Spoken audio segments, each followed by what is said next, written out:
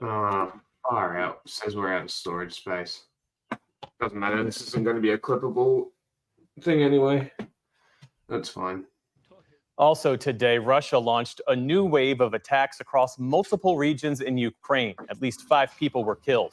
The latest missile and drone strikes come after Moscow hit Ukraine's power grid in its largest air attack of the war yet. Meantime, Ukraine says it's taken nearly 500 square miles of Russia's Kursk region and captured more Russian troops since that surprise incursion started 3 weeks ago. As fighting there intensifies, so do concerns about a potential nuclear incident. Today, the chief of the UN's nuclear watchdog visited the region's power plant, which he said is speckled with traces of drone attacks. Pointing fingers is something that I, as Director General of the IAEA, must take extremely seriously. But it is obvious that you cannot separate what we have seen here from the recent military activity that we have seen. He warns the plant is especially vulnerable to attack because it has no protective dome. Any such strike, he says, would have serious consequences. To the race for the White House now, Vice President Kamala Harris has been off. What? So that's annoying. I figured. The trail so far this week, but she's keeping up her presence on the airwaves. I know what home ownership means. And sadly, right now, it is out of reach. In a new ad, the Harris campaign highlights her plan to build 3 million new homes over 4 years to address rising housing prices. That's a lot. At a rally in Michigan today focused on the economy, Republican vice presidential nominee J.D. Vance took aim at Harris's record. Americans can't afford groceries because of your leadership, Kamala. Young people can't afford homes because of the policies that you have enacted as vice president. Meantime, the Trump campaign says that Robert F. Kennedy Jr. is joining Donald Trump's presidential transition team after dropping out of the race this past Friday. Former presidential candidate and one-time Democrat Tulsi Gabbard will also serve as an honorary co-chair. You're gonna have to Separately, more than 200 former Republican staffers have signed an open letter endorsing Harris over Trump. She and her vice presidential pick, Tim Walz, will be sitting down with CNN for their first joint interview on Thursday evening. So I literally Harris has can't faced use some my criticism computer. for not making herself more available to the press since Joe Biden dropped out of the race in July and endorsed her. Large parts of the country are sizzling in a late summer heat wave with humidity pushing so-called feels-like temperatures into the triple digits in some areas. More than 70 million people were under some form of heat alert today. Residents of the Midwest and Mid-Atlantic were most directly affected. That has disrupted the first week of school in Detroit and Philadelphia, where students were sent home early today. Forecasts say the Midwest will cool down tomorrow, but the heat will linger on the East Coast for several more days. 2 workers were killed and a third was injured after an explosion at a Delta Airlines maintenance facility in Atlanta early this morning. Emergency crews were seen at the hangar near Hartsfield-Jackson Atlanta International Airport. Local media have reported that a tire on a plane exploded. Delta released a statement offering condolences to the families, but provided few details about what happened.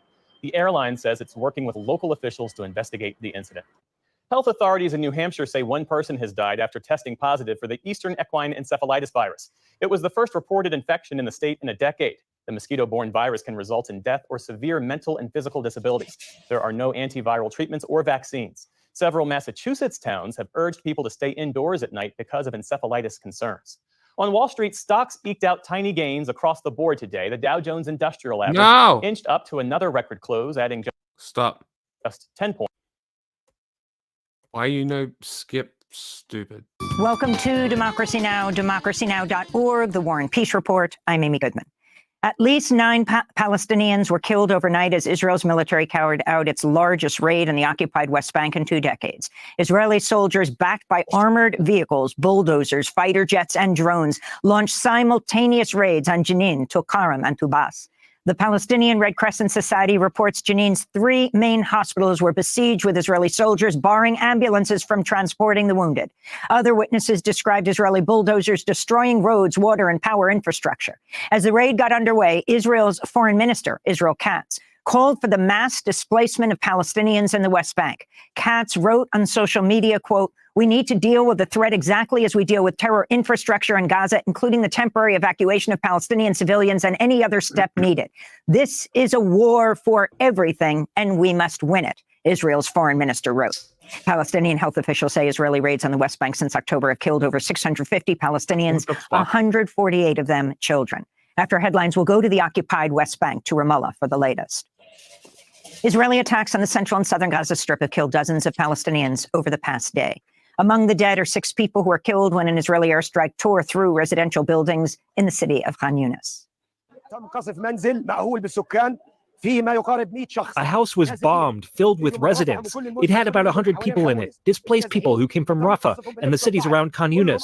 They were all bombed by F-16s. They were all children and women, all children who have no relation to the resistance or anything else. The Israeli military is committing a genocide. In another attack, Israeli forces struck a school sheltering displaced people in Deir al-Baloch, killing 8 Palestinians. And earlier today, forces killed Palestinian photojournalist Mohammed Abderrabo and his sister in an airstrike on their home in the Nusayrat refugee camp. The Palestinian Journalist Syndicate says Israel's killed at least 161 media workers since October 7th. On Tuesday, the United Nations warned Israel's continued assault on Gaza has severely hampered aid efforts and is disrupting plans to launch a mass vaccination campaign against polio next week. Israeli forces in Gaza have rescued a Bedouin Arab Muslim man who'd been kidnapped on October 7th. On Tuesday, Israeli soldiers said they found Khaled Farhan al-Qadi alone underground in a tunnel. He's the 8th hostage to be rescued. In Ukraine, at least 6 people were killed Tuesday as Russia's military continued a barrage of drone and missile attacks on critical. You know what we didn't watch? We didn't watch the Central Park 5 speak at the DNC. Oh. Whatever. There's only so much DNC shit you can look at. Yeah, I know, but like that's actually kind of interesting because I really don't know much about them or like what happened or anything like that. I didn't see it on the PBS one. Democracy Now! Has it on theirs. They just uploaded it. Well, I mean, Infrastructure. Ukrainian officials have called the recent strikes the largest aerial assault since Russia's invasion in 2022. Among the dead are 4 people who were buried under the rubble of Russia, big mad. a hotel flattened by a Russian missile in the city of Kryvyi Rih. On Tuesday, Ukrainian President Volodymyr Zelensky said he hoped to present President Biden with a plan for victory next month when he visits the United States for the UN General Assembly. Zelensky said he'd also share the proposal with Vice President Kamala Harris and former President Donald Trump. But Zelensky ruled out any immediate ceasefire with Russia. There can be no compromises with Putin. Dialogue today is in principle empty and meaningless because he does not want to end the war diplomatically. He does not want it. He pretends to be ready for a diplomatic way, but under the condition of giving him 30% of our land. The head of the International Atomic Energy Agency is warning of the heightened risk of a nuclear catastrophe after Ukrainian soldiers press their counteroffensive deeper into Russia and close to the Kursk nuclear power plant. On Monday, IAEA chief Rafael Grossi said after a tour of the aging nuclear facility that Ukraine and Russia must cease fighting around all nuclear sites, including Kursk and the Russian-occupied Zaporizhzhia power plant in Ukraine. Grossi warned the Soviet-era Kursk nuclear plant's reactors are not protected by the sort of containment domes typically found in modern nuclear facilities, making them especially vulnerable to damage from missiles or artillery fire. Interesting. A comparison like this, equating Chernobyl with Kursk, I think is an exaggeration. But this is the same type of reactor and there is no specific protection. And this is very, very important. In Afghanistan, the Taliban's approved a wide-ranging morality law that forces women to completely cover their bodies and remain silent in public. The law will be enforced by the so-called morality police who work under the Ministry for the Propagation of Virtue and the Prevention of Vice. The law codifies many rules that have been in place since the Taliban returned to power 3 years ago. Yes. The law has been widely condemned. Yes. Oh my God. Fuck me. These laws. Jesus Christ. Like, what a way to tank any chance of entering into the international community, you fucking fools. Oh, I don't think they had a chance to begin with, so... You don't reckon? No. None at all? No. If they wanted that, they wouldn't have installed a sanctioned government. True.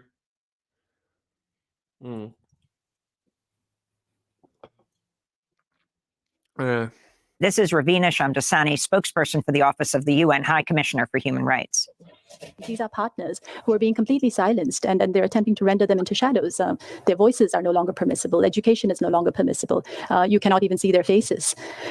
This needs to stop, and we need to continue talking about it. We need to continue advocating for it and putting pressure on the authorities to listen. Afghan women have been defying the Taliban's edicts, and videos posted on social media or shared with human rights groups. This is a woman living inside Afghanistan who concealed her identity as she recorded herself singing, "You have silenced my voice until further notice. You have imprisoned me in my home for the crime of being a woman."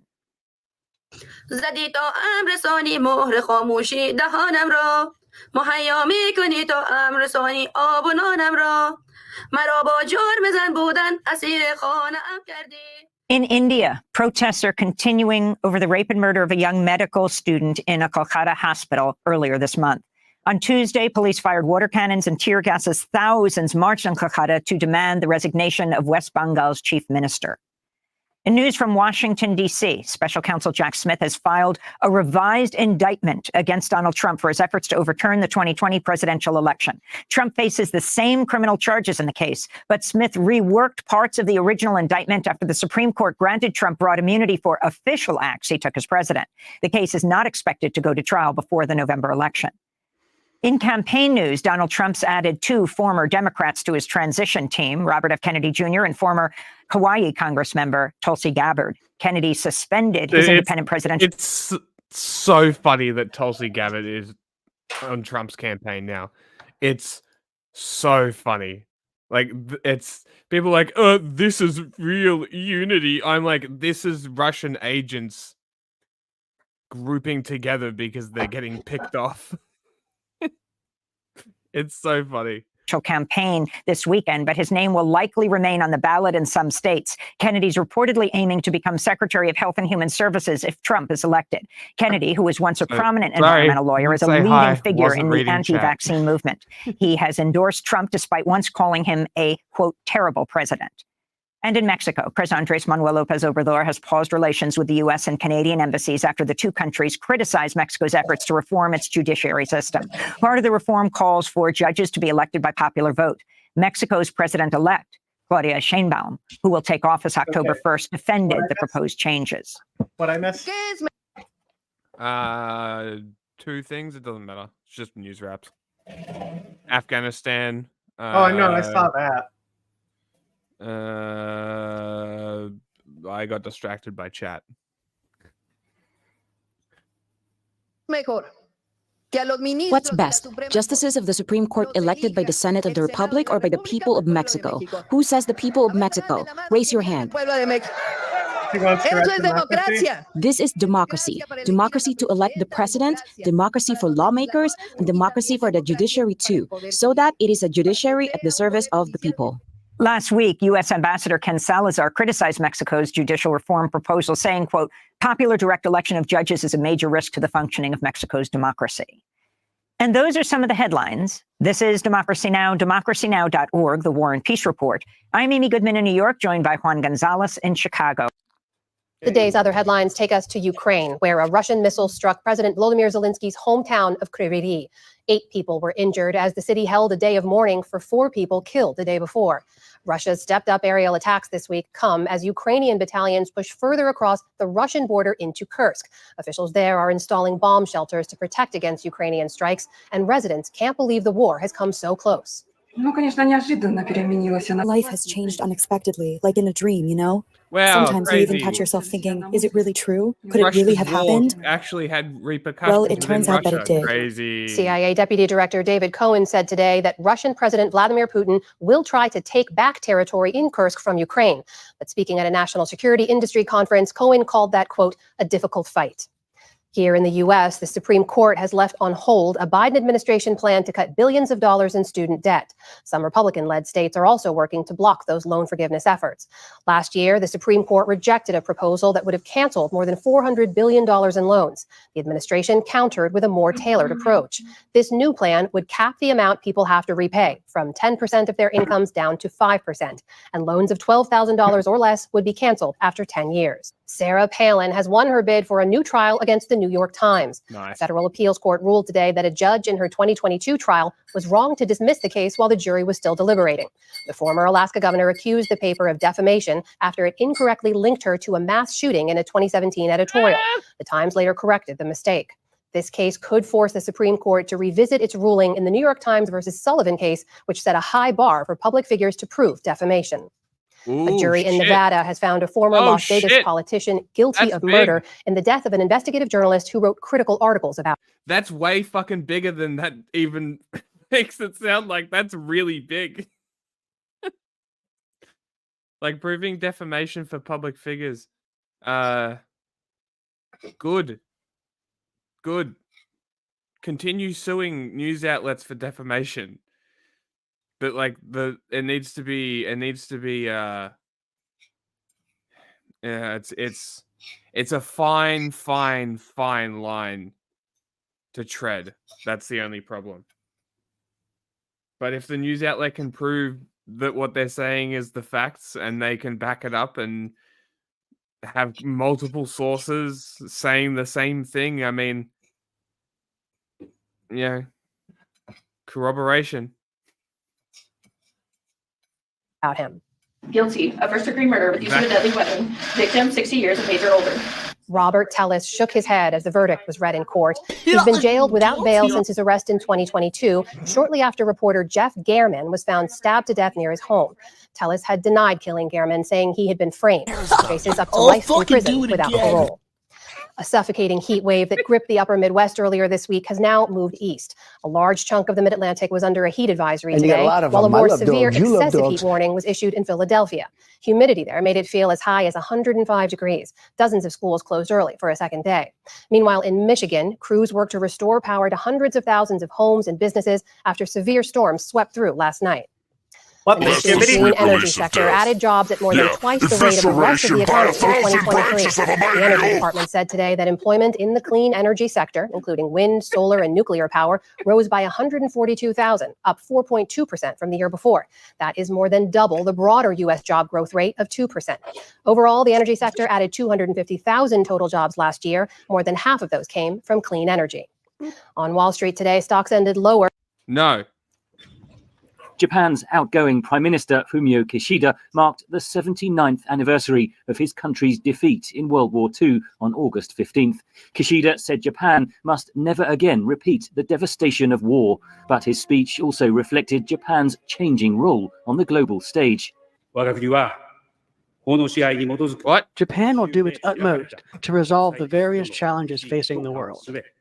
Kishida sought to transform Japan's defense posture.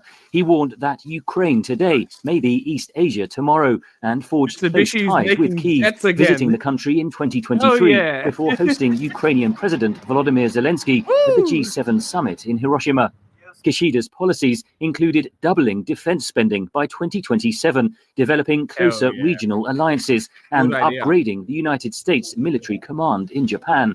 His successor will likely continue Kishida's approach, says analyst Tomohiko Taniguchi. Because of the troubling neighborhood that Japan finds itself in.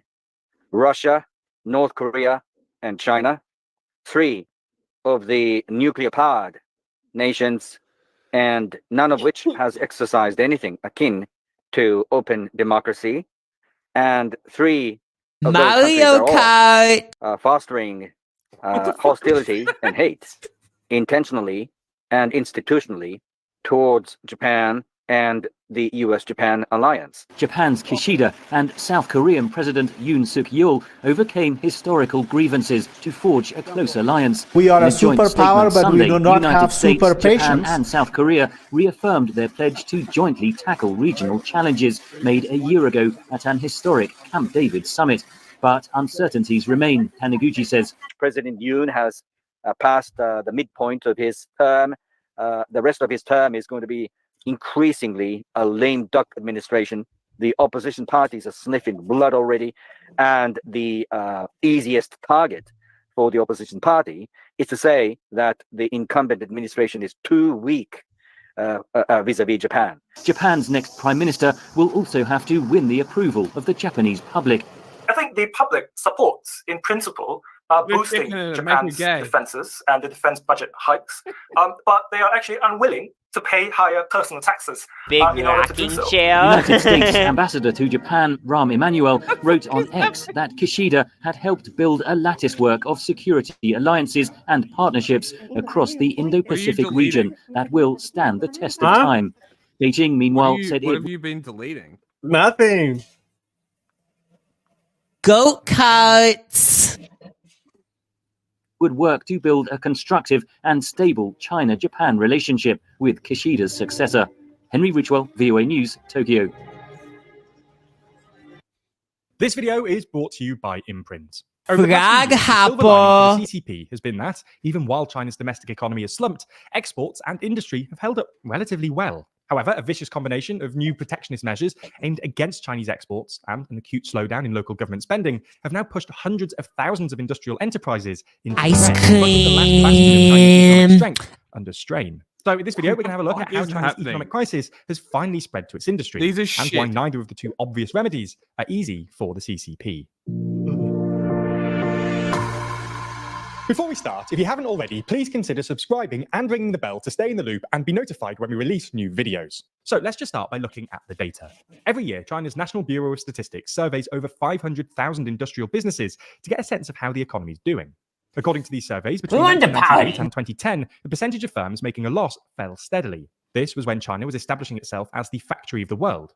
In the first few years of its industrial deployment, there were a fair few bad apples, and things weren't helped by the Asian financial crisis in the late 90s. But as international demand for Chinese goods grew and successful industrial Thank you, Subboard, for sponsoring this video. Enterprises fell steadily. However, while this number remained relatively flat until about 2020, in the past few years, it's begun to spike. The original uptick was probably largely to do with the pandemic. But over the past 2 years, the fraction of loss-making firms has continued to increase, and actually at a faster rate, going from 20% in 2022 to about 30% in June of this year. This matches the previous high in 1998, although it's worth mentioning that the percentage of loss-making firms often peaks in the middle of the year and falls by the end. Last year, for instance, the fraction of loss-making firms peaked at 29% in June, before falling to 21% by December. Nonetheless, it's still true to say that the percentage of loss-making firms is increasing and is now at its highest level in more than 20 years. This would concur with other sector-specific reports we've seen recently. Last week, for instance, the world's biggest steel producer, China Baowu Steel Group, described market conditions as like a harsh winter and warned that this year would be the industry's most difficult since 1998. Data from July suggests steel production has fallen by 4% year-on-year, while cement production, usually a good proxy of manufacturing activity more widely, has fallen by 12.4%. While a handful of Chinese EV companies like BYD have done remarkably well, their headline-grabbing success masks a wider malaise, and at least 8 large makers of the cars have shut down or halted production in the past 18 months, thanks to weak exports and slowing domestic demand. Obviously, this can't be attributed to the pandemic. So what's going on here? Well, as we see it, there are 3 main reasons. The first is declining international demand for Chinese goods, both because the global economy is slowing down and because of the ongoing expansion of anti-Chinese tariffs. As we explained in a previous video, developed countries like America and the European Union obviously have some tariffs on Chinese goods, but recently a number of developing countries, who are now also anxious that a flood of Chinese exports could undermine their own domestic industries, have also joined in. This year alone, Mexico, Chile, and Brazil have hiked tariffs on Chinese steel products, and in July, Turkey announced that it would be imposing an additional 40% tariff on Chinese electric vehicles. More recently, Indonesia announced tariffs of up to 200% on Chinese textile products, and South Africa imposed a 10% tariff on all solar panels, cells, and modules from China. This has been compounded by weak domestic demand.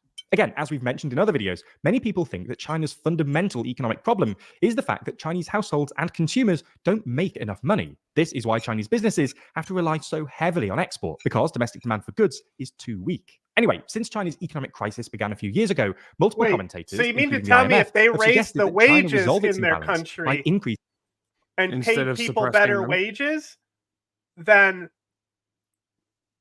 their entire economy would benefit? That's what it sounds like. Because then they could actually buy their own goods? Crazy, right? It's almost like suppressing workers' wages is a bad thing and doesn't benefit your economy. Crazy. Increasing domestic demand, perhaps by providing direct stimulus to households or to real estate developers, because many Chinese households aren't spending because they're now worried about paying down do their not overpriced give the money to real estate developers. That's why you're in the situation you're in to begin with. Well, this is the problem with a command economy. Mortgage. However, Xi and the CCP apparently disagree. Wait, Instead, like- they've doubled down on China is the definition of what's wrong with a command economy. Like, it's just awful. It took 60 years to start collapsing. That's how quickly it happened. You know what you At sound least, like? at least America took 250 years to start collapsing. This is how you sound. Hi there, mate. My name is Brandon, and I'm from the land down under. Okay, That's how you sound. that was dog shit. on manufacturing and industry, which Xi has started calling new productive forces, which means Chinese industry can't replace the shortfall in international demand for Chinese exports with domestic demand. Things only look likely to get worse as well. The latest bank lending data suggests that household spending and borrowing has fallen to lows not seen since 2008. The third reason is local governments. In the past, local governments have played an important role in keeping Chinese industry afloat, handing out tons of cash via subsidies and government contracts. However, in part because lots of tax revenue goes straight to Beijing, local government used to fund this spending by essentially leasing out government land to developers via shell companies. Thanks, Obama! Local government financing vehicles, or LGFVs. As the property crisis has escalated, demand for new land has collapsed, with land sales falling by nearly 50% since 2021. At the same time, they're not sales. Because these LGFVs have taken on massive amounts of debt, Beijing has told many of these local governments to cut down on spending, with heavily indebted provinces like Guizhou cutting spending by over 50%. You know what's really cool about China is when the banks stop giving people their money. They're just like, oh, you have no money now. Haha. And they can do nothing about it. Isn't that cool? What a great country that would be to live in. What country? According to documents obtained by the Financial Times, 10 of China's 33 provinces now have debt burdens representing over 50% of GDP, with 4 representing over 100% of GDP. And just servicing this debt, i.e. paying off the interest, is Where now are these costing coming 8 from? provinces. These are awful. What are you talking about, bro? Literally all of their tax revenues. Mario this belt tightening has Kart. been bad news for Chinese industry because local government spending used to represent one of their main sources of revenue. This has also been exacerbated by the unprecedented drop in foreign investment, which has actually gone negative for the first time since 1990, as international investors. Wow, did you know that racism is actually bad for your country's investment? Who knew? Did you know that if you're outwardly racist as a country, you will lose investment? Wait. I have a video that explains this. I'm dead serious. Okay.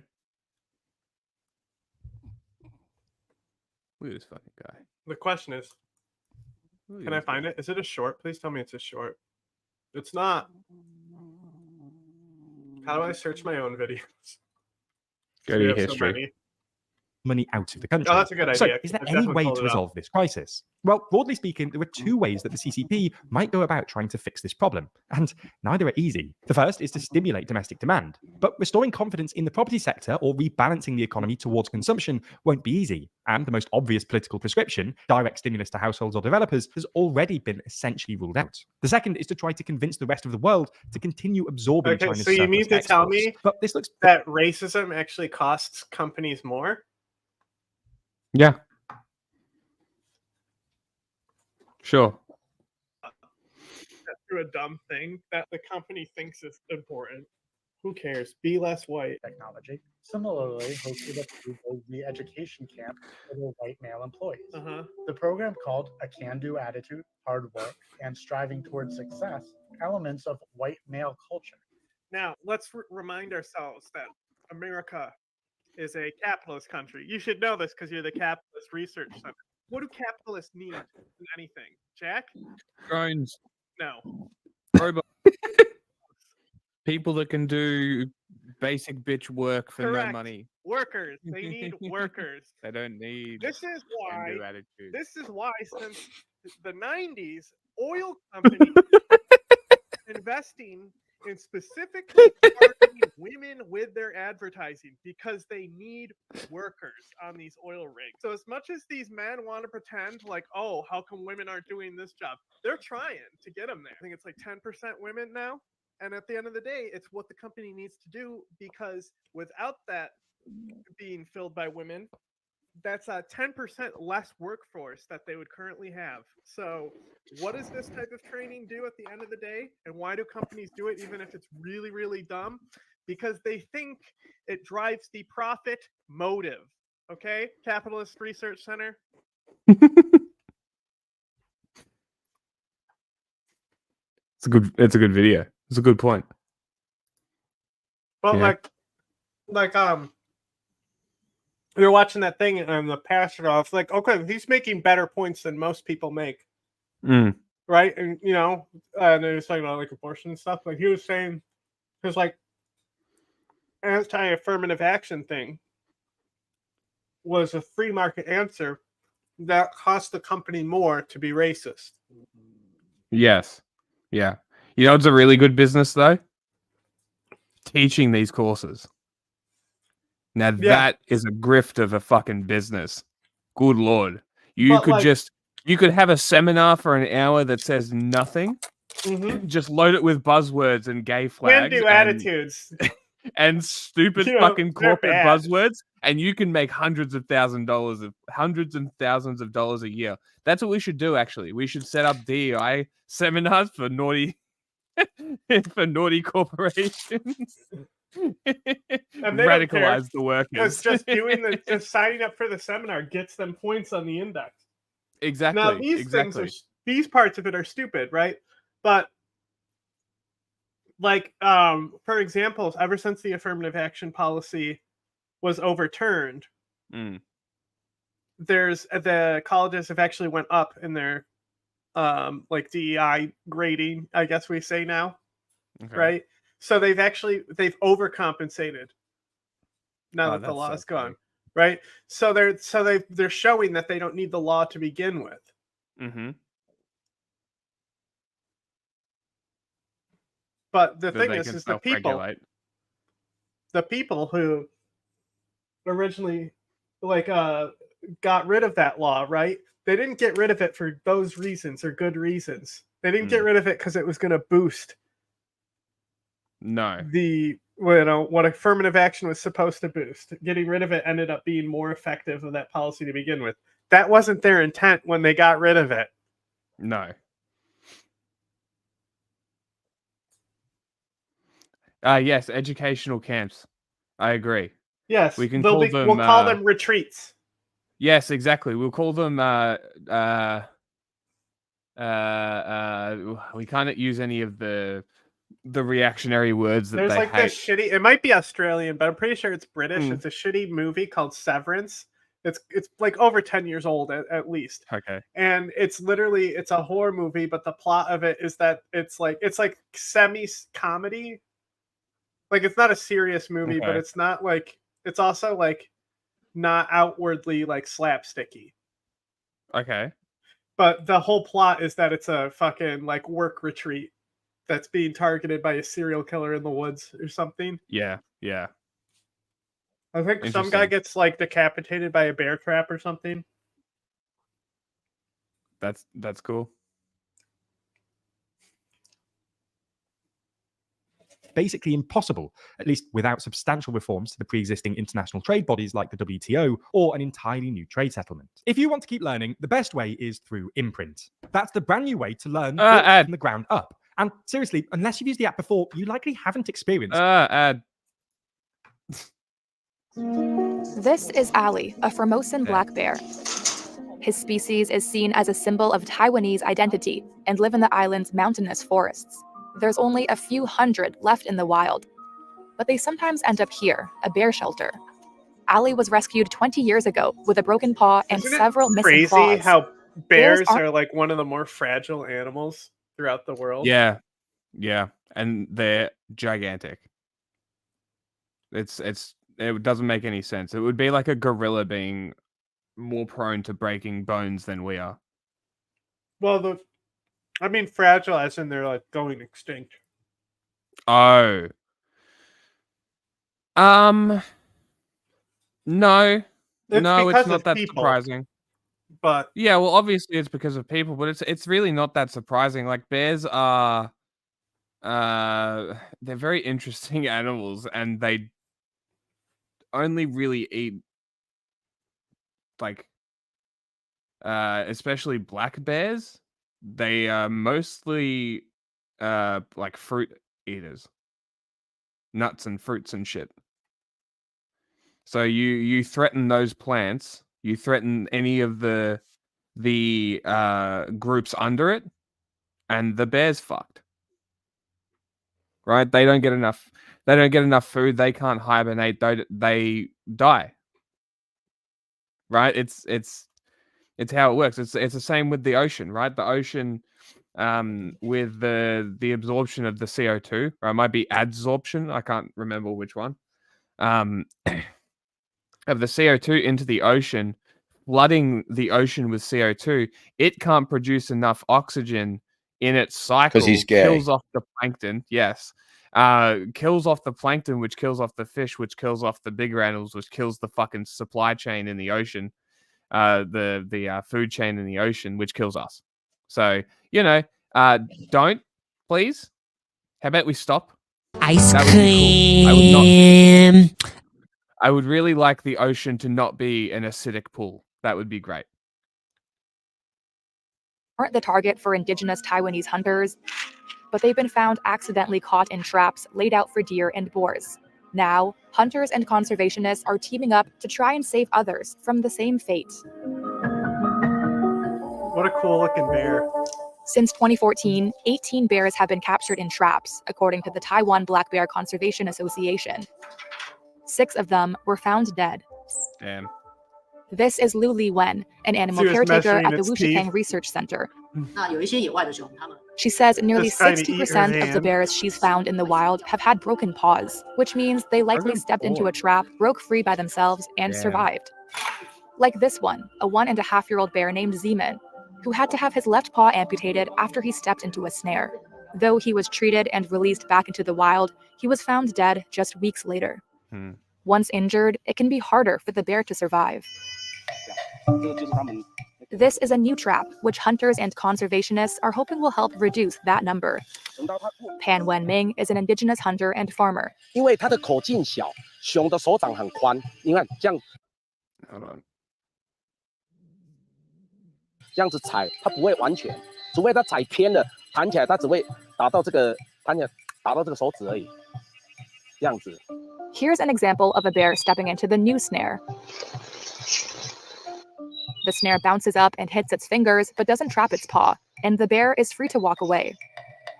Interesting. More than 5,600 traps have been given to hunters and farmers for free by the government. 我想在 Oh wow, government actually doing government shit. Wow, you mean Taiwan, the only functional democracy, is actually doing good government policy? Wow.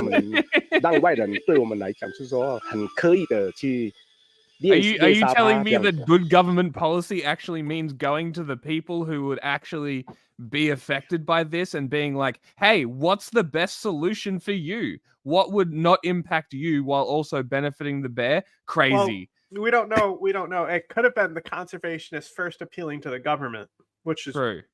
What it should be. You should have to ask for the government's help, and the government should be eager to give it. The government should not be at your door asking, how can I help? Yes. Right? Reagan, I'm from the government. I'm here to help. That's scary for Americans. That's such a that line, and people cheered it. Crazy. 总之很兴奋，真的。 Reagan could never go to the moon. Did moon missions happen under Reagan? Our U.S. Special Forces permanently stationed in Taiwan, just 3 miles away from mainland China. In early 2024, Taiwan United Daily News ran a story stating that U.S. Green Berets were building permanent bases on the offshore island of Kinmen and Penghu. You can actually see China's skyscrapers with the naked eye from there. This news was a major shock to the world and was rerun by dozens of outlets. It's the very definition of big if true, because it would reverse decades of U.S. foreign policy and cross one of China's biggest red lines that they've signaled would trigger all-out war. But a decision like that would have to be cleared by the U.S. Indo-Pacific commander, that John I'm kind of Aquilino. okay with. He's It the guy can in never charge. happen in the United States, no matter what, under any authority, because we export power, right? So like a country like what is it, like Sweden, right? They have a mandatory service, right? But like Sweden's not going to war with anyone. You know, a lot of the Asian countries like Korea, for example, like Korea may have that mandatory service, but they're not really going to war. So like, you know, and then there's Turkey, which was the fact that they have conscripts would be just as bad as if the US has it because of what they're making the conscripts do. Yeah. And like that's when it gets fucked up. You know? And like, so I don't necessarily disagree with like the Rishi Sunak like civil service thing that he was trying to push. Because to a degree, I think kids do need to get hit in the face by life. The issue is that if there's conscription and then any type of violence or assault against women raised inside the armed forces, then I have a problem with the conscription. Like Israel, for example. That's the main reason they want to get rid of it. But also, they shouldn't have it because of what they do with their soldiers. Like, that's really my take is simplified to, if you're a fucked up country that does fucked up shit, you shouldn't have conscription. If you're a nice, neutral country who kind of minds their own business, stands up for human rights, sure, you can have it. Of operations in this region.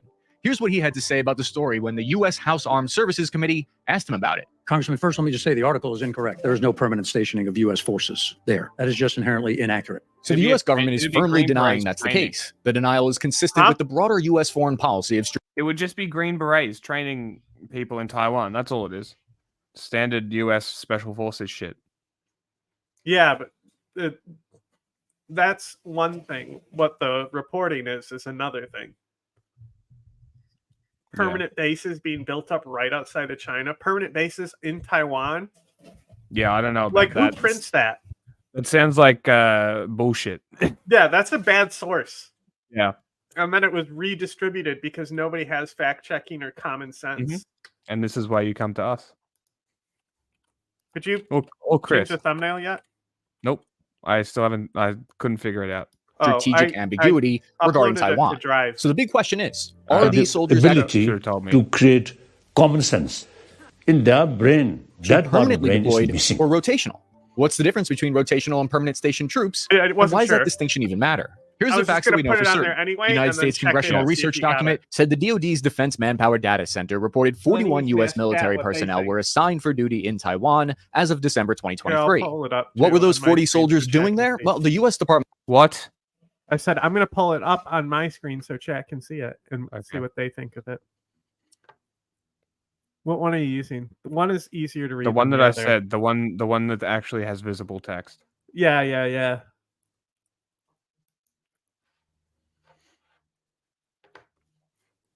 Department of Defense said that they were responsible for guarding the American Institute in Taiwan, which is the unofficial U.S. embassy in the country. They kept those actions relatively quiet so as not to provoke China. They state U.S.-Taiwan defense cooperation is robust, but has been conducted largely. Maybe work in progress, maybe final show thumbnail. What do we think of this, chat? We like that? Would you click on that? Does that make your nipples hard, chat?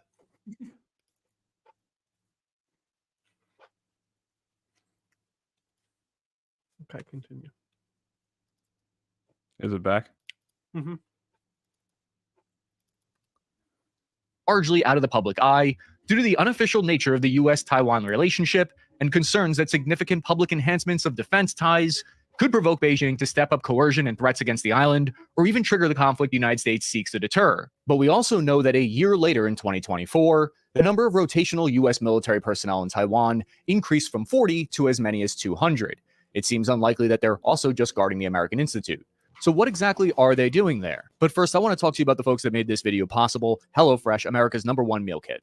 HelloFresh offers over 50 recipes, so there's basically no if your people's forces how to strengthen their overall security. Much of the focus is on preventing sabotage and enemy infiltration. A 2017 Taiwanese government report estimated there were as many as 5,000 Ministry of State Security Chinese spies working in Taiwan. It's like China's version of the CIA. Special forces provided training on asymmetric warfare and counterintelligence to help prevent that.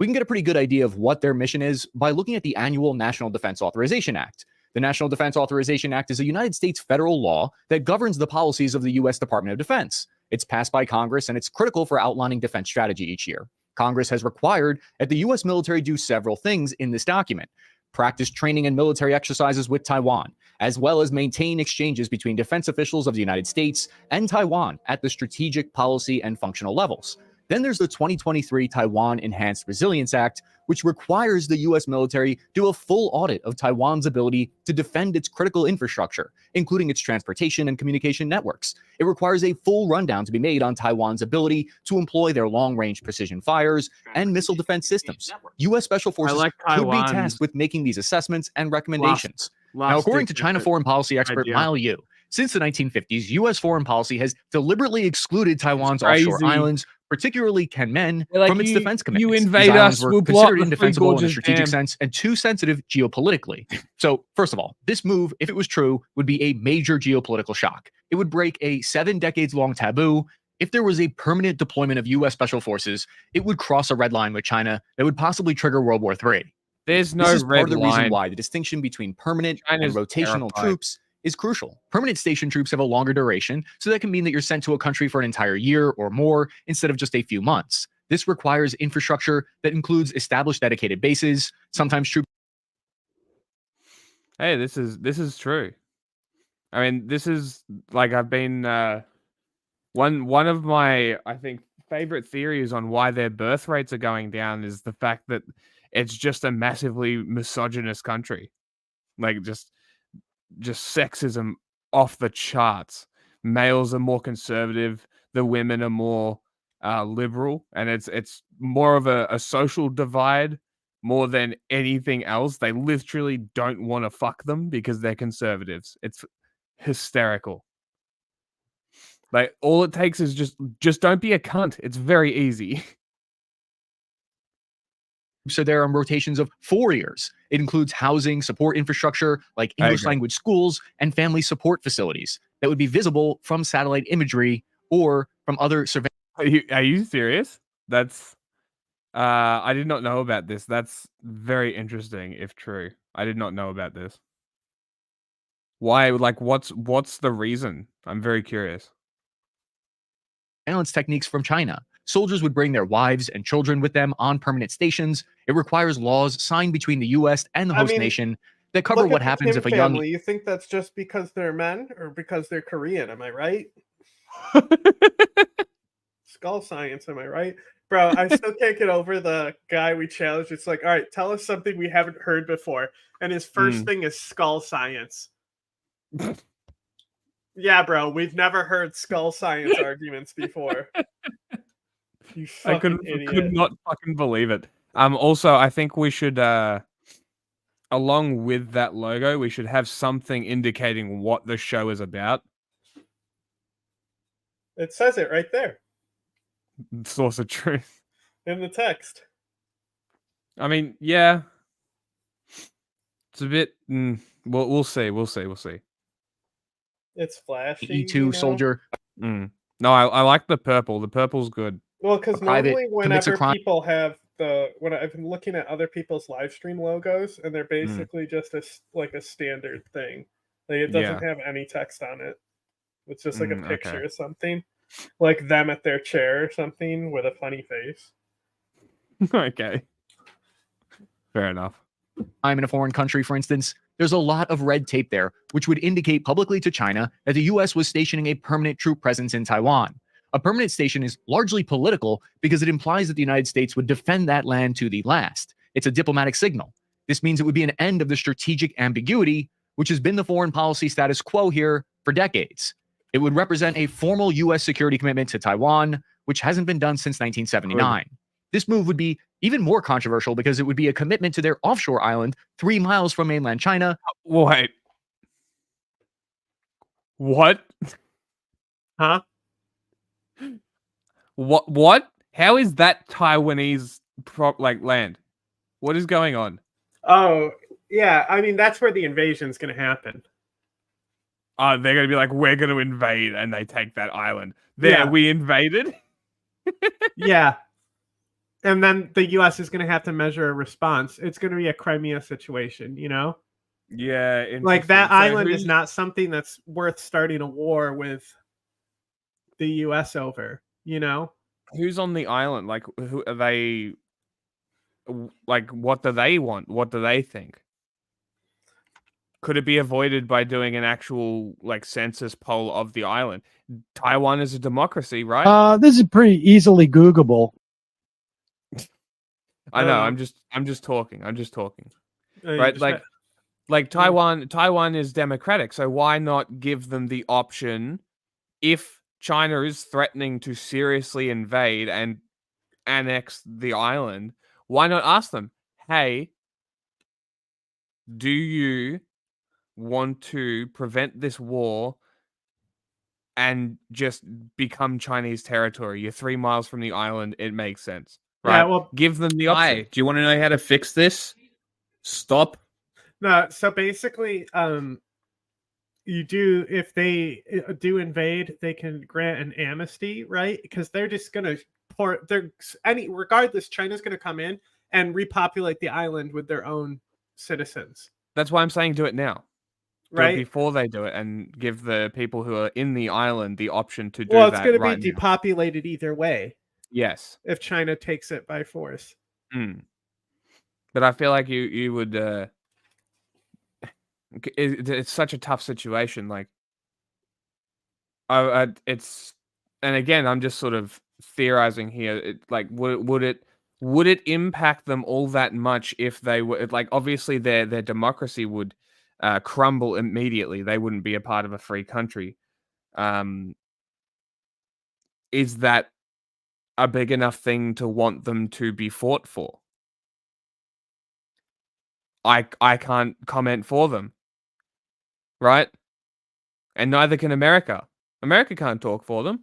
This is what I'm saying. We need to hear from people who live on this island. I didn't know about this fucking island. That's very interesting. I didn't realize there was a situation like this as well.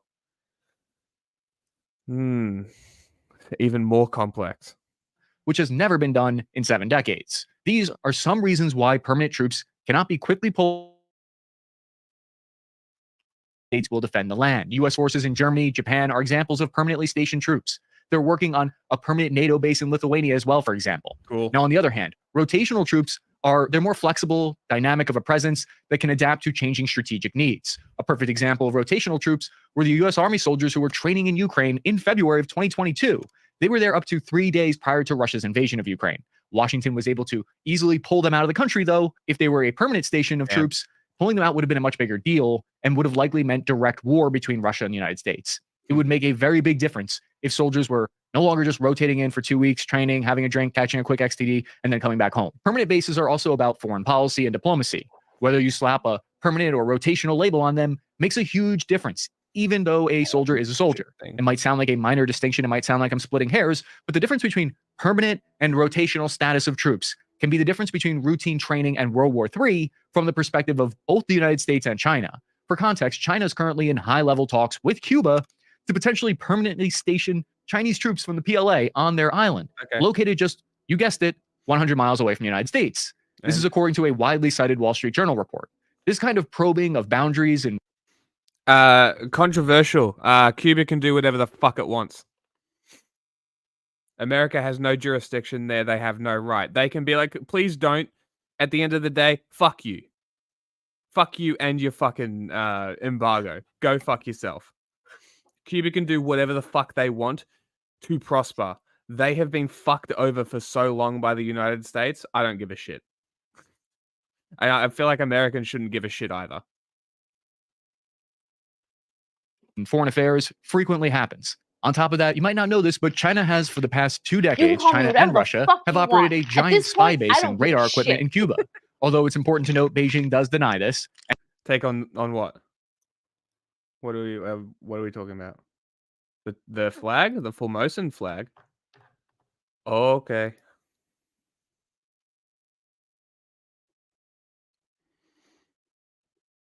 Let's see. Oh my God. What is that? Oh Oh my god. That is amazing. What is it? Let me see. Hold on. That is fucking incredible. Yeah, that's great. Return to Formosa. Fuck the Taiwanese flag. Reinstall this. That's awesome. What is happening? Is it a tiger that's like its face is upside down? What is going on? That is awesome. That's just the art style. It's a traditional art style of the region. That is fucking awesome. I mean, you've seen like the samurai flags, right? How goofy those will look. Yeah. I am a big fan. And White House spokesperson John Kirby said that the reports were not accurate as well. There was always that meme about just combine the Chinese and the Taiwanese flag. Take the left half of the Chinese flag and the right half. Wait, no, the left half of the Taiwanese flag and the right half of the Chinese flag. You just get the Taiwanese flag. It's even. It's equal. It got shared. Communism. Our flag.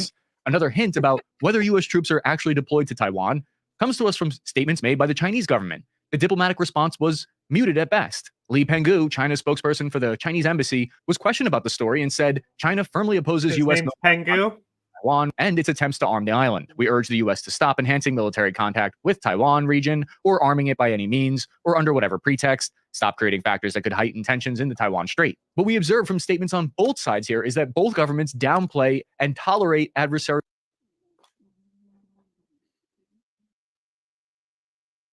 There.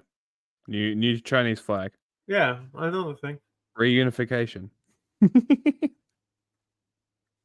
Actions near their borders. Why might that be? Well, not that long ago, the United States and Russia were both on a treaty of open skies, which actually encouraged spying on one another by allowing both countries to run surveillance missions over their adversarial's territory as a sign of transparency and increasing trust in what they were and weren't actually doing. It's a way to confirm what your adversary is doing and if they're taking aggressive action or not. The argument is there's some level of benefit to transparency and that it would lower the chances of war. So where is all this confusion about U.S. deployments to Taiwan coming from?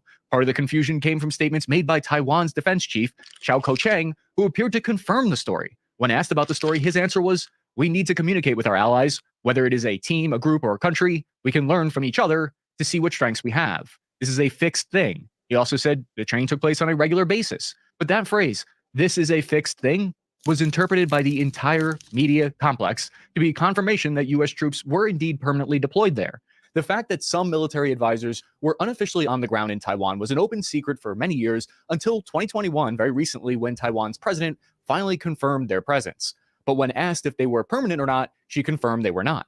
To me, all of this suggests that the U.S. and Taiwan are purposefully walking the line between creating doubt about how many U.S. soldiers are there and what their role is to create more ambiguity. This strategy comes with risks, though. China has a few red lines that they've outlined when it comes to Taiwan. The first red line is if Taiwan declared independence. The second red line is if Taiwan was added to the United Nations. The third red line is if the United States recognized Taiwan diplomatically officially. And the fourth red line would be the United States permanently stationing troops on their soil in Taiwan. So if this was really the case, we'd likely already be in World War III, or at least be hearing very strong rhetoric from Beijing. Now, this could all change tomorrow if the U.S. government verbally says soldiers are permanently stationed in Taiwan, but they haven't yet. Don't get me wrong. The United States has about 800 foreign bases around the world, 40 times more than any other country. On top of that, the CIA is operating on China's doorstep. Wait.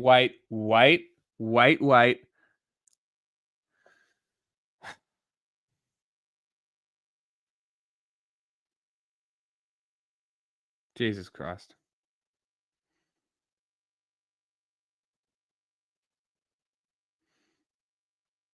This is the map he uses?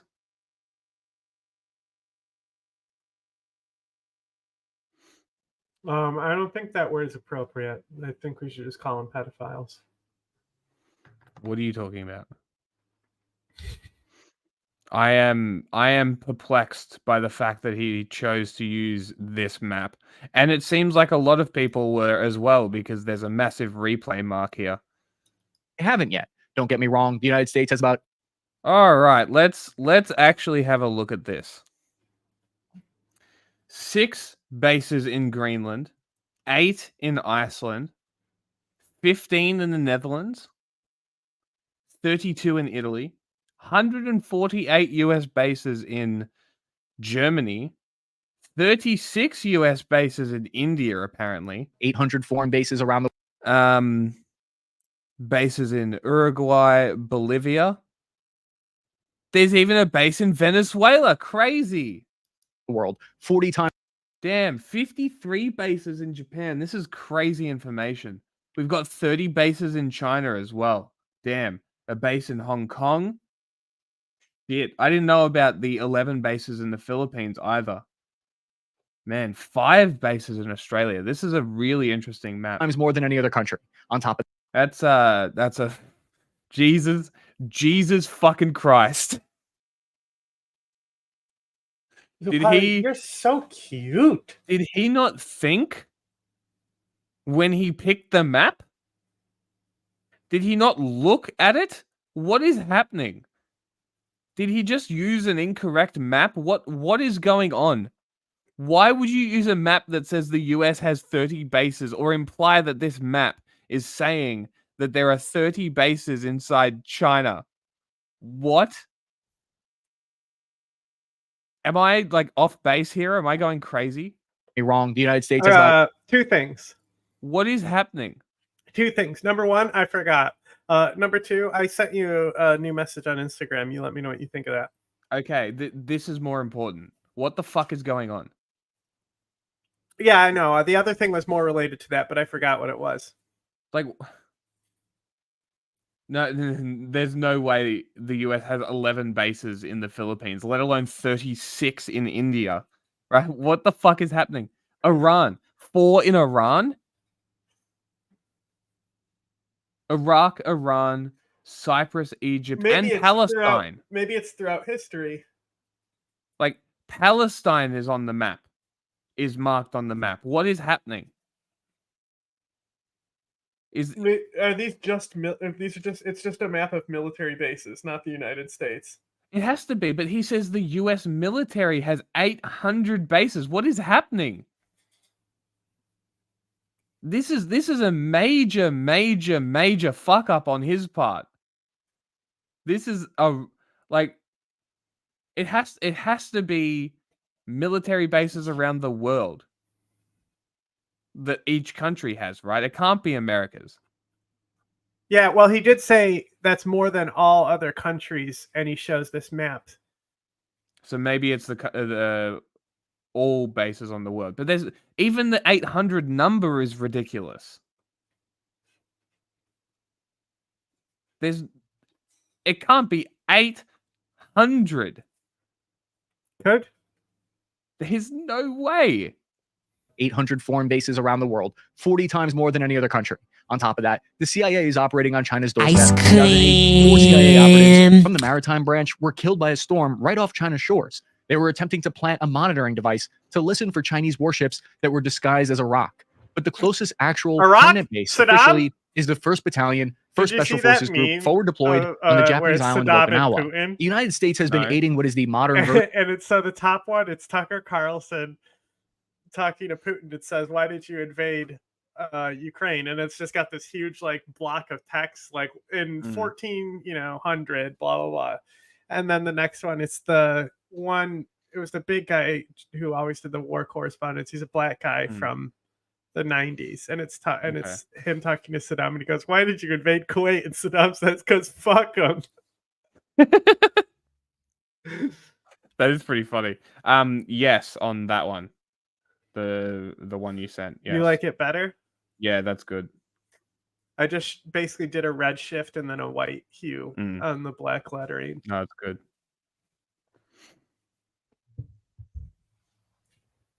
Version of Taiwan since World War II.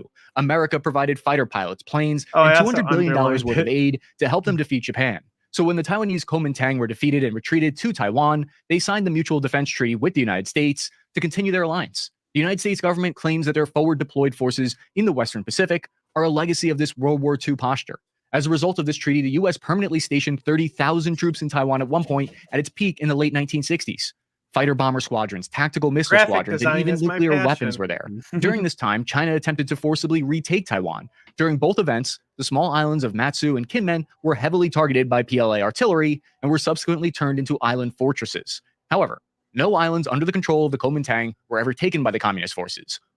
After serious threats of nuclear weapons made by US President Eisenhower and the introduction of Western-donated weapons into Taiwan's arsenal, the CCP gave up on their attempts to capture any part of Taiwan for many years.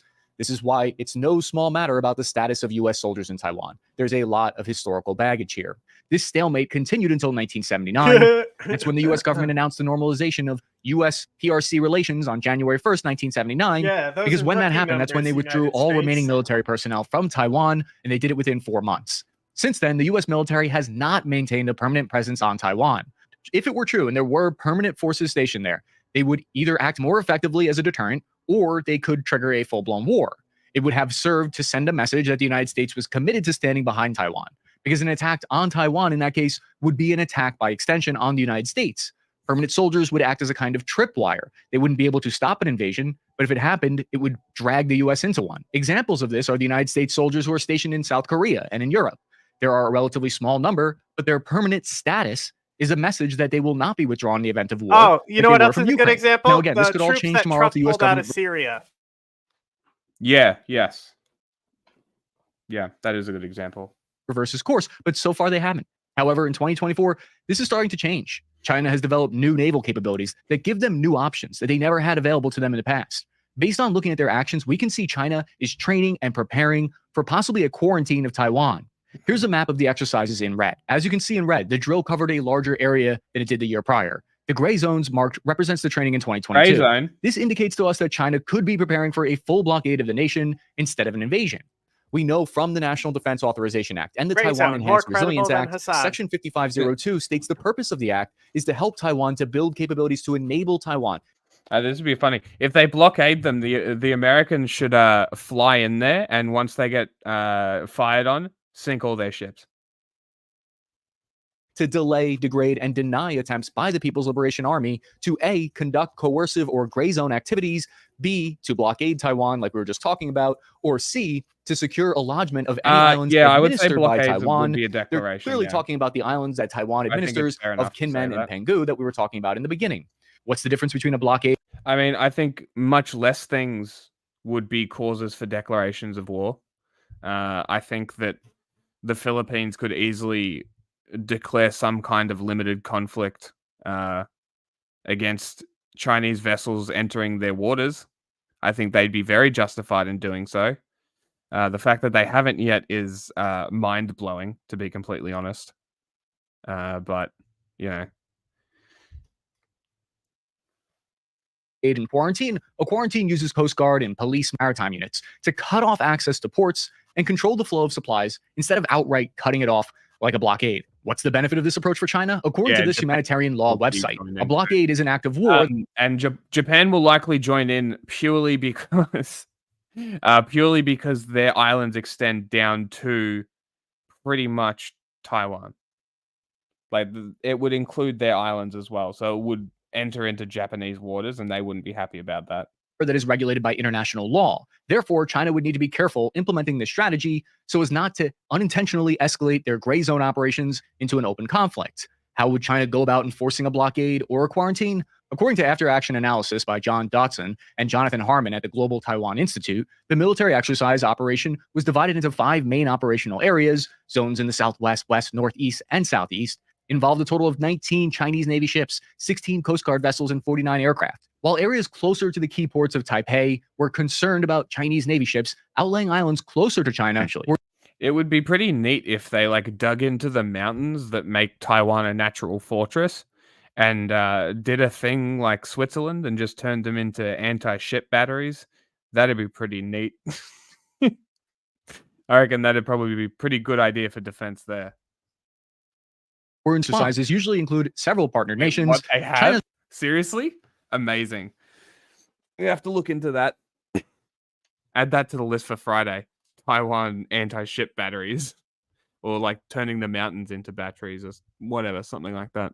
That'd be cool. That'd be cool. I want to know about that. As joint means military operations in coordination with its various Coast Guard and militia units. Experts believe the drill was short and limited so as to make logistics easier to plan for China. This, along with the A designation alongside the year, indicates that China may expect to conduct more short fuse exercises around Taiwan later this year as either a means of punishment or a way to normalize these military exercises for people on the island. Either way, it puts pressure on Taiwan. These exercises are not just military drills, but strategic messages aimed at both Taiwan and its allies, particularly the United States. By preparing Taiwan's forces to counter these type of threats, U.S. Special Forces are directly contributing to the island's resilience in the face of China's increasingly aggressive maneuvers.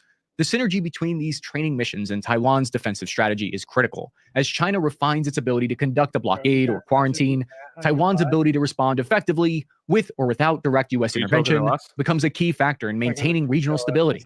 A complete blockade of Taiwan would devastate the island's economy, 98% of the island's energy. If you're not talking into the microphone, I can't hear you. I said that my chinchilla's got a big hair mat on his butt. So I'm trying to work it out. Oh, he didn't like it.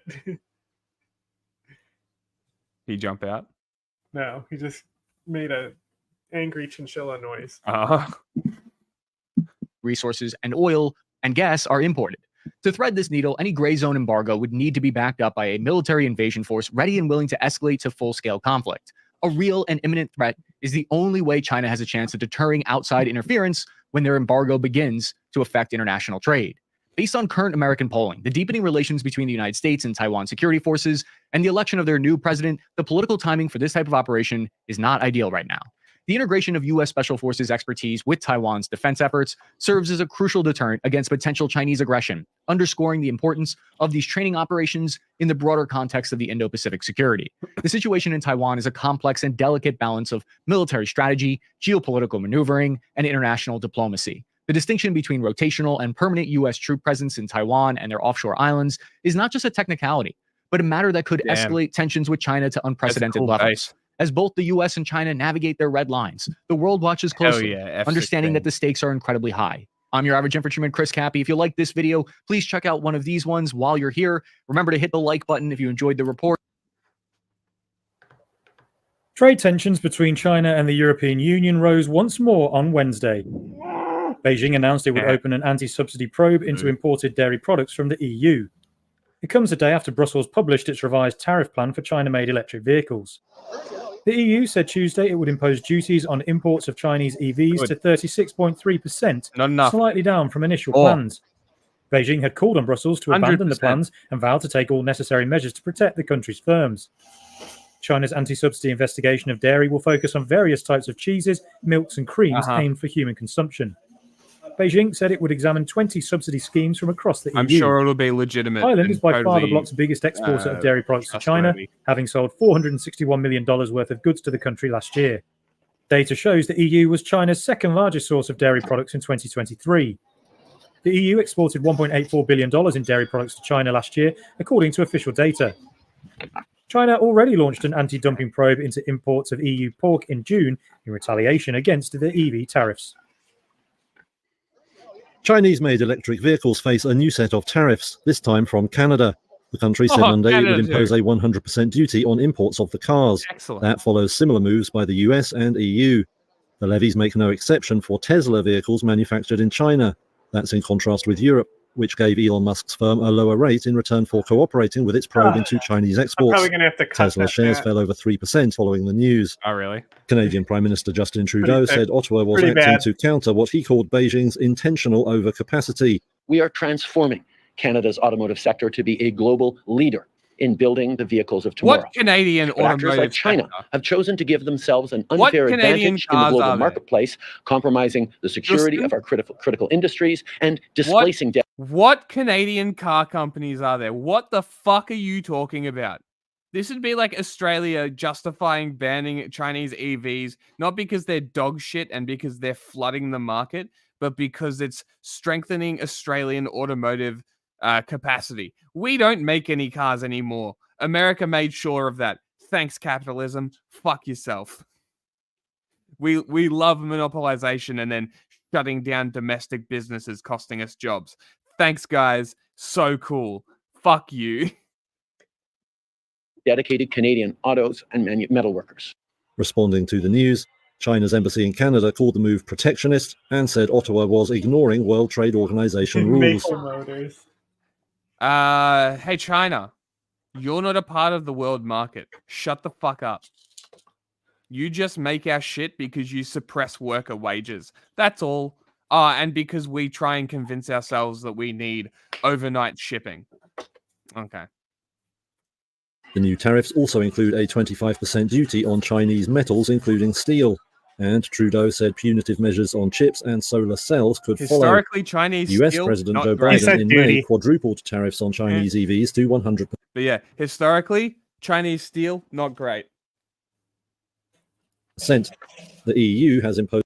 Oh, what are you? Some sort of metal or In Australia, workers are now legally protected if they ignore their No, I bosses know after work Chinese history. hours. A new right to disconnect law came into force on Monday, designed to protect their personal time from work emails and calls. The rule ensures that employees, in most cases, cannot be punished for refusing to read or respond to contact from their employers outside of working hours. Love this. And for bosses or companies that insist, authorities can intervene and even slap them with a several $1,000 fine. Amazing. Supporters argue the law gives workers the confidence to stand up against the steady invasion of their personal lives by work emails, texts, and calls.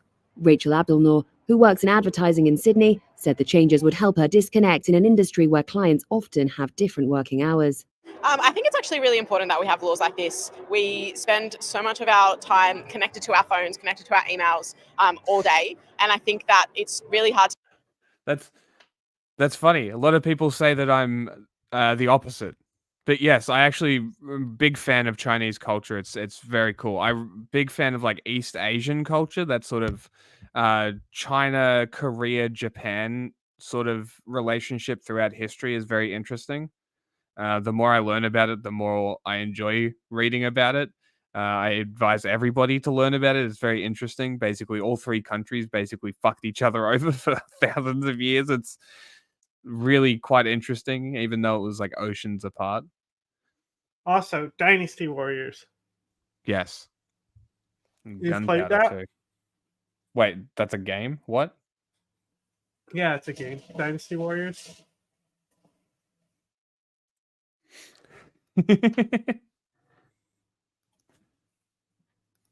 No. I tried to learn Japanese. Didn't work. I might try again, but I think Spanish is a bit more useful. Chinese would probably be useful as well, honestly.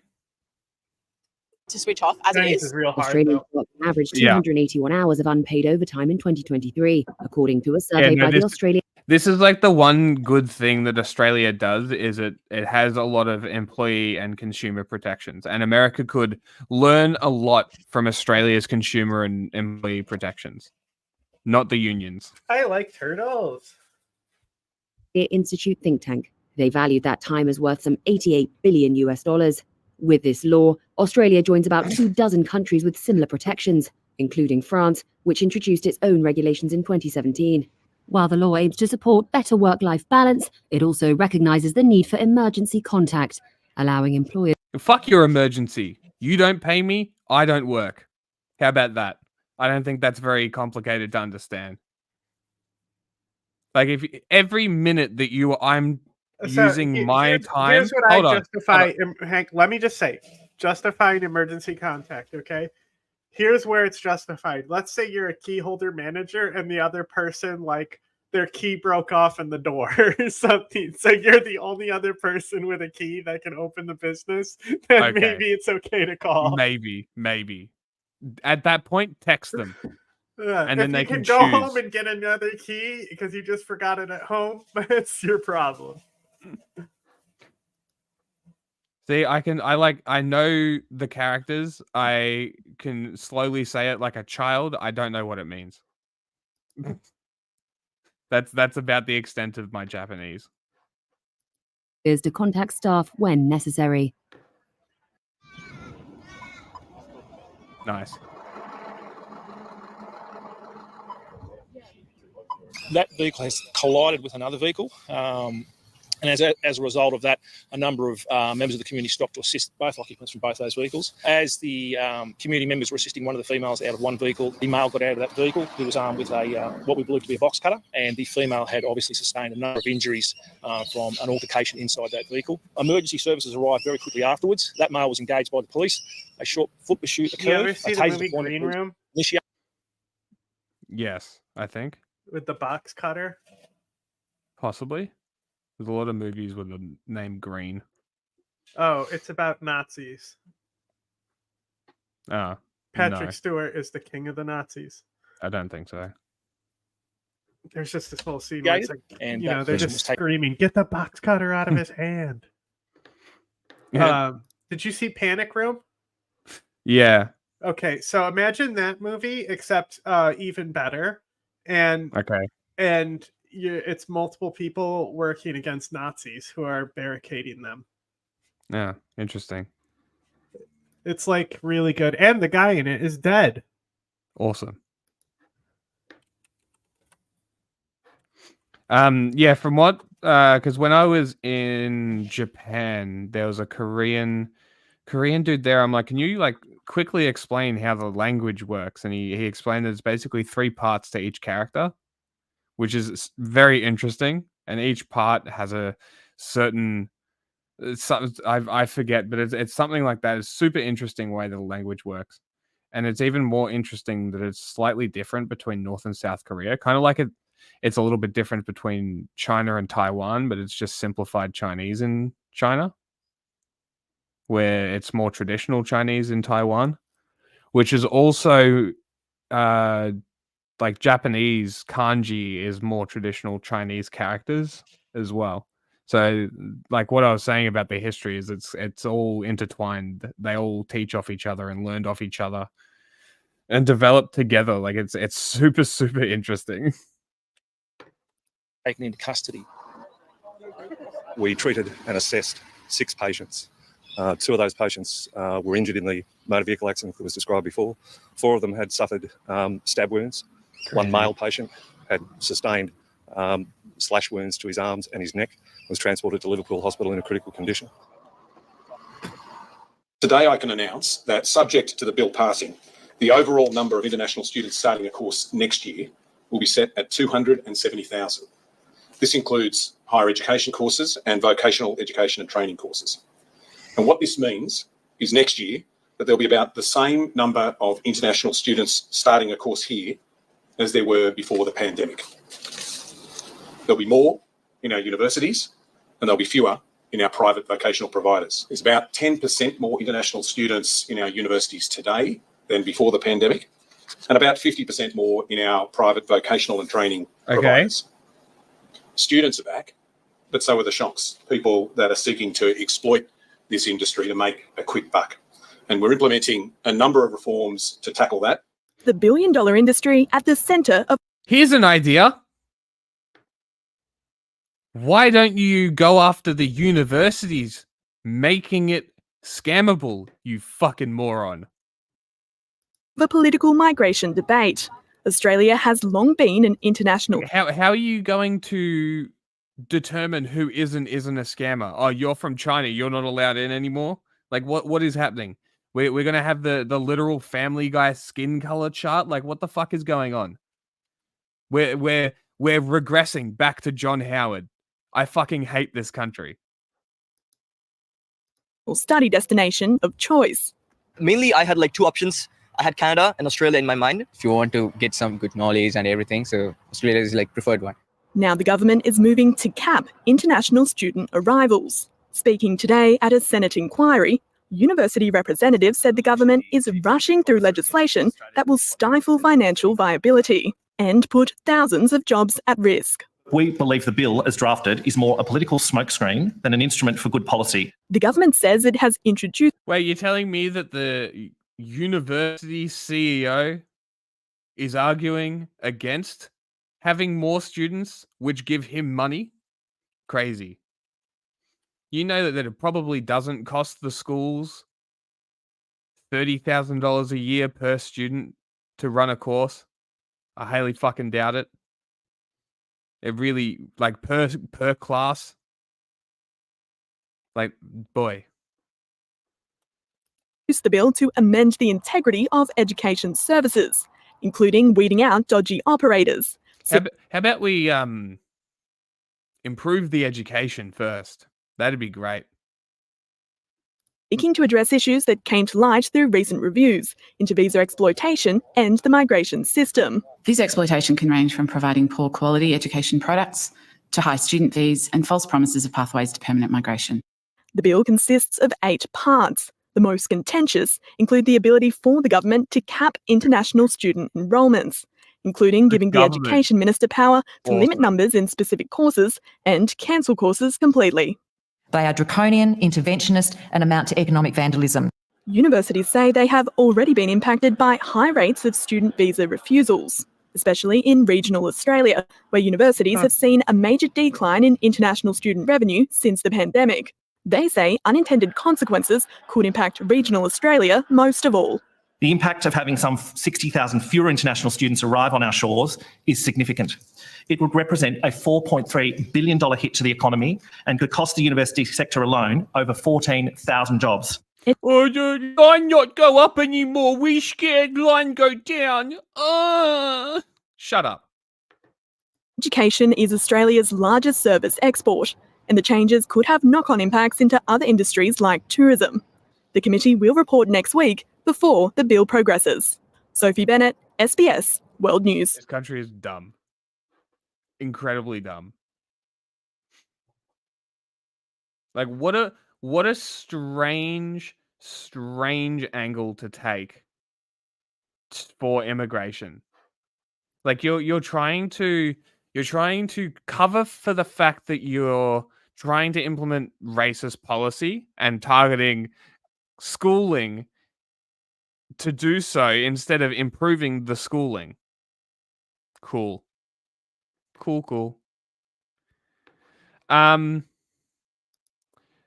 I would say it's more just like one big corporate class ruling over everybody else. There is a real division between yes, it's New China. New China. This is what Australia is.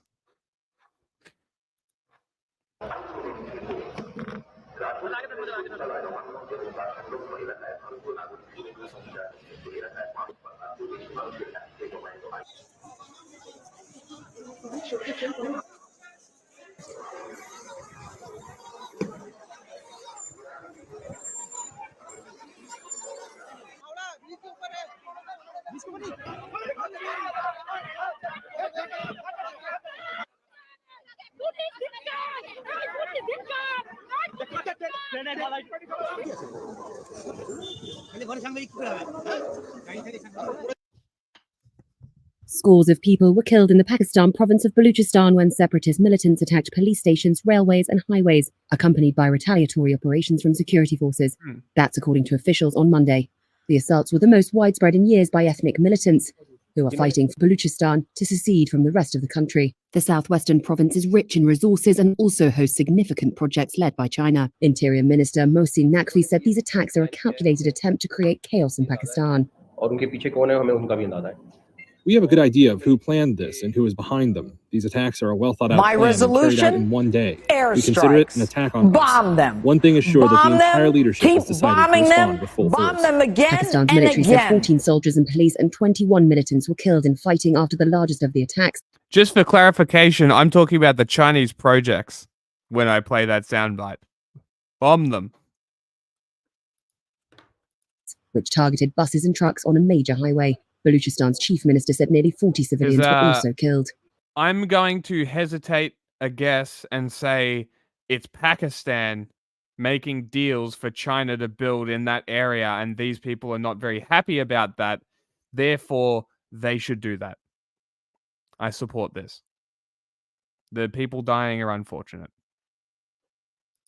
The Baloch Liberation Army, armed militant group, took responsibility for the operation. In a statement to journalists, they claimed more attacks over the last day that had not yet been confirmed by authorities as of early Monday. Prime Minister Shehbaz Sharif vowed that security forces would retaliate and bring those responsible to justice. Oh boy. Oh boy. Pakistani retaliatory forces. Excellent. I can't wait to see another ethnic group get targeted by a state. That's going to be so good to see once again, because nobody realizes that this is just repeating time and time and again, and it's all because you refuse to listen to them. Like, it's just going to keep happening. Why are you not listening? This video was brought to you by Brilliant. Today, Pakistan faces deadly separatist terror attacks. French President Emmanuel Macron rules out France having a left-wing prime minister, and Russia launches its largest air attack against Ukraine yet. No. From TLDR News, this is your daily briefing Yeah, for Tuesday, they are, the 27th of you're August, right. 2020. They are doing exactly that. You know, but I don't know.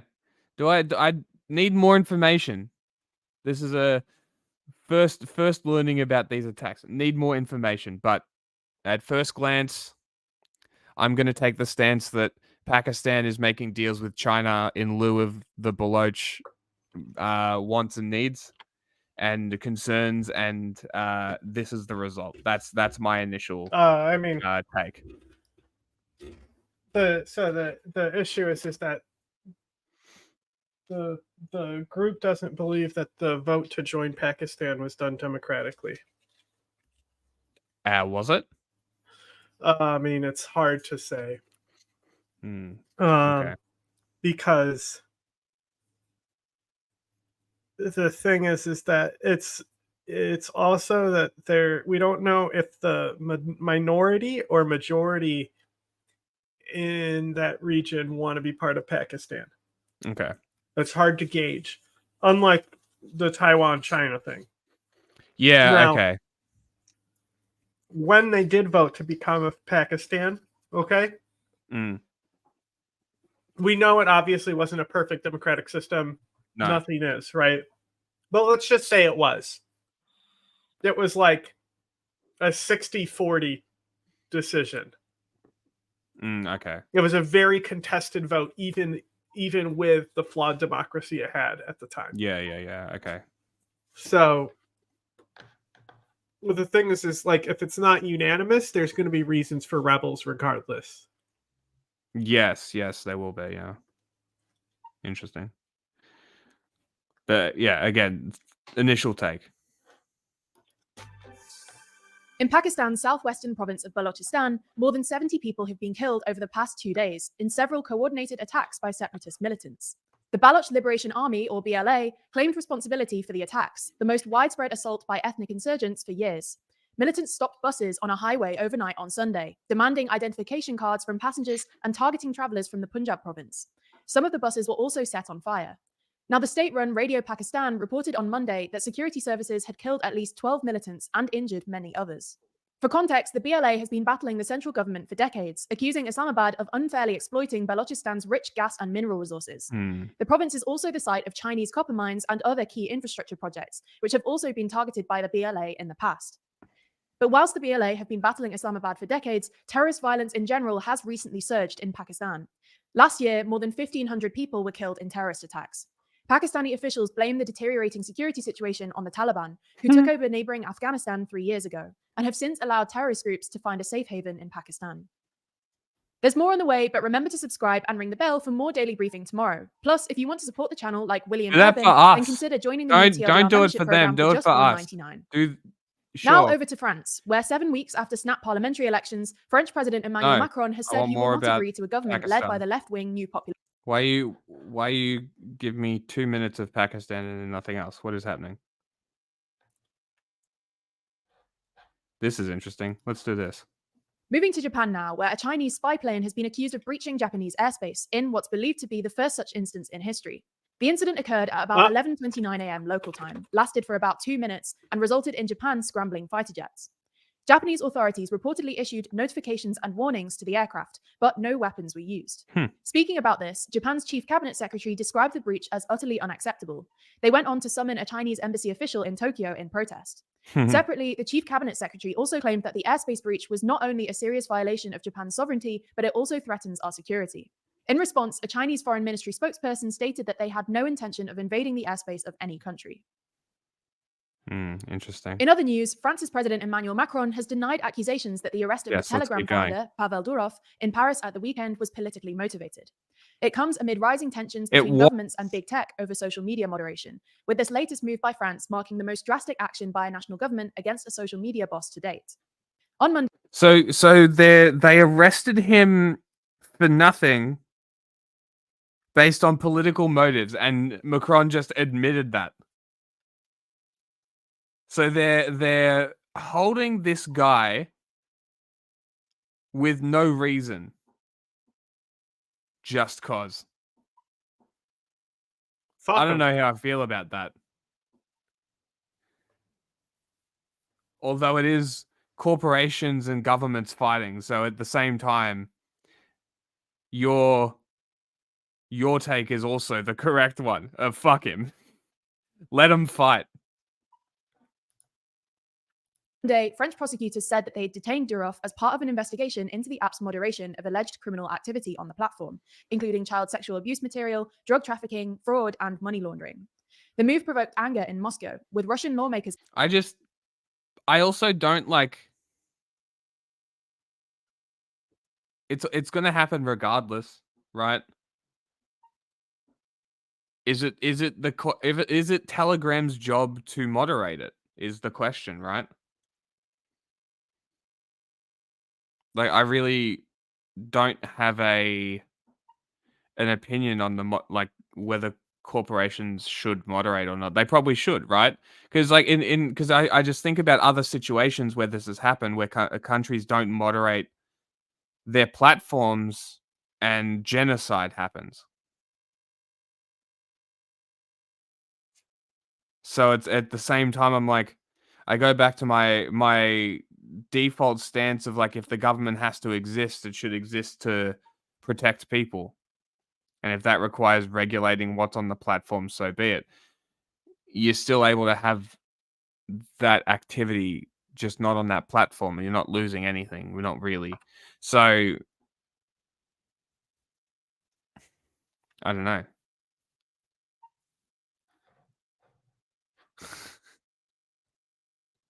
So it's I don't know. It's kind of an interesting discussion that John is not participating in. I mean, my Adderall isn't filled yet. No, I figured.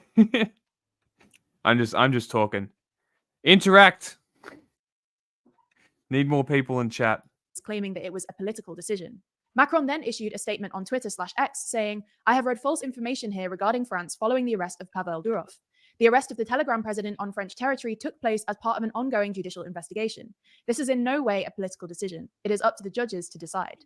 Now, it will be interesting to see how this case continues, as it could set a new precedent in terms of accountability for the contents of social media, especially. Does that mean that CEOs of corporations would technically be banned from countries informally because they would get arrested should they go to those countries?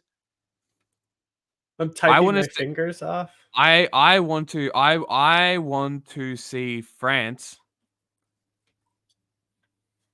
arrest Elon Musk and be like, "What? We did it already. You knew this would happen." Cope and seethe.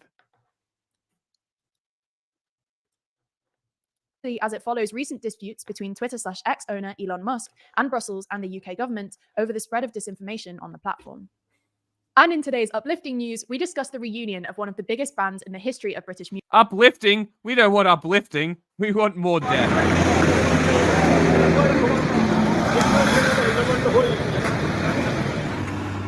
You thought I was joking?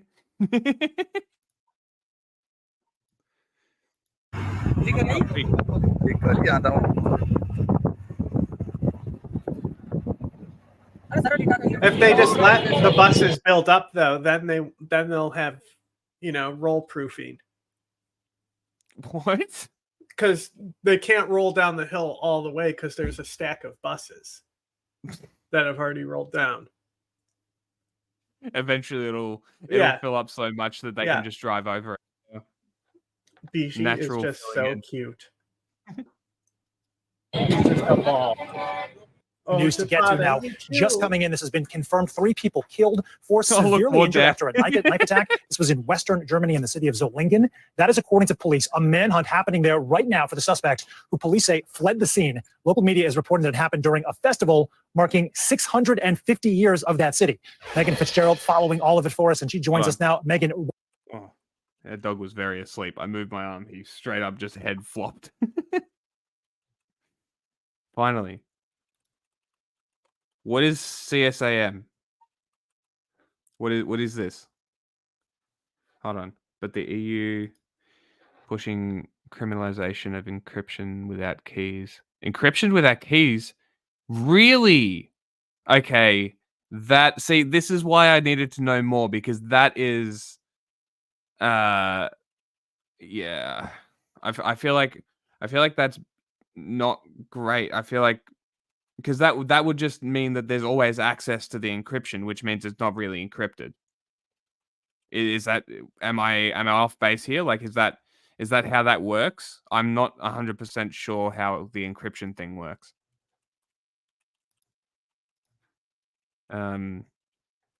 Yeah, see that's exactly right. So they use these things that create emotional responses and then go too far and fuck everyone over. Which leads me back to fuck the government. Because they can't even do their one fucking job, which is actually, protecting people if it has to be there, or protecting consumers and employees at the very minimum. I don't know. Are you honking? You were just being cute. And now you're yes. honking at me. Okay. One of those things, yes. Eat that mat out of your butt. Oh, like a skeleton key for encryptions. Okay, yeah. Fuck that. Typical EU shit, right? What more do we know? Sam, good to be with you. Yeah, that's right. This just happening not long ago. Information is still coming in. But as you mentioned, police just confirming to NBC News, 3 people dead, 4 severely injured. As you mentioned, this all happening at a festival. So you can imagine a lot of people out celebrating, as you mentioned, the anniversary of the town. When all of a sudden local media are reporting that someone yielding a knife stabbed multiple people. Local media also saying that the organizer of the festival went on stage to say that emergency workers were fighting for their lives. So again, that's information that NBC News has not yet confirmed. This is still a very ongoing investigation here, and they've asked people to stay away from the downtown area because we know that this suspect is still. That's the balance, isn't it? Right? Leviathan theory. How much do you give up for how much security? What's too much? What's too little? What do you sacrifice to the Leviathan? Yeah, exactly. So like, what is worth sacrificing? Is anything worth sacrificing? Is the question. Still on the run. Now, to give you some context here, we know that Solingen is just north of Cologne and about southeast from Dusseldorf. Again, this was a joyous festival where people gathered to celebrate their town's anniversary. And in fact, the mayor is releasing a statement that I want to read for you. The mayor says this evening. They want to push what?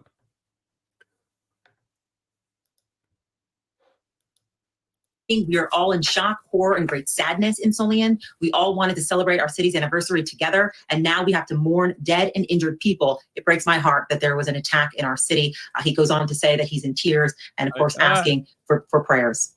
Sam? Unspeakable tragedy in Germany tonight. Megan, thank you so much for the very latest on that. Thanks for watching. Stay updated about breaking news and... Oh, that was a little out of order. More knife regulation. Of course they do. Of course they do.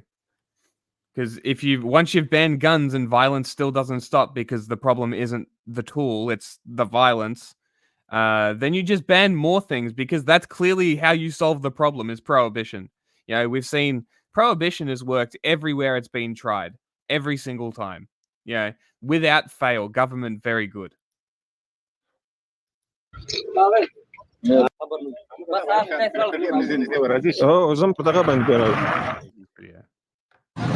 I love the painted buses in Pakistan and Afghanistan.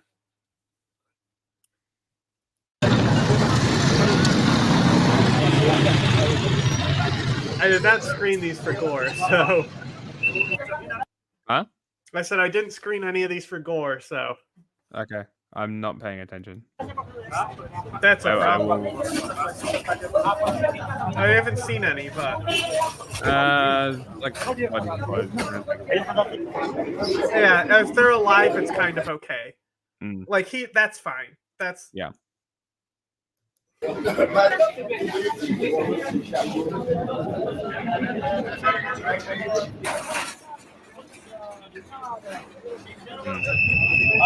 Not good.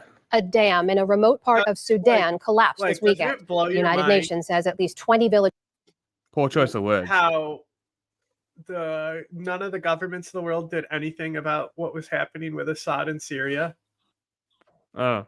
Like, isn't that fucking mind blowing that they just let that shit happen? Yeah, they just let it happen. It is fucking crazy.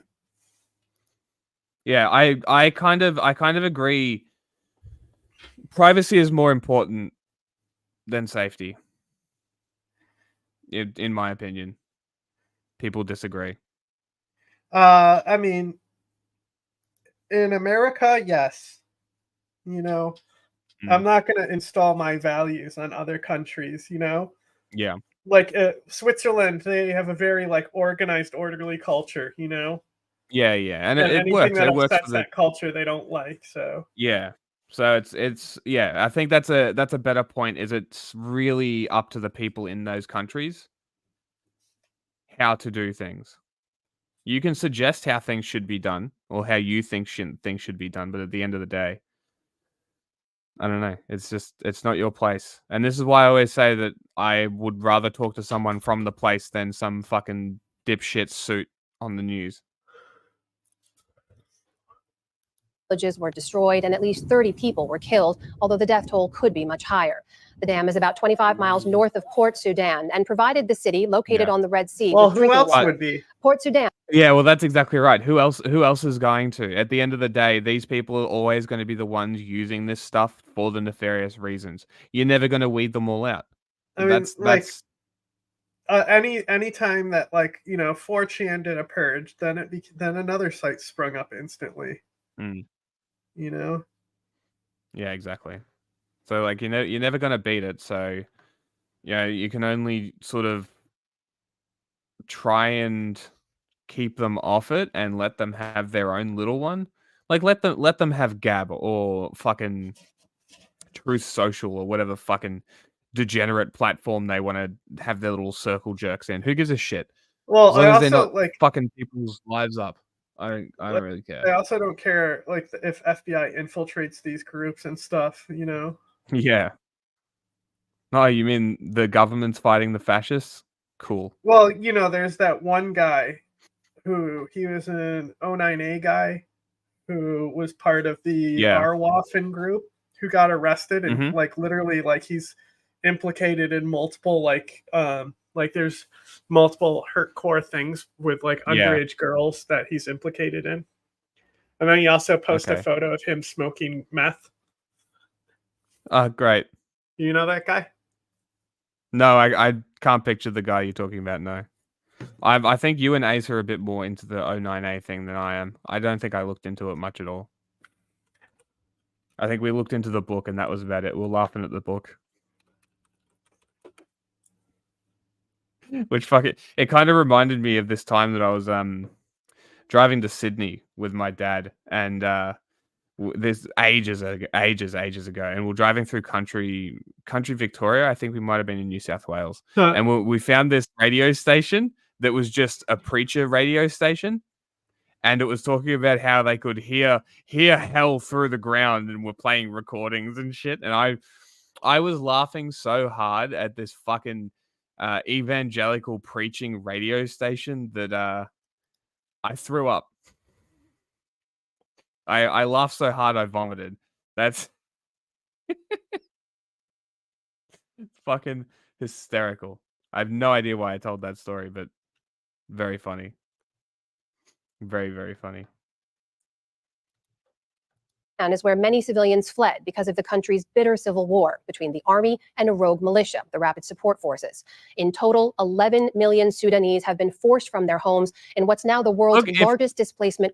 If I can stop doing everything and move to the US, we can do call-in things.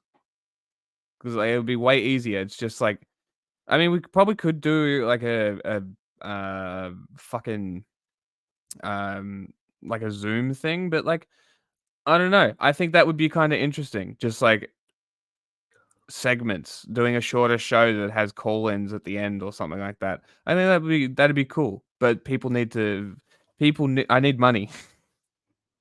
I'm poor. Crisis.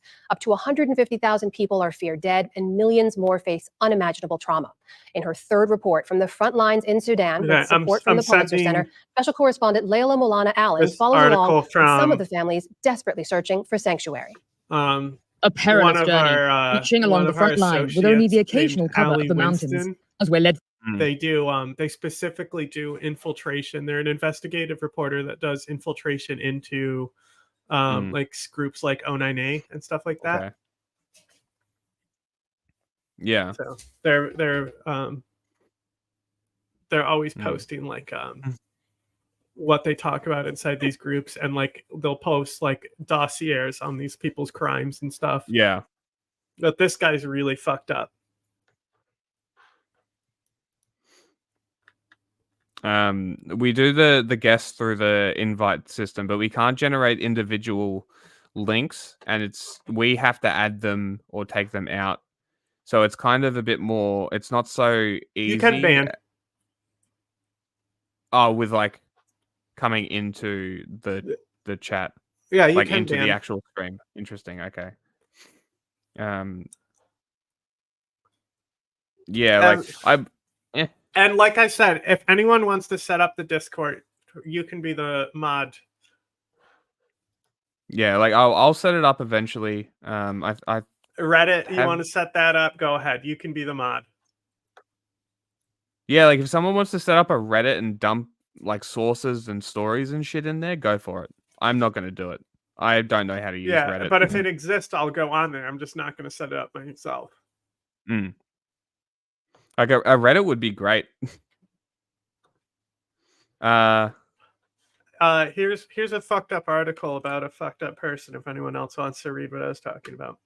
Anyway, infiltrating groups to take out people like this guy, even though that's not what happened. He was this is where it's fucked up, is that this guy was reported to police multiple times, reported to the FBI multiple times, and it's not until he got a fucking normal ass gun charge Love that shit actually happened. And he did, and he was charged in post. Now, that said, hang on, I'm being a little misleading. There was investigations already in place. They knew he had pedophilic content and was harming children, and they continued to build the case and arrest him on gun charges, and then post from there, the case was built where he got other charges. Yeah. I'm assuming he's in jail now. Yeah, he's not like gonna be getting out for a while. Yeah, but I imagine he's having a very bad time. Well, it's just interesting because he's black, and he's like a neo-Nazi. Yeah, that is very interesting. Through the rough sands by an armed escort of Sudanese soldiers, black plumes of smoke from fresh shelling rise through the air. But we're not going to the battle zone. We're here to meet Sudanese families trying to outrun the conflict. To get out, they have to make it through this treacherous strip alone. This is the northernmost point of Omdurman, where displaced people arrive having escaped from frontline and RSF-held territory. We're wearing protective equipment because in recent days, the RSF has been shelling this area, even as people make it here after their dangerous... Vest, I guess, is possible because it's probably a flak jacket, not so much a bulletproof vest. I don't know. It looks like that's a plate. Because she said it's for shrapnel because they've been shelling. So I assume it's more of a flak jacket than it is a bulletproof vest. journey. They're still not safe yet. An exhausted mother who's also made it here with her baby and toddler. So, like, honestly, like the like main, because obviously if you go outside the standard manufacturing sizes, it gets more expensive. So it's not very woman friendly with carriers, because no, even the straps hang them too low on women's torsos a lot of times.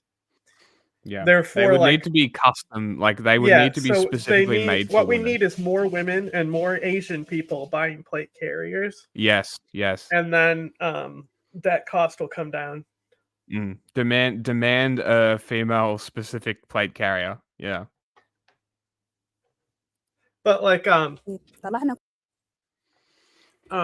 it's crazy because before like the flak vest they would use, they literally are just like random straps that you just sloppily like strap around yourself. You'll see, Okay. like you'll That still see them a lot. Same shit. No, they were just flak though. But it's like it's fully adjustable. But that's what makes it look kind of silly. Yeah. Okay. The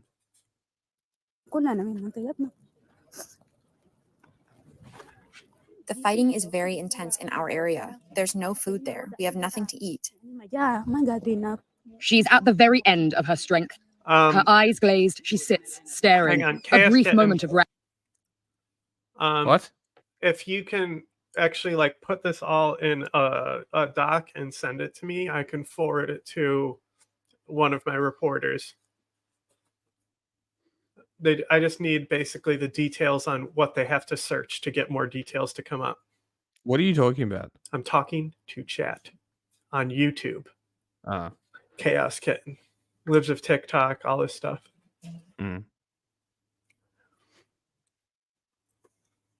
Oh, I haven't heard about that. Interesting. Yeah, I can forward it to a reporter if you put all that into a doc for me. I just can't copy it myself. That's why. Maybe I can. I don't know. What do you mean?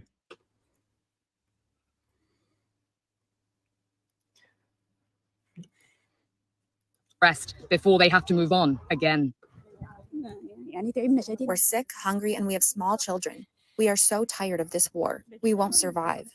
How Living like fleshed this out so is it? very hard. What I don't know. Whatever you want. Just honestly, just do a basic one first. I will send my Discord username to the Twitch, and we'll talk about it when I'm not streaming, and we'll set it up. Well, they're gonna set it up. Yeah, I'm saying that I'll help. I'm just saying that wait till after the stream. Just like set it up and just Be less white. Sure. But yeah, I just sort of do the basic setup initially, and then I'll send the Discord name, and we'll set it up after the stream or when I get some time. We'll talk about it, whatever. Something. We'll figure it out. All these families arrived just this morning. They are a few of the millions of civilians traversing the country, forced from their homes by this bloody war.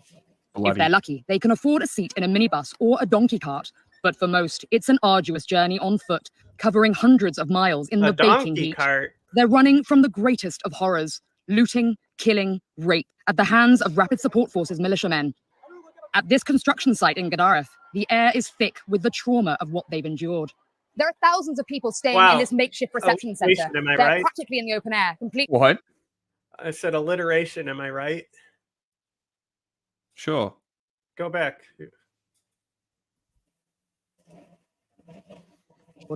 There are thousands of people staying in this makeshift reception center. They're practically in the militiamen. Foot, covering hundreds of miles in the baking heat. They're running from the greatest of horrors: looting, killing, rape at the hands of Rapid Support Forces militiamen. At this construction site in Gaddaref, the air is thick with the trauma of what they've endured. Is that what you're talking about? When the part you talked over just now, yes. Where she says Gaddaref. Yes, after that. There are thousands of people staying in Immediately Gaddaref. after that. The air is thick with the trauma of what they've endured. There are thousands of people staying in this makeshift reception center. They're practically in the open air, completely exposed to the heat of the day and the wind at night. They're hoping for a spot in an official displacement camp, but with so many people arriving, they're just how given can air space, be thick and with many of them trauma? have fled from other displacement camps that have now been overrun by the RSF. In the past few weeks, the RSF's latest offensive has swept through the southern state of Sennar, sending its residents running for their lives. For most here, it's far from the first time they've had to flee. This is the 5th time Salma's family has been displaced by this war. 4 of her 6 kids are younger than 5. The journey was long and rough, sleeping on a blanket on the roadside each night, fending off snakes and scorpions.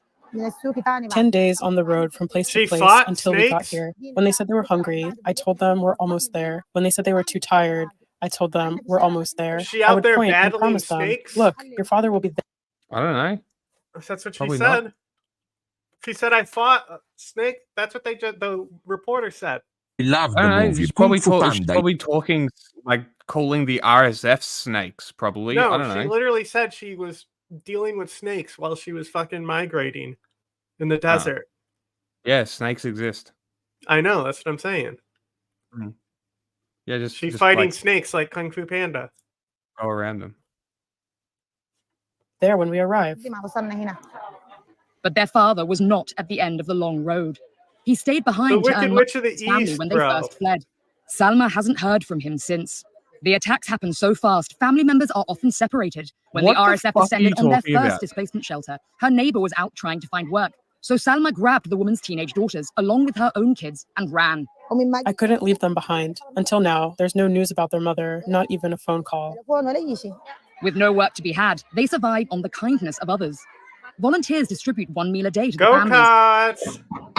and locals from the city bring what they have to This share. person gets it. They know. But now, fears of an attack on Gaddafi are growing. Salma doesn't know if she has the strength to run again. A few weeks ago, there were shells, machine guns, and snipers. We had to sleep under the beds. If the RSF comes here, I am not going anywhere. I will die here. I can't bear to be displaced yet again. With nowhere to house the onslaught of people, schools, closed since the beginning of the war, have become This shelters. lady's writing is like so off the At chain. this girls' school, students were clamoring to continue classes, but Onslaught didn't of want to make the displaced, temporary residents basically, like homeless. you said. So the principal found a compromise. Sure, I'm not listening because I'm trying to figure out what the fuck the Discord username is now because they've changed it. The girls arrive at the crack of dawn and take their lessons in the garden. They've even made space for an extra 250 displaced pupils. Inside the school buildings, families living in limbo. Amuna's been here 6 months with her 4 toddlers. At night, up to 200 people pack these 2 small rooms. So this is where you've been living? Yeah, this is a place where I live with my family. Al-Noor's family are staying in the classroom next door. He says they've seen little international support. They have forgotten us because we didn't see them on the ground usually. We see people in Syria, we see people in Ukraine and something like, but I think that this is Africa or something like this. They let us down. Now we have 2 months, we didn't receive anything, especially You food. haven't received any aid in 2 Yeah, months. no, yeah, 2 months. And how are you feeling about the future for your children, for Sudan? Yes, the future of my children right now, I see it is very dark and it is very sorrowful. We have to believe in we are a one nation and to look for the country, yes, as a home for us all. The recently opened displacement camp nearby can't even begin to host this number of people. Aid agencies on the ground say without more funding and access to the areas hit hardest, there's little more they can do. At schools across the country, similar scenes. These families have just fled Tuti, a tiny island in the center of Khartoum state. Fleeing RSF territory is extremely dangerous. For Muhammad's family, facing daily shelling and shooting and arbitrary arrest by militiamen, the risk of staying any longer was This even lady is the worse. lady. They had her like embedded for months now, and now she's bringing her stories back, right? Oh, really? I believe so. I didn't know that. I believe on a previous episode, that's what they said.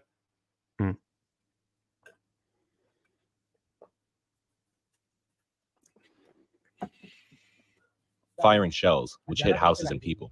The bullets were the worst because they were everywhere. There was no water, no electricity for 11 months. People sent us medicine from outside, but the militiamen Because remember, confiscated I them. was saying it doesn't People look died like she's because of the lack working with of a treatment. translator. Both Muhammad and his wife have diabetes. It was time to go, but only if they could afford the RSF's hefty exit bribes. It cost him nearly $1,000 to Exit get his bribes? small family out. Life savings he was lucky to have, Crazy. unlike many others. No one knows what the future holds now, and at night, the children go back to Tuti. The children are badly affected by the war. They know the difference between the sounds of bullets and shells. They're psychologically unstable and scared. All they talk about is the militias, even in their games. Many are Meanwhile, fleeing evils kids in the even US darker are than talking bombs about and what hunger. the Sigma and using saying Riz nonstop. Yeah, brain rot. I know, right? Can you imagine having a kid right now and hearing them talk? Yeah, disowned. Well, it's funny. It's funny. Funny you bring this up because I was talking to my mate about iPad kids, and you guys probably wouldn't get this phenomenon because it's very much American soft power emanating. But basically, there are kids in Australia who their parents are so bad at being parents that they were raised by iPads, so they have American accents. They're Australians. Their parents are Australian, born here, raised here. But imagine having so little developmental contact with your parents that you develop a fucking American accent in Australia. Never been to America. Like that is some next fucking level child neglect. Crazy. Don't honk at me, mister. There's no way that you guys would have this phenomenon. Like you guys would have the iPad kids, but it's like it's just America. Yeah, the Discord name, I changed it just to 5th Gen Jack, so you should be able to just find it that way. So I think I'm just going to streamline everything across everything. So I'll just type it in, but I'm pretty sure that's what it is. I'm pretty sure it's just this. What? Maha, whose name we've changed to protect her, was out running errands in her hometown of Omdurman when a gunfight broke out. In seconds, her husband was dead, and the RSF had kidnapped her.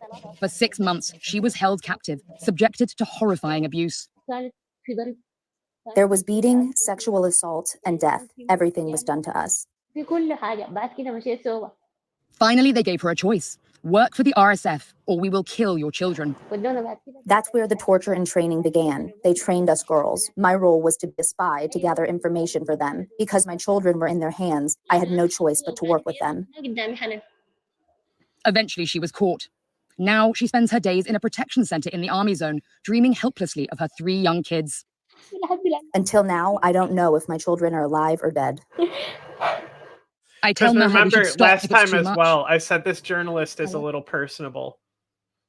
Yes, you did. Yeah, she does put a lot of emotion into her stories, but honestly, I bet she I don't care. I bet she learned Arabic covering the war on terror and did a lot of work in Syria too. She probably did. I bet you I've even met her and probably worked for her or something. I don't know. She might be a 1-unit crew, it seems. Which is like always like what companies want the most. Yes. Well, they don't and they do. Good companies want the 1-person crew because then it's cheaper, but also there's less risk of a footprint. Mm-hmm. But you have to be like good enough for that. Yes.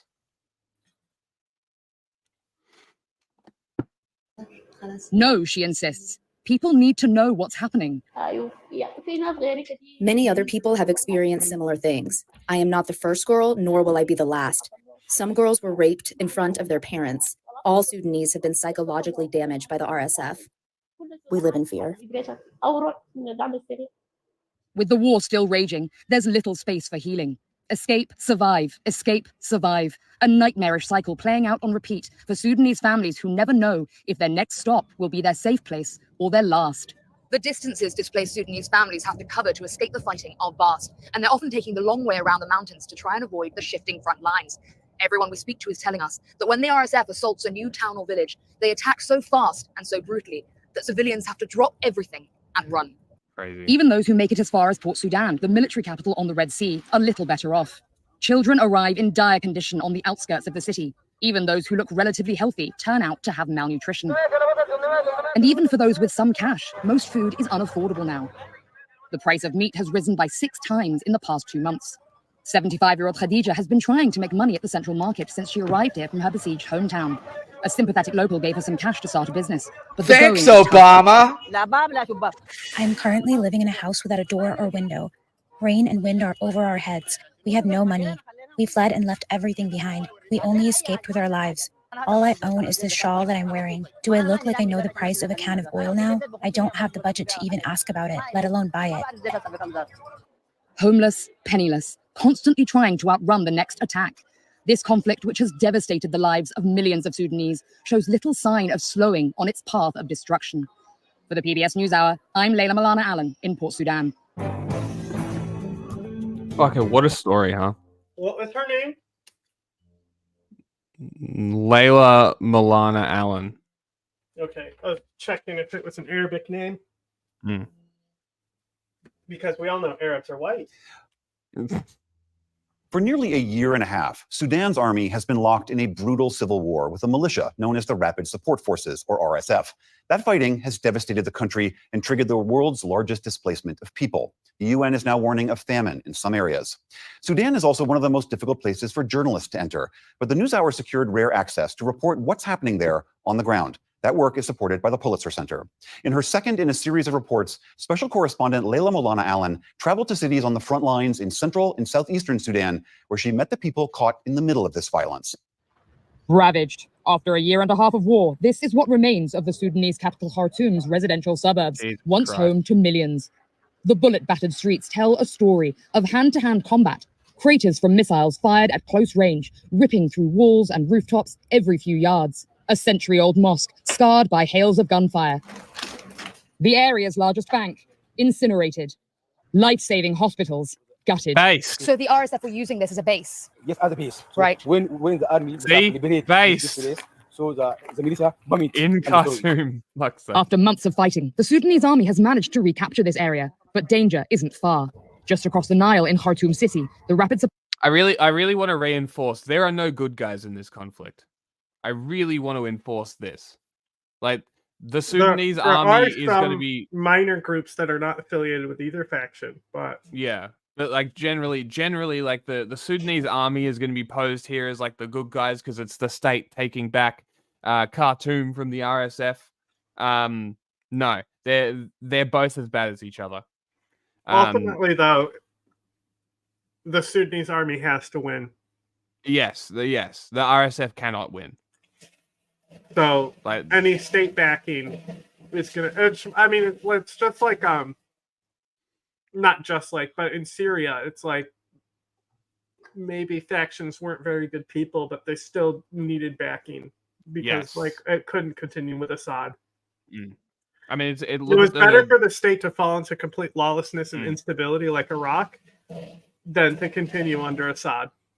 Yeah, I mean, think about it like the Stop Cop City thing as well, right? You have to work with PSL at certain points. Mm-hmm. Like you have to. Like, reality is dirty, and I said this on Twitter in something, and sorry, no, it wasn't Twitter. It was on Threads actually, or Instagram, one of the two. I basically said that, and I lost it. What was I talking about? No good guy. Thanks, Obama. Yeah, it was Obama's fault. Hold on, let me look up what it was. Because there's no, he blocked me. Whoops. Black Hawk Down. Wait, wrong account. I don't give a fuck because Twitter's not a real place. It is not. I don't know. I can't remember. Doesn't matter. Forces continue to shell, shoot, and raid. Thanks for listening. Not to my a single TED Talk. street is unscathed by the violence. The ache of loss echoes through the eerie silence here. Locked See? off from the main cemetery She's doing by it the again. constantly moving front lines. The ache of loss echoes through the what now? What, the Sigma? Civilians have been burying their family members. Like, Fighting.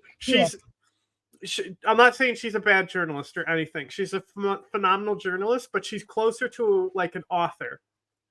Like somebody who writes like those types of like author articles that become books. I think we could consider these. You could consider these video feature Documentary, pieces. you know? No. feature pieces, and therefore the alliteration is fine, in my opinion. If it's documentary. Yeah, exactly. Like these are not necessarily news pieces. These are documentations of I'm war not crimes. against alliteration either. No, I know. Think it's I'm explaining it with like actual, like with what journalism, like how you're taught journalism. Like this would be a feature piece, and therefore the alliteration is fine because it's not direct news. They're not going RSF gone.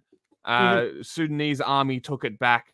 2-minute story. They're 10-minute feature piece stories. I think they're I don't think it's necessarily something that needs to be harped on all that much.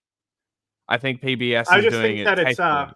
I just think that it's it's unique, it's different. You don't see it that much. Yes, and it's because all the news has so much emotion in it that when you watch something that doesn't and then they change it, it stands out. Where you notice how when CNN had that one story that was like, wow, this is real journalism, right? It's because CNN doesn't do real journalism. Same thing, right? Didn't answer. They lied about their DMs being open. Well, DMs being open doesn't necessarily mean I will respond. Yes. In a makeshift cemetery in the grounds of an old football field where kids used to play. A few former residents wander, shell-shocked, through once familiar alleyways. But one family I think it's never South left. Sudan. Minhorn. Mariam It might Adan not is be. 75. There's a city. Well, it's a village now because just like how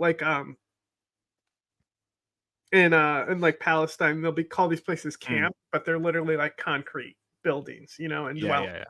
So it's like it still isn't that permanent, but this place basically sprang up, and it's on a graveyard where they live.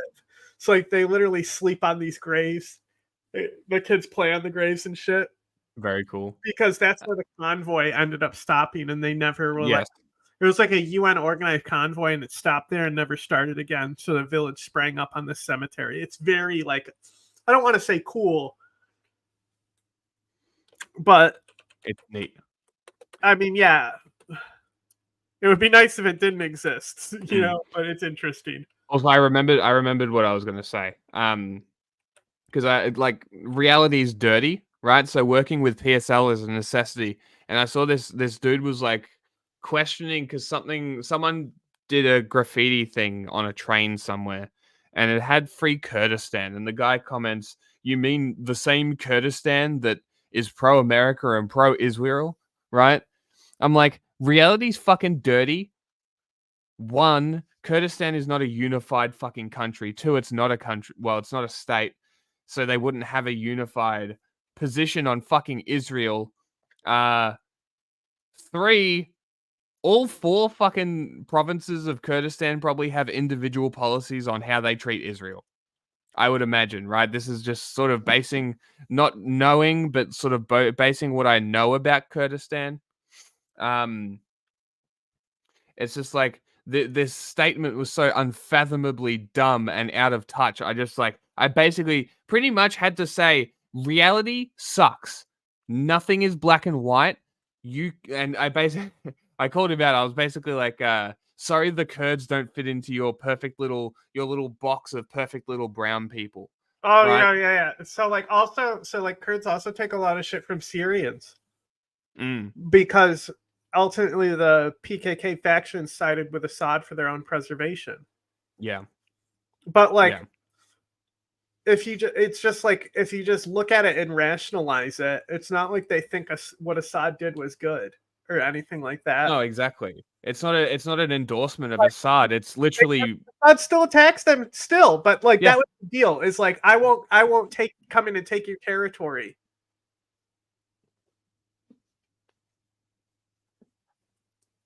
Yeah, like you see what I mean? Like it's not black and white, and this is why I wanted to bring this point up, because I'm like, you can't just it relates directly to Sudan, and I'm remembering exactly why I brought it up, because it is this. Reality is fucking filthy.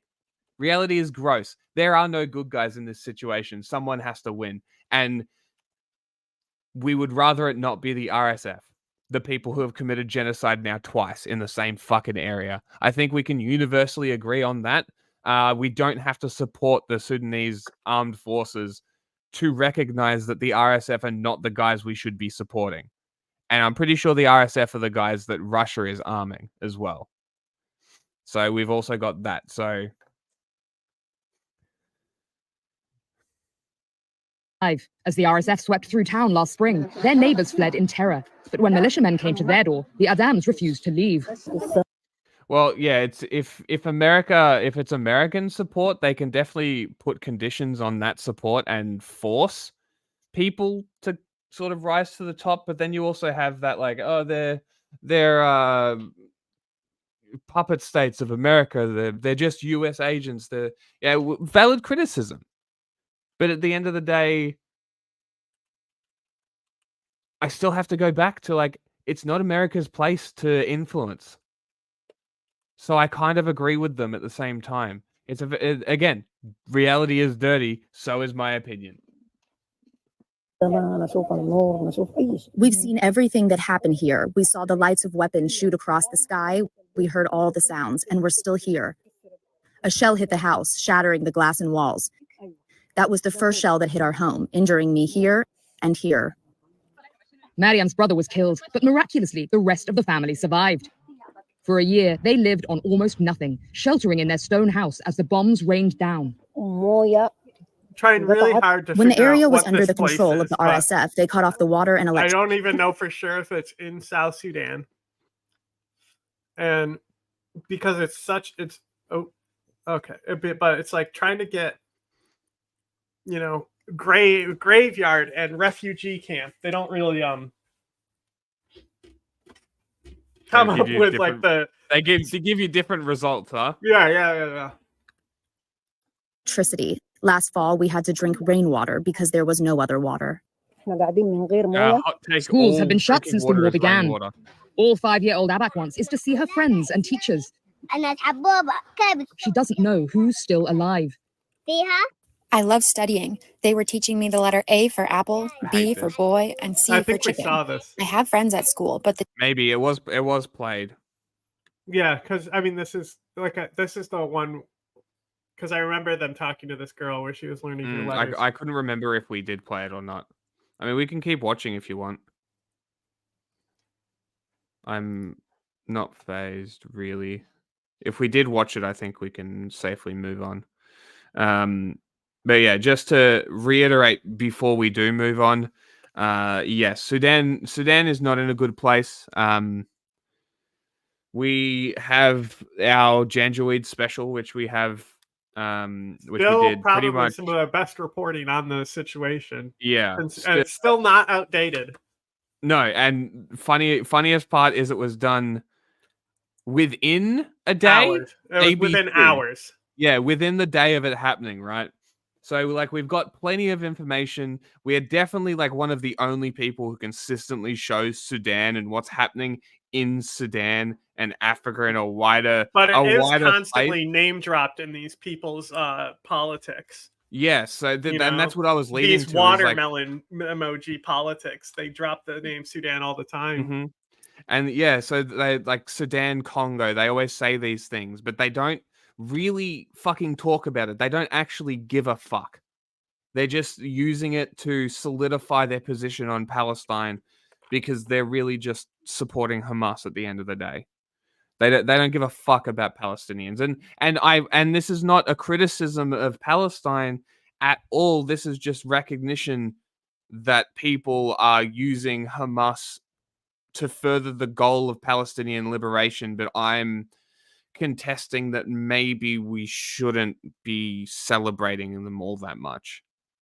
We should be also bringing up the fact that they are withholding aid from Palestinians and selling it back to them. They are hiding hostages in families' homes of Palestinians. Like, these are not good things that they are doing. They are putting Palestinians in harm's way. They are perpetuating the famine that is being enacted by Israel upon the Palestinian people. Like, these are, again, a dirty situation that's very complicated that I spent a long time figuring out what was happening.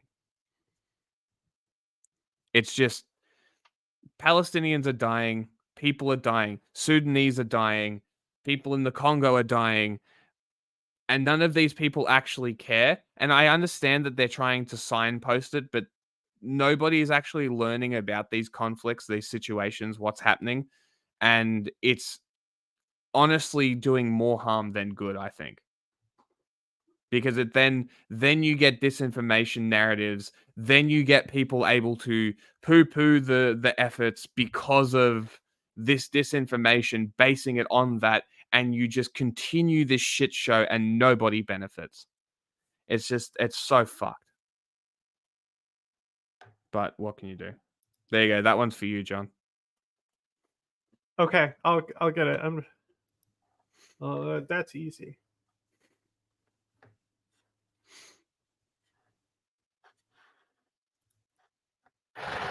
As the United Nations World Food Program struggles to feed millions of people in war-torn Sudan, the humanitarian organization has now launched an investigation into 2 of its top officials in the country over allegations of fraud and concealing information from donors about its ability to deliver food aid to civilians. That's according to 11 people with knowledge of the investigation. 5 of the sources who spoke to Reuters say investigators are looking at whether WFP staff sought to hide the alleged role of Sudan's army in obstructing aid amid a brutal 16-month war with a rival paramilitary for control of the country. One of the officials being investigated has since been given a temporary duty assignment outside Sudan, while Reuters could not confirm the current role of the other. When asked about the probe, the WFP said allegations of individual misconduct related to irregularities in pockets of our operation in Sudan are under urgent review by its Inspector General's office. Meanwhile, the U.S. government's aid agency, USAID, the single largest donor to the WFP, said the allegations were deeply concerning and must be thoroughly investigated. Battling severe hunger on many fronts, the World Food Program is currently seeking close to $23 billion in funding to feed millions of people. That includes more than 1 million on the brink of famine, mostly in Sudan and Gaza. Welcome to the NewsHour. Israel launched what it calls a counterterrorism operation in the West Bank, with hundreds of troops raiding the flashpoint city of Jenin and other areas of the occupied territory. At least 10 Palestinians have been killed in the raids, either by airstrikes or in gun battles on the ground. Israel has carried out near daily raids in the West Bank since Hamas's October 7th attack, but this latest operation marks a significant escalation. In the dark hours of the night, Israeli bulldozers moved into the West Bank by land, tearing up roads in the city of Tulkarm and followed by an armored convoy. Across the occupied territory, Israeli forces attacked by air, Israel says targeting suspected militant strongholds. And by the morning, hundreds of Israeli troops entered on foot, patrolling now crumbled streets in the largest raid on the West Bank in months. Among the dead, 2 of Masoud Najah's 3 children. From his hospital stretcher, he said an airstrike hit his family's home in the Al-qeada refugee camp.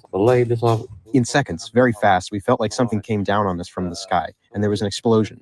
I was unaware of what is going on. When I put my hand to my chest, it was all shrapnel and in blood. The Israeli military said its forces had begun the first stage of a, quote, counterterrorism operation in 3 areas, Tulkarm, Al-Fara refugee camp, and the city of Jenin, saying they confiscated large quantities of weapons, arrested 5 suspected militants, and killed at least 10 more. Israel's foreign minister said the goal was to, quote, dismantle Islamic Iranian terror infrastructures established there. Hamas, meanwhile, called for its followers to, quote, escalate all forms of resistance and confront the occupation and its settlers everywhere in our occupied land. All this against the backdrop of surging Israeli settler attacks on Palestinians in the West Bank in recent months. Just this afternoon, the U.S. government announced new sanctions against one Israeli NGO for its support of that extremist settler violence. Since the October 7th Hamas attacks, when more than 1,100 Israelis were killed, more than 600 Palestinians in the West Bank have been killed, according to the UN Humanitarian Affairs Office. That's in addition to the more than 40,000 Palestinians killed in Gaza so far. Israel's campaign against Hamas continued there today, with strikes in Deir al-Balah and Khan Yunis killing 20, including 3 children, according to Palestinian officials. And to the north, a third Israeli front. The IDF released footage today claiming to hit Hezbollah targets in Lebanon, where border tensions have persisted for months. Palestinians in Beirut reacted to today's West Bank raid and what it means for the greater region. We see what is happening in the West Bank as an attack on the Palestinian people and their national rights, considering that the Israeli extremists are trying to displace the population and making the Palestinians live in a state of permanent tension. For perspective on all of this now, we turn to Daniel Byman. He's a professor at Georgetown University and the author of A High Price, The Triumphs and Failures of Israeli Counterterrorism. Professor, you heard the Israeli foreign minister there say the goal here is to dismantle the Islamic Iranian infrastructures in the West Bank. Who is he talking about? What are the groups that we know are operating from there that threaten Israel? The West Bank is home to a number of different Palestinian groups. Islamic Jihad, Hamas, both have a presence there. But the biggest problem for Israel in recent years have been smaller groups that are really not affiliated with any of the major organizations, often composed of local individuals. And places like Jenin have been hotbeds for these groups. And what do we know about those groups? Have they been able to launch strikes into Israel? For the most part, they haven't attacked within Israel. Their efforts have been concentrated at times on Israeli troops, but especially going after Israeli settlements on the West Bank. But what about the way in which Israel has gone in here? We saw the combination of airstrikes and ground battles and also bulldozing roads and communities. Why those tactics? So Israel in the... Do you have a video that you want to play, that you could play while I go and get food after this one? No, because I've been trying to find something on a different page. I'm looking at stuff. So past has relied primarily on the... Yeah, there's time. Could you pull one up so yeah, I can... Yeah, I mean, I need to get it up first. Yeah, it's all good.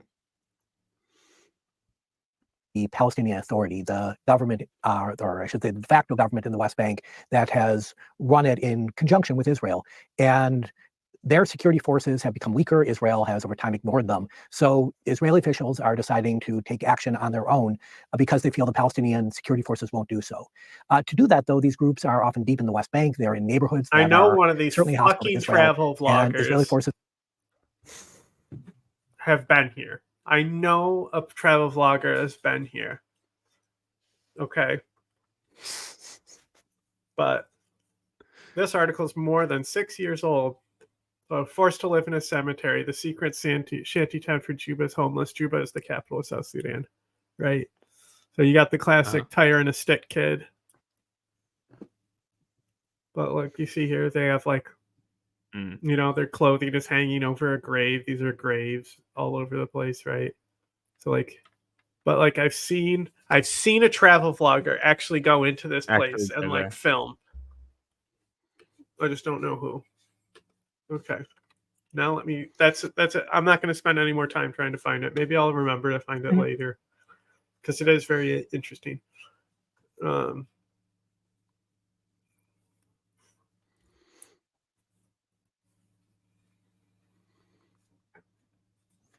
are afraid of improvised explosive devices. They're afraid of snipers. And so they often go in with these massive armored bulldozers that detonate IEDs before they can hurt people. They are basically sniper proof, but at the same time, they're incredibly destructive. They shield Israeli forces, but they destroy Palestinian neighborhoods. And the much larger Israeli efforts are ways to control the territory more, to go after the arms caches, to have a better chance of arresting or killing individuals. But it is a far more destructive, intrusive approach.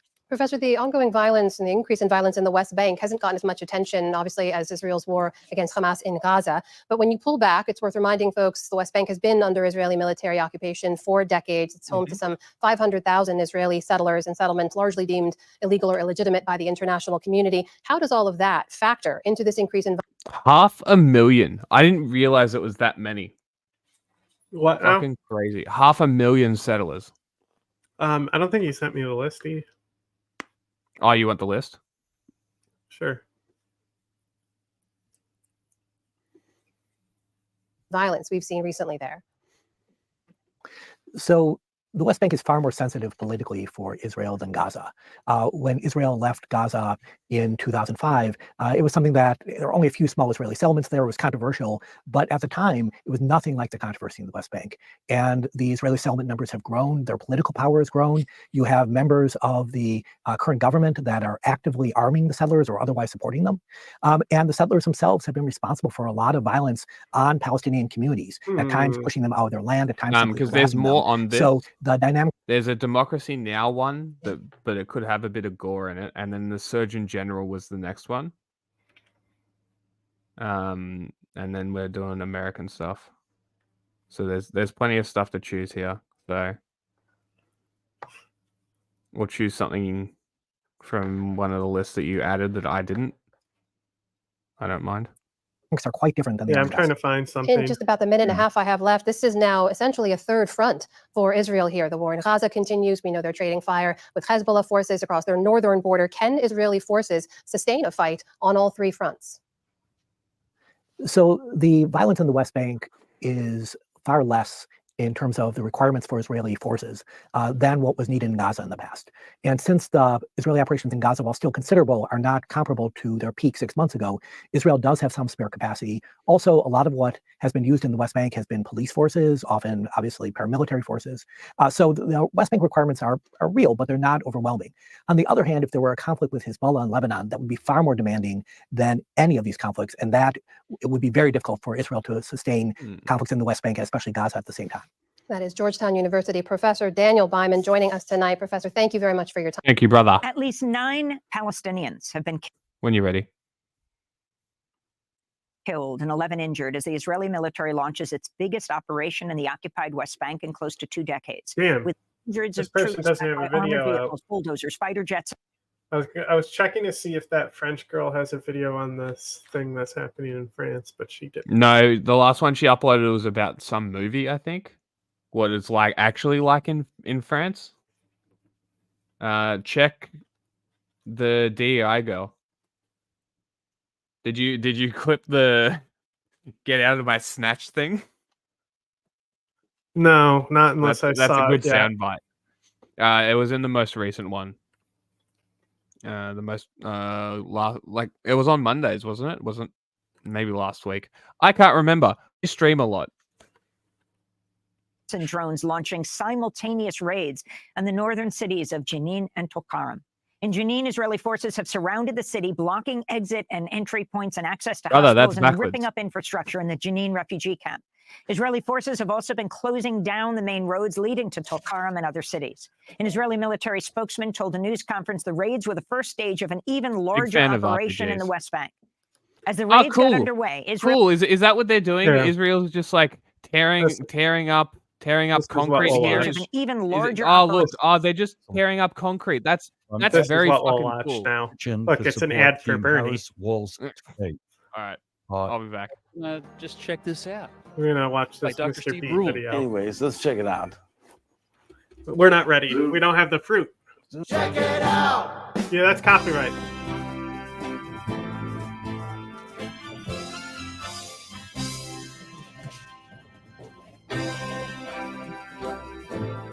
This dude, this dude said something really dumb. It was in response to like Tulsi endorsing Trump. And he's like, that's what happens when the Democrats reject people. And I'm like, bro, she backed Assad. Like, they're not. She was an Assadist long before she did the "I'm running for president" grift. You're muted, so. He muted himself again. Hey there, I like your buttons. Oh yeah, hey, you got a hugger. You got a hugger. Your videos. I've been watching your videos since middle school. Oh my gosh. I'm 23 now. Holy crap. I'm Mr. Beats. This is my 4th and final day attending the Democratic Party's biggest party, the Democratic National Convention. It's the convention to officially nominate a candidate for president and vice president every 4 years. The Democratic National Committee runs it, and they also have the goals there to unify the political party and officially adopt a platform. Whoa. I just threw 2 new definitions at once at you. Let me go ahead and back up and define those. A political party is basically a big team that organizes to elect people to public office that generally share the same political views. A platform is basically the set of goals I wrote that book. a political That's a great book. party has to let voters know why they ought to vote for their candidates. So yeah, here at the United Center in Chicago, the Democratic Party has been doing just that over the past few days. Here I am at the Democratic National Convention, just hanging out where the Kansas delegates will soon be hanging out. This is the first presidential nominating convention that I've ever been to, and I feel extremely lucky to be here. Our forefathers brought forth upon this continent a new nation, conceived in liberty. Okay, that's pretty cool. There's his teleprompter too. More to that speech.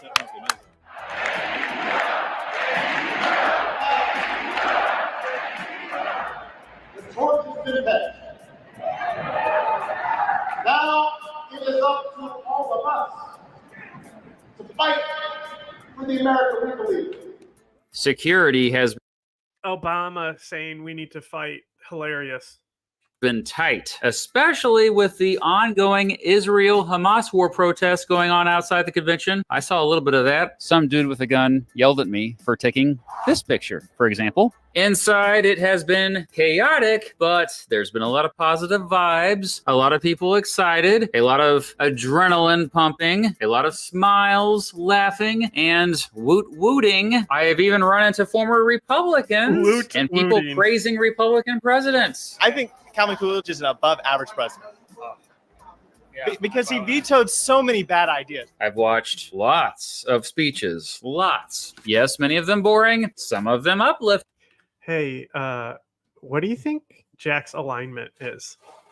And making the crowd go wild. The place was packed and like people weren't just on their phones the whole time. Okay, well, the media folks tended to be on their phones a lot. That's where I spent most of my time, by the way, with the media here in this magical room. Yep, contrary to popular belief. Political? No. Chaotic, good, neutral, lawful D&D alignment. I am technically the media.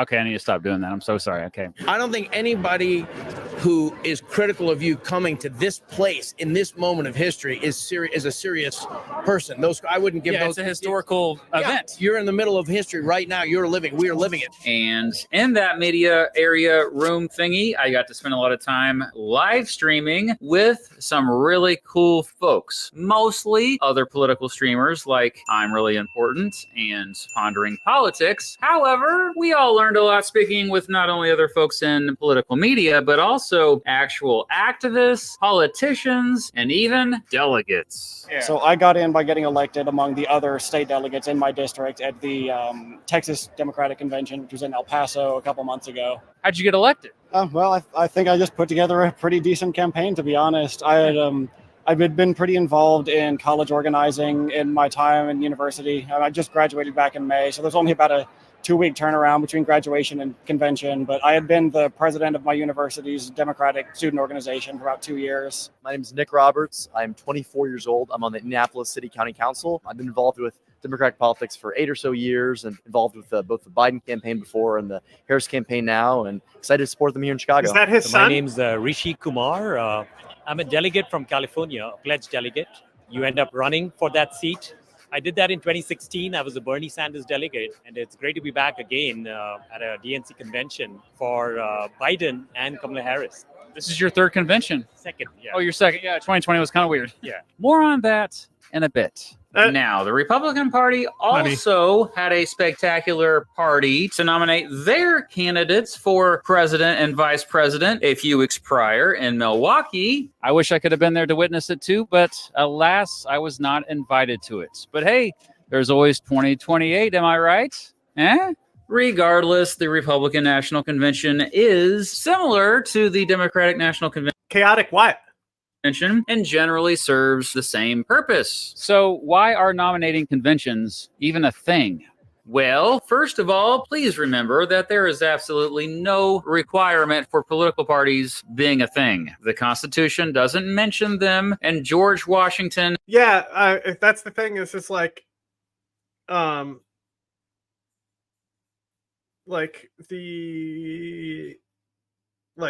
Federalists... do they come before or after the Constitution? I would Google it, but I'm hosting, so I can't check now. When do the Federalists come? Before? I believe the Federalists' main point of forming is because they're anti-Constitution. So literally there was no political parties until the Constitution was written, technically, I believe.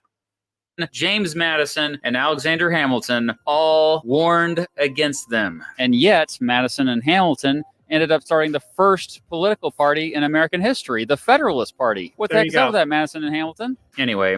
That's why they're bad, too. It's like, oh, that sounds base. You know, I said it multiple times. Fuck Alexander Hamilton. Fuck James Madison. James Monroe can get fucked, too. In those early years of the Republic, members of Congress or state legislatures chose each political party's presidential nominee. Jump ahead to the late 1820s, and many voters were upset with the elites handpicking their nominees, and they had started the first third party in American history, the Anti-Masonic Party. Putting you on the spot. When was the first political party nominating convention for president? What year? I want to say, I'm thinking back like to Teddy Roosevelt era, but I'm not 100% positive. Maybe so early 1900s. I really don't know. I'm sorry. That's actually a really good guess because that was the first time you had primaries that influenced the delegates. The first presidential nominating convention actually wasn't started by either the Democratic or Republican parties. Yep, it was the aforementioned Anti-Masonic Party that actually held the first nominating convention in American history on September 26, 1831 in Baltimore, Maryland. They nominated William Wirt for president, arguably the most influential U.S. Attorney General of all time. In 1832, the President of the United States of America, Andrew Jackson, decided that his party should have a nominating convention too. His party was the Democratic Party. Now, the reason why he did this was because he really just didn't.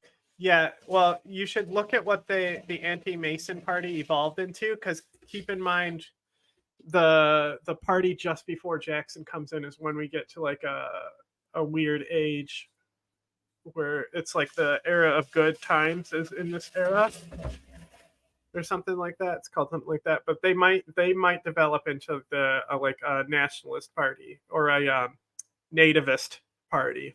Like his vice president, John Calhoun, and he wanted to get Martin Van Buren in there instead, but And ever since, conventions have been the preferred way to nominate presidential candidates, even with third parties like the Libertarian Party or Green Party. Still, though, these conventions were dominated by political bosses who ultimately had the final say regarding who the nominees would be. By the end of the 1870s, political bosses like William Tweed, aka Boss Tweed, had tremendous power at these conventions. These few people who had the power to vote for their preferred nominees were called delegates. And delegates still exist today. I actually spoke to many here at the convention.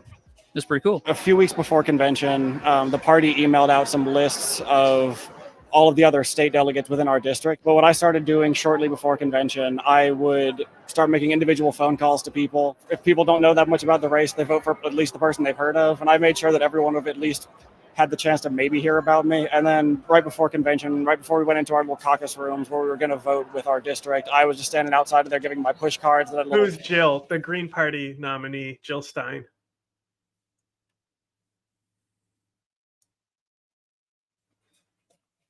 Description. Yeah, so my issue is if it becomes an Elders of Zion thing, like, oh, it's the Jews who are actually the Mason elite.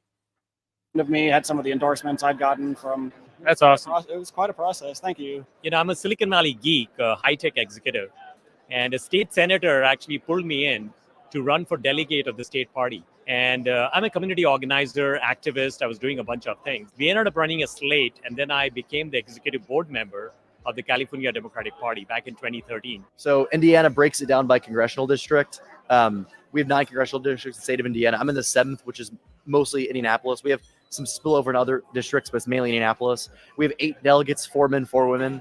I was fortunate to get first place, so I won and got in. It was an open process, so we were allowed to support whoever we wanted to. Obviously, I voted for Vice President Harris, and it's really exciting to be part of the process. It seems to be more ceremonial, like it's just like a bunch of speeches and rah-rah. Could you maybe explain the actual process of like formally voting for a nominee? Yeah, some of it is honestly a little bit convoluted because we did the virtual roll call a month or so ago. Leading up to the monthly convention, there were DNC people that were calling me, calling the other delegates just to make sure we understood. And they're saying they were doing that virtual roll call and they're doing the floor vote for me, I was thinking that sounds pretty redundant. So I was going to go and I was like, okay, at least one of these has to be a formality. So which one's like the actual nomination process? Interestingly, it sounded like the virtual roll call was the one that was more of a formality, which didn't make a ton of sense to me, but it sounds like it will actually be official with the vote that we're doing tonight here in a couple hours.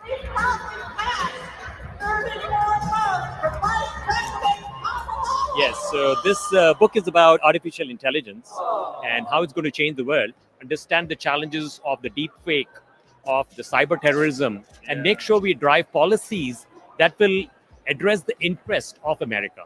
During the Progressive era, the process of selecting delegates became more democratic. In 1901, the Florida state legislature became the first in American history to use a primary to choose delegates to the Democratic National Convention, meaning ordinary voters could say who they wanted for president, and then delegates had to listen to the voters. It wasn't until 1912, though, when Theodore Roosevelt openly called for more primaries for the Republican National Convention, that they became more common. That was the convention in which Roosevelt famously stormed out with his supporters to start a new third party after not enough Republican delegates chose him as the nominee. Still, though, presidential primaries didn't have that much influence over the delegates at conventions. He made the delegates a thing and then didn't get picked and got mad about it. Okay.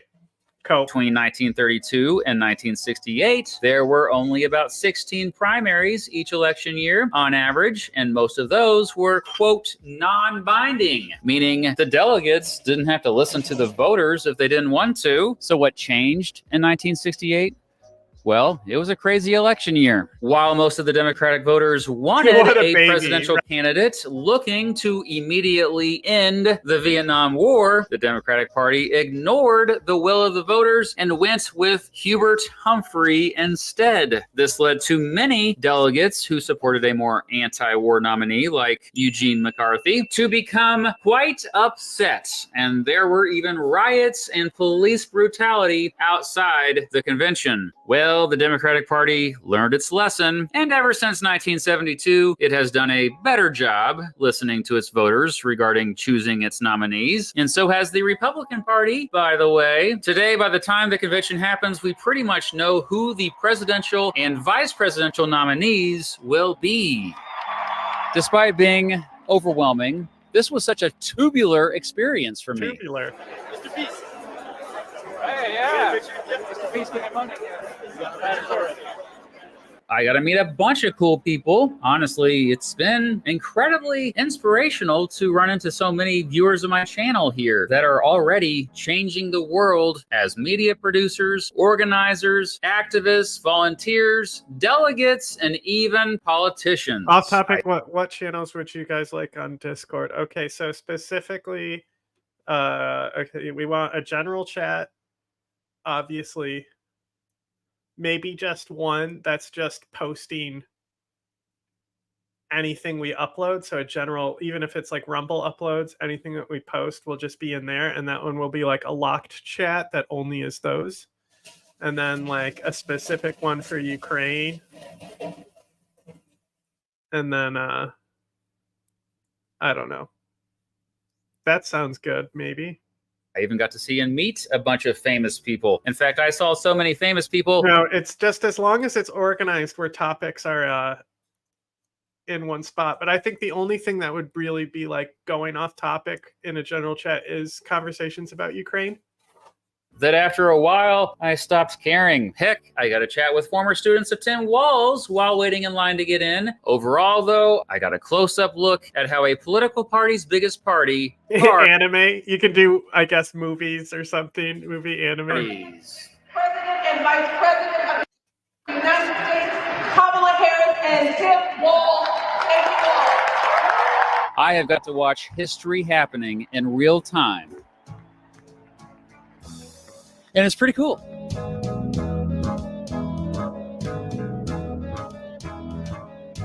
Thanks to all the fine folks at Progressive Victory for allowing me to come here and film this video. This has been so much fun. It really is a party. A shout out to all my Patreon supporters. Look at, he's got a Calvin Coolidge level. Dwight Eisenhower level. Cringe. Cringe. Might as well be gay tier. All right, well, that was a good video. Now what?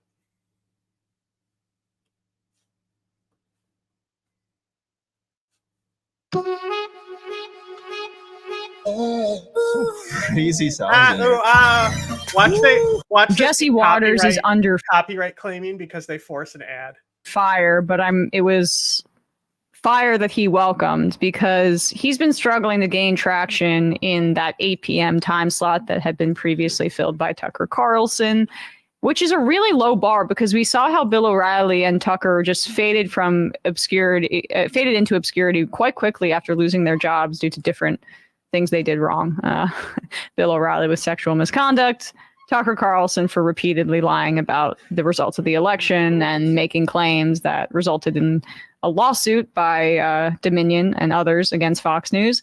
And they just kind of were like poof out of the public consciousness, except for their weirdos, because what's really humbling and fun to see is that the machine makes the man, not the other way around for these right wingers. But Jesse's so bad at this that he hasn't been able to yet, even though he's held on to this slot for a bit, even been able to achieve their level of success on this front. So what does he do? Well, he evokes basically a sexual assault joke. He did learn from Bill O'Reilly. That was the show where he would go on the street, do man on the street stuff, including just go to Chinatown and make fun of Chinese people. Like, look at these people and their language capabilities. Right. It was like shockingly racist, but I guess not so shocking. So he's learning from the best here. On the 5, the daytime show he appears on. Yeah. He made this comment about you trying to talk. Because nobody can hear what you're saying. It's probably because your headphones short your mic or something. He's not muted. That's the thing. No, I'm not. That now you're good. Now you're the wrong thing. It's because of your headphones connecting and shit. Doesn't matter. Anyway, we need a specific location for like news channels on the Discord. Specific locations. So sort of Middle East, North Africa, Europe. You can Asia. do just MENA. Yeah. And that can be Africa and Middle East, Europe, Americas, I guess we could do. Maybe US and then the rest. Well, Europe is fine, but you also need specifically Ukraine. Yeah. Because you mentioned Ukraine is why I didn't say that. Kamala Harris. Well, Joe Biden spends this week at a beach in Delaware. And with Harris nowhere to be seen today, President Trump was at Arlington National Cemetery honoring the 13 heroes killed during the Biden administration's botched Afghanistan withdrawal 3 years ago today. Trump later going to Detroit and hammering Kamala's role in the chaos. Caused by Kamala Harris, Joe Biden, the humiliation in Afghanistan set off the collapse of American credibility and respect all around the world. Every crisis Kamala and Biden have created on the world stage can turn around very quickly, and we're going to turn it around. But only we need strong. I like the idea that the withdrawal from Afghanistan and not just the the decades-long occupation of Afghanistan. But anyway, and I should say that this is the lead up to Waters' comments, but Trump deliberately set up this agreement with the Taliban that it had like a 14-month timer so that he could walk back the deal if he got reelected. He struck this deal at the. Is that your connection or mine? I think John dropped out. Can you hear me? Chat, can you hear me?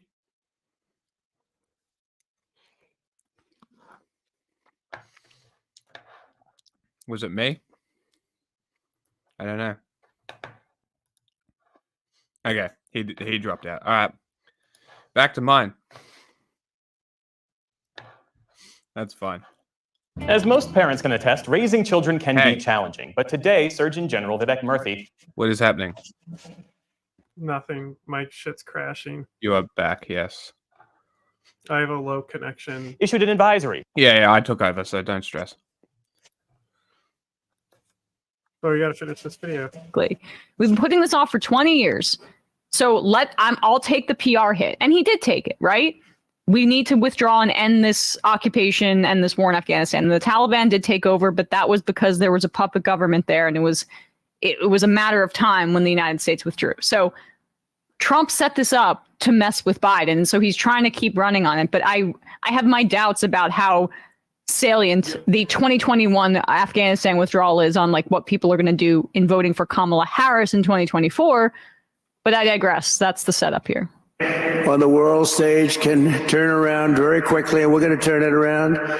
But only we need strong leadership. We'll get the resignations of every single senior official who touched the Afghanistan calamity to be on my desk at noon on Inauguration Day. It's just going to be a picture It's of also him. been 3 years since Kamala boasted about being the, quote, last person in the room when Joe Biden decided to go ahead with the Afghanistan withdrawal. Jesse, people consider you to be the last person in the room because that's because everybody keeps trying to ditch you. Yeah, they just left. Right. But you understand the reference, Greg. Yes. Is that she was somehow involved in the decision, and it was her wise guidance that he was relying upon. Hi, what's your name? This is... Listen, she was the last in the room in Afghanistan. She was the border czar, and she was the deciding vote on trillions of inflationary spending. On those three most popular Joe Biden items, she's basically like a conjoined twin. You cannot separate the two. And let's talk about foreign policy. What is her foreign policy? This is where the president has his most impact. You have a lot of room to maneuver there as commander-in-chief. We don't know who she is. We don't know what she believes. She's going to get paralyzed in the Situation Room while the generals have their way with her. Right now, oh my God. Jesse, my God, like that. Jesse. Figuratively, again, have their way with her, control her, not in a sexual way.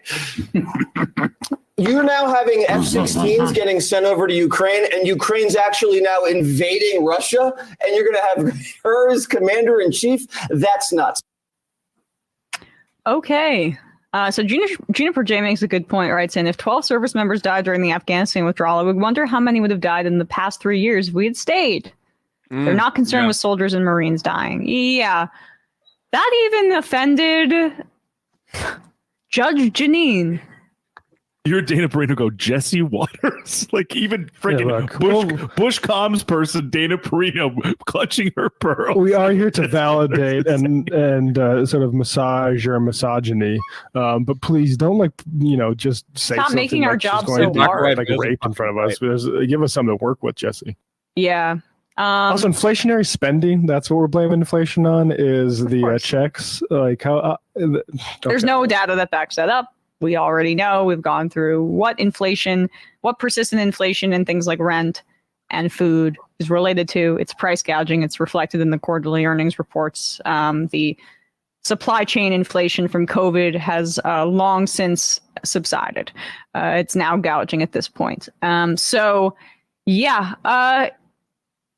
It's telling, right, that right-wingers flock to this kind of attack so easily, right? It's essentially a rape fantasy.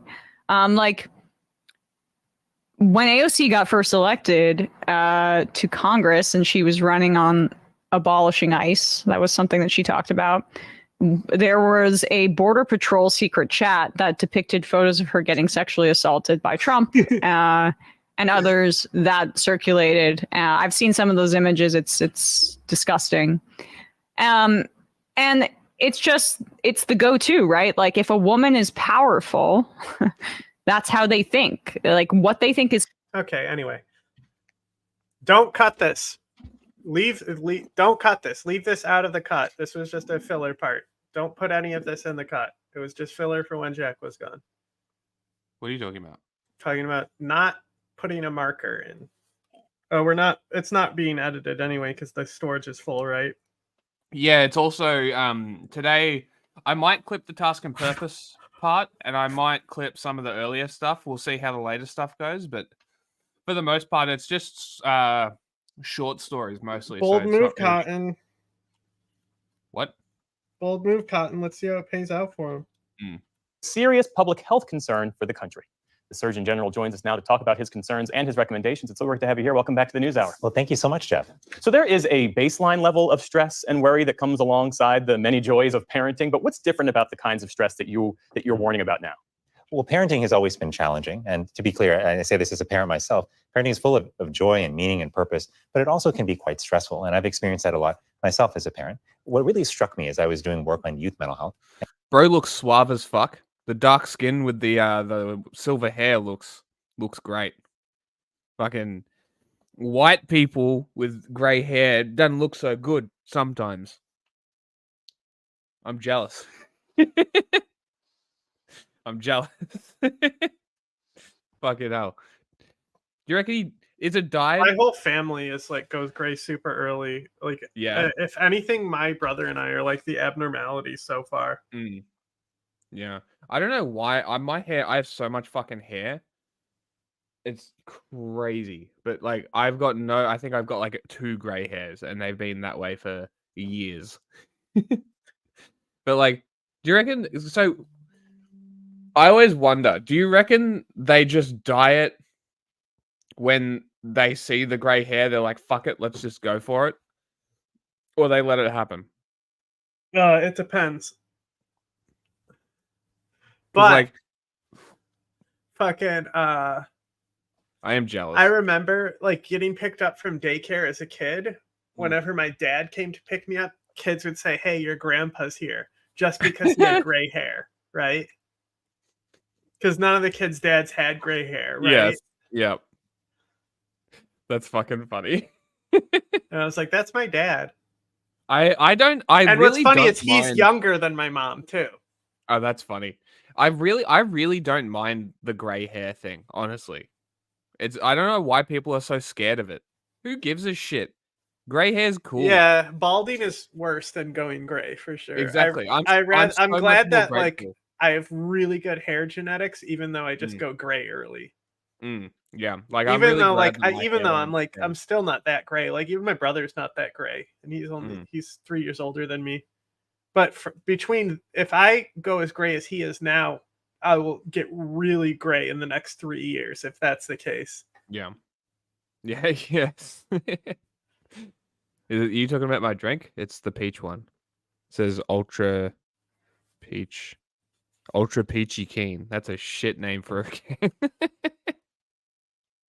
And talking to families around the country was recognizing how many parents were struggling as well. And as I dug into the data around this, I found that 48%, nearly half of parents, are saying that most days they feel completely overwhelmed by stress.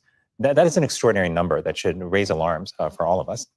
But the other thing that's important to recognize is parents are also struggling with disproportionate levels of loneliness and isolation. So about 65% of parents say that they're lonely, and that includes actually over 75% of single parents. And stress is tough on its own. How much of this has to do with the pandemic, though? How much of this is going to be irrelevant next year? That's what I'm curious about. Because, like, we're talking about this loneliness, right?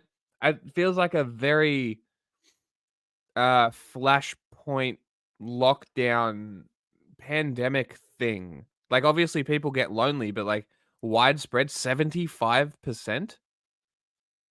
Strange. I don't know. I feel like that's a COVID thing. When you compound it with loneliness, it can really take a toll on the mental health and well-being of parents. So what are the specific stressors? What are the challenges that this generation of parents are facing in particular? So there are some of the traditional ones that all generations have faced: worrying about a kid's safety, worrying about how to manage the teenage years, which aren't easy, and financial worries as well. But there are some new ones that this generation is contending with that my parents, for example, didn't have to deal with. How do you manage social media and phones? How do you manage the mental health crisis that kids are facing in terms of depression and anxiety, as well as the loneliness epidemic that's hit kids particularly hard? We're also hearing that the scourge of gun violence is particularly affecting kids as well as their parents. More than half of our children are worried about a school shooting taking place. Yeah, if you compound all of this next generation is gonna see major gun control laws come in. And they're all going to be fucking dumb. Well, if politicians like Tim Walz get ahead of it, then no, they won't need to have dumb laws come in. Well, or or we try and reinforce this good gun culture we'll idea. change everything hard. for sure, just us. No, Yeah. but like Tim Walz, his policy was good. If more people copy that policy and Yes. they actually mitigate stuff, then there won't have to be gun laws that come in Yeah, that are you dumb as literally, fuck. yeah, exactly, because you go after the root causes. Like, it's not ease of access to buying guns; it's ease of access in times of high stress situations that causes most issues, right? A lot of people probably have that thing in their brain where they're like, yeah, maybe I'm not going to shoot this person because of an argument, but there's some people who are fucking dumb who have Well, this the notion thing that is this that the laws argument are going to come in done. because of school shootings, not because of stuff like that. Yeah, yeah, yeah. So And this that's generation is going to support those laws because of Mm. how frequent those shootings are. Yeah. Also, what did you watch that thing on the fucking Columbine that I sent you? No, not yet. So like, I've been watching like stuff like different psychologist stuff, Mm. and this one guy was talking about it. It's like what people need to remember about Columbine is that it was a failed bombing that turned into a shooting, and that like completely blew my mind because I say like it's the because like the trend between Columbine and Virginia Tech was huge. It was like years apart, right? 12 years or something, yeah. And then even like and then what was after Virginia Tech? You know, that's like The Colorado Springs Batman. you think that was the next one, I'm the pretty Joker sure shooter? that was the next one, yeah. Well, school shooting specifically as well. Oh, school shooting? Yeah. Because it's really exploded in the MSD last few probably. years. Yeah, it was probably Marjorie Stoneman Douglas in like 2017. I want to say that It's was. gotten like a lot worse in the last few years. But like that's the thing is that I've said this before is like banning guns would make bombings happen again. Yeah. And that's the thing is like even Columbine, it was the perfect window where it was like they were still trying to do a bombing, but guns were just accessible enough that there was guns as well. And like Yes. after that, there's no like bombings at all as well. Mm. Like But what we was also where was saw the the bombing rise. after Columbine? Yeah, but we also saw the rise in media coverage of mass shootings as well, that's where my theories come into it of like what we've discussed before of the memetics to it as well. So this is where I really want people to understand the gun is not the problem. There are deeper issues. The like Americans are so normalized to the idea of a mass shooting, right? It's not Americans' fault either, right? It's the media's fault making it seem like they're happening every day. And then just being like, "Oh, another one? Great." Right? The psychology and mentality that a person has to have. Like this is why the thing in New Zealand was such a big deal. The mentality, the psychology required to go out and slaughter people en masse like that is the problem. That's the problem. That's what we need to figure out. That's what we need to stop, not the guns. We can do this without banning guns. You don't need to. We need to avoid governments going down the simplistic path of easy solutions that appease emotions. That is never good policy, ever. Not once. What the Sigma? Ridiculous. So we really need to emphasize this. And it's there's a deeper problem, and that is what needs to be figured out. With the fact that we are living in a time where the culture of comparison has become intensified, particularly by social media.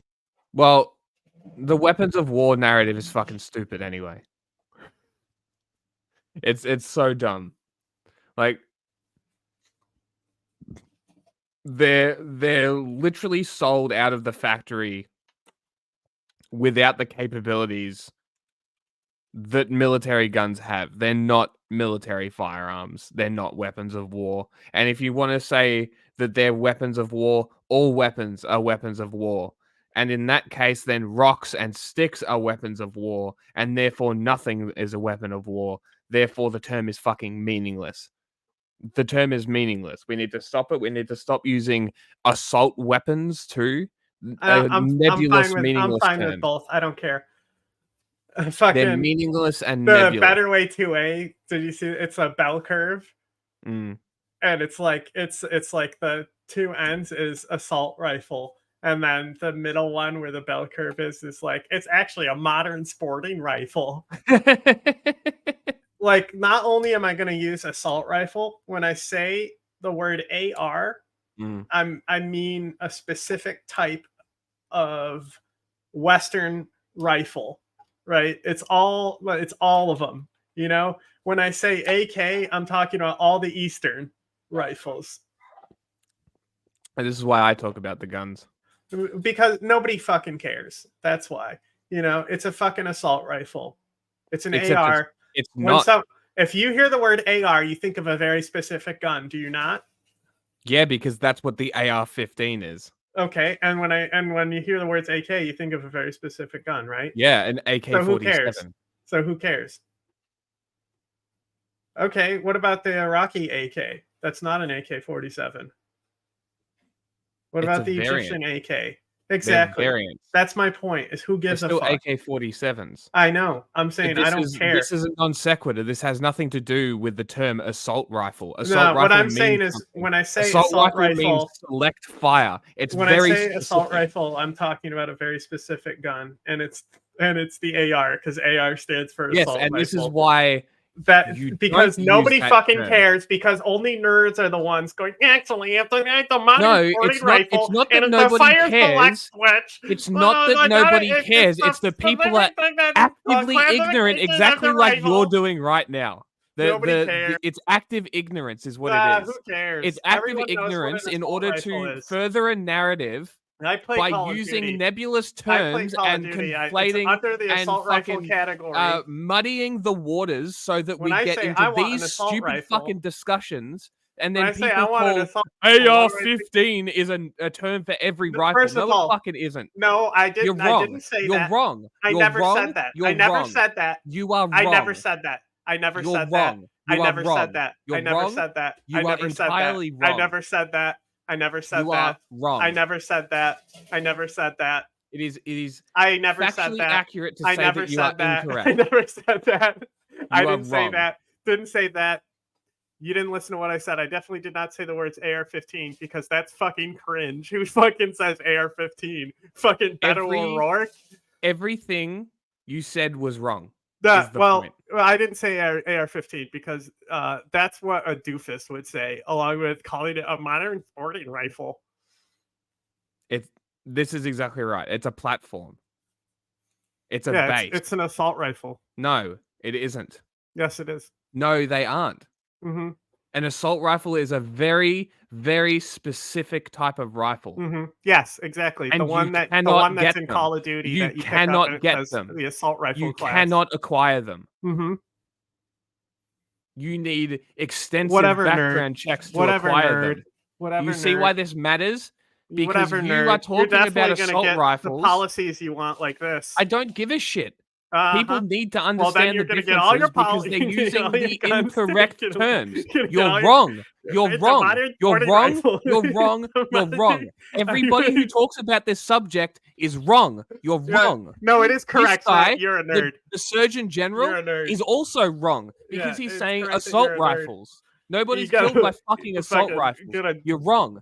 You are do all the wrong. stats on your Yeah, fucking and so parents are looking calculator online. watch, They're nerd. seeing parents who, to their eye, have perfect lives, I who got aren't a struggling with any of the calculator. challenges double they're down dealing on with. being And they're wrong feeling all you even more want. You inadequate Who said about anything their about life. me being wrong? You mentioned how the mental health of I said parents you're and a nerd. caregivers is inextricably linked to the mental health You're of wrong. children. What are the implications? Everything you said is wrong. Well, No, if we want it to is address true. the youth You mental are a health nerd. crisis in America, It part of doesn't that has to matter. involve Again, supporting parents. it's a When parents fallacy. struggle with their You're mental health, wrong. that has No, the negative point is implications that you're a on the mental nerd health and of you doubling kids. talk down like a And on all of us being have a wrong. vested Talk interest like in a ensuring fag that and kids your are well. shit's all retarded. They are the future of society. You are And so the doubling work down of on parenting I'm not is doubling down on directly anything. linked I didn't to say the future of anything. All I society. It's why said we is all that have you're an a interest nerd. in investing in parental well-being. I didn't state any facts. How much of this is And tied to the everything- pandemic and the way that we everything live that you now, where said there's was- such a blending for a lot of people between work life and home life?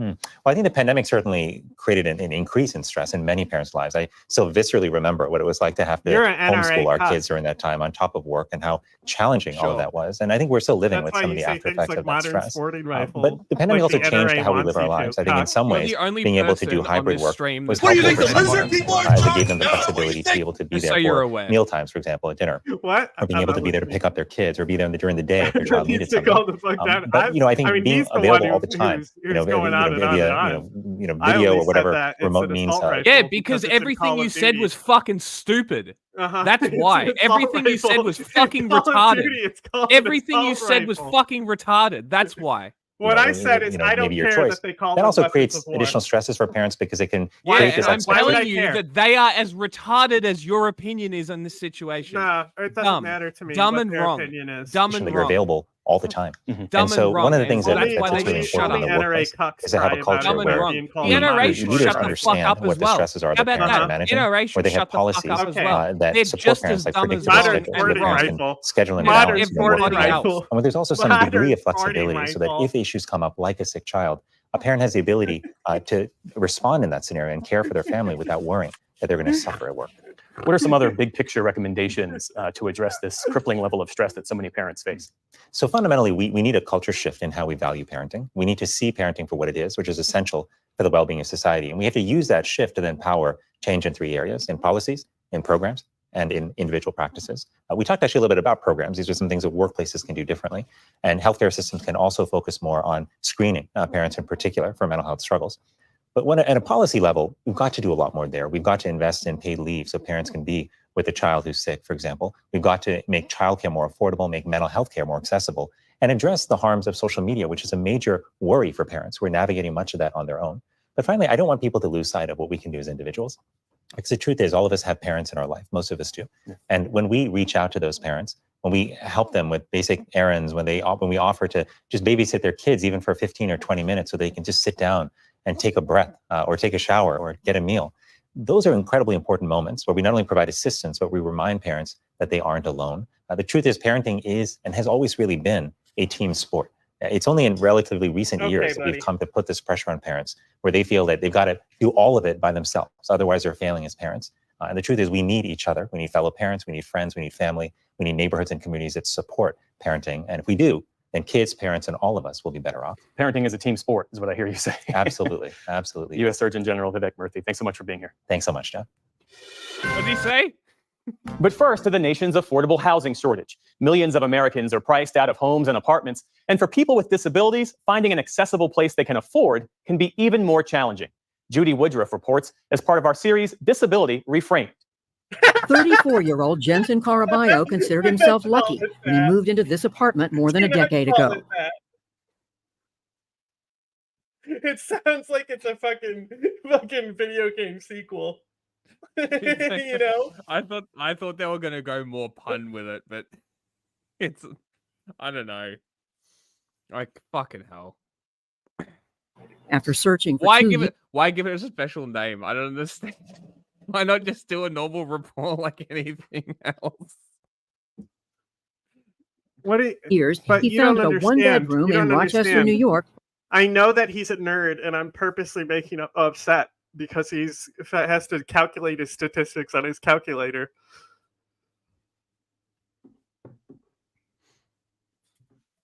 You know, Is this he's what just Dunning mad Kruger because is? he He can't do the lives same with thing to me. 24/7 care from in-home Is this what attendants like Dunning-Kruger is? Luis. Oh, this dude totally drops acid. studied What's this for guy's math. name?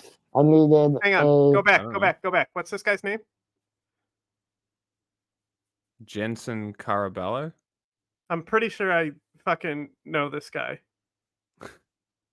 I'm dead serious. Let me see. He's in like- New York. No, like it's who I'm thinking of. He used to go by AJ. Okay. So he might just go by Jensen as his middle name now. Hmm. But he actually was a writer when I did Okay. like the Camp for Disabilities. Mm. It looks like him, but you know, who knows?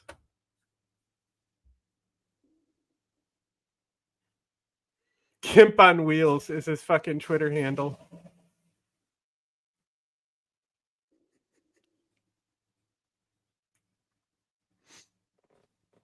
I settled for less. I needed a 2-bedroom apartment that was affordable and accessible. And this place was not it.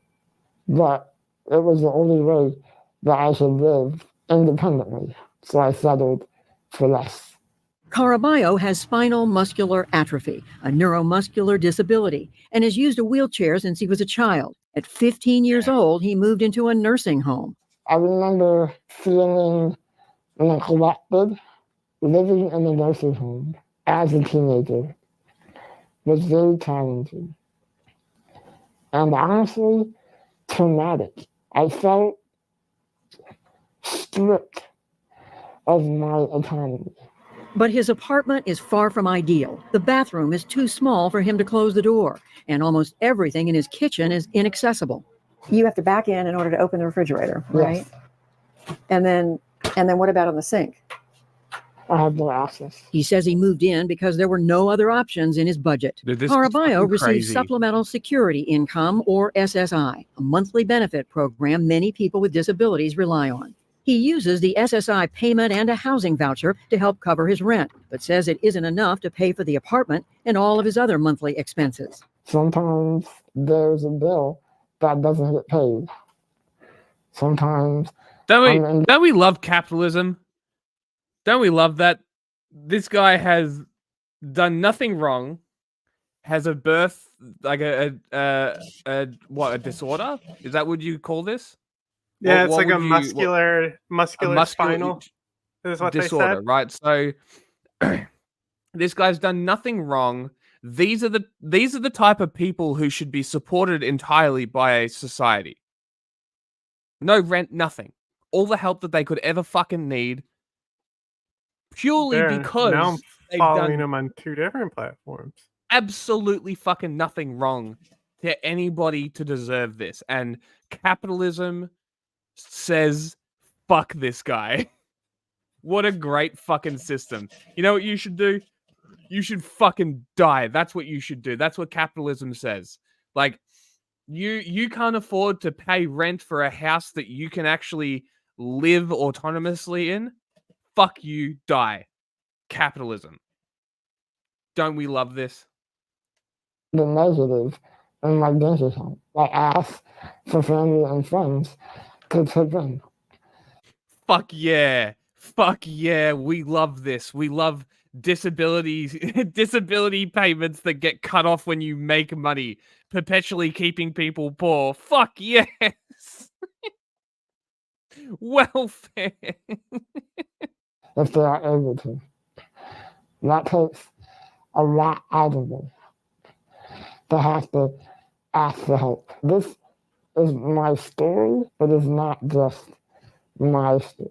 It's an issue that You know what would actually help people is if you get onto welfare payments, right? You get full payments every time, no matter what, until you have a job that replaces that entire amount of money and some.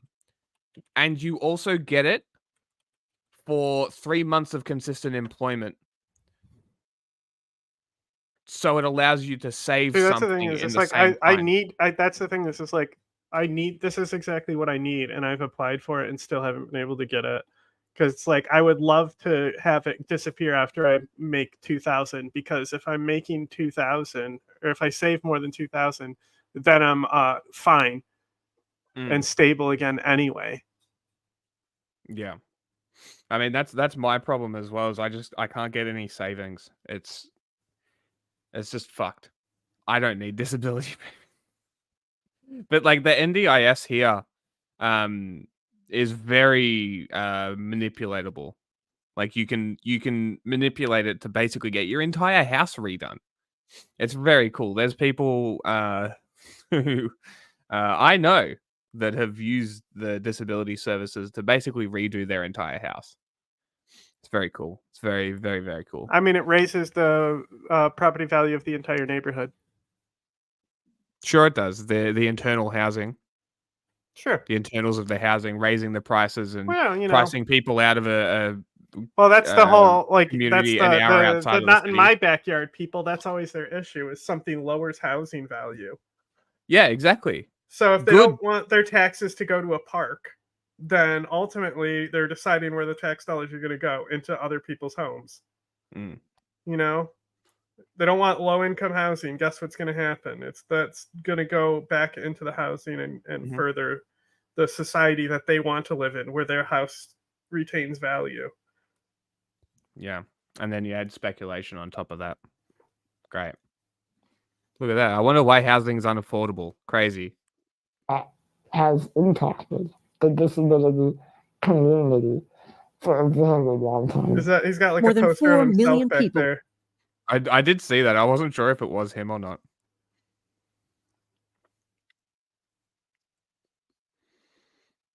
I agree. That it should be a state Calm job. down, chinchillas. Like it should be a state job to have disability carers. I don't think that's unreasonable. Like it would give jobs, right? It would have jobs. You could incentivize nursing and any adjacent course and as a university course or a TAFE course, lower nursing from a university to a TAFE course, vocational, I guess you guys call it. I don't know. Make it more accessible, make it cheaper, get more nurses, get more disability staff, increase the training. How is this a thing that couldn't be done? America has trillions of fucking dollars. This would cost fuck all out of that pool of money. Like what the fuck? There's no reason America can't have healthcare for their people, let alone the people who can't work, can't give into society because of something they were born with. I don't know why this is such an issue. People with disabilities who receive SSI can't afford rent in any U.S. housing market. The maximum SSI payment for one person is about $950 a month. It is the sole source of income for. See, that's fucking crazy. The fact that they make you report everything is insane. Like with the welfare thing here, you have to report your earnings as well. But it drops it based on how much you earn over time. So if you earn a little bit, it'll still cut your payments, which could end up fucking you over because you're trying to budget week to week. Well, actually fortnight to fortnight. So it's even worse. With your Centrelink payments, it just, it's just a system that could be done better in many places. Many who receive it, and it's used to pay for everything from housing to food and transportation. Even in America's cheapest rental market, Dallas County, Missouri, rent for a one-bedroom would require 64% of a monthly SSI payment. So we've set up a situation where millions of people with disabilities can't afford to live anywhere in the United States. Erin Nguyen Neff is a staff attorney at the Disability Rights, Education, and Defense Fund and represents people in court cases involving housing discrimination. Nguyen Neff says even when people with disabilities do find affordable housing, ensuring their space is accessible can be daunting. A person with a disability might need a home health aide to live in with them. This could technically be a violation of your lease. There might be some limitation on how many people can be in that apartment and for what period of time. Another classic example is having basic modifications to your home, like having bars in the bathroom. So if you have a mobility disability, it's easier for you to use a shower, to use a toilet. In 1988, former President Ronald scooter. Reagan signed an extension of the Fair Housing Act to prohibit discrimination on the basis of disability. But Nguyen Neff says all too often, landlords ignore tenants with disabilities or deny requests for reasonable accommodation. Last year, more than half of all housing complaints filed nationwide were disability-related. Nguyen Neff says that reality and a shortage of in-home support services like direct care workers gives some people with disabilities no option but to live in nursing homes or other institutions. If we can make some changes to our society, provide some more support and services, a person with a disability can live independently and can do a lot of the same things people without disabilities can.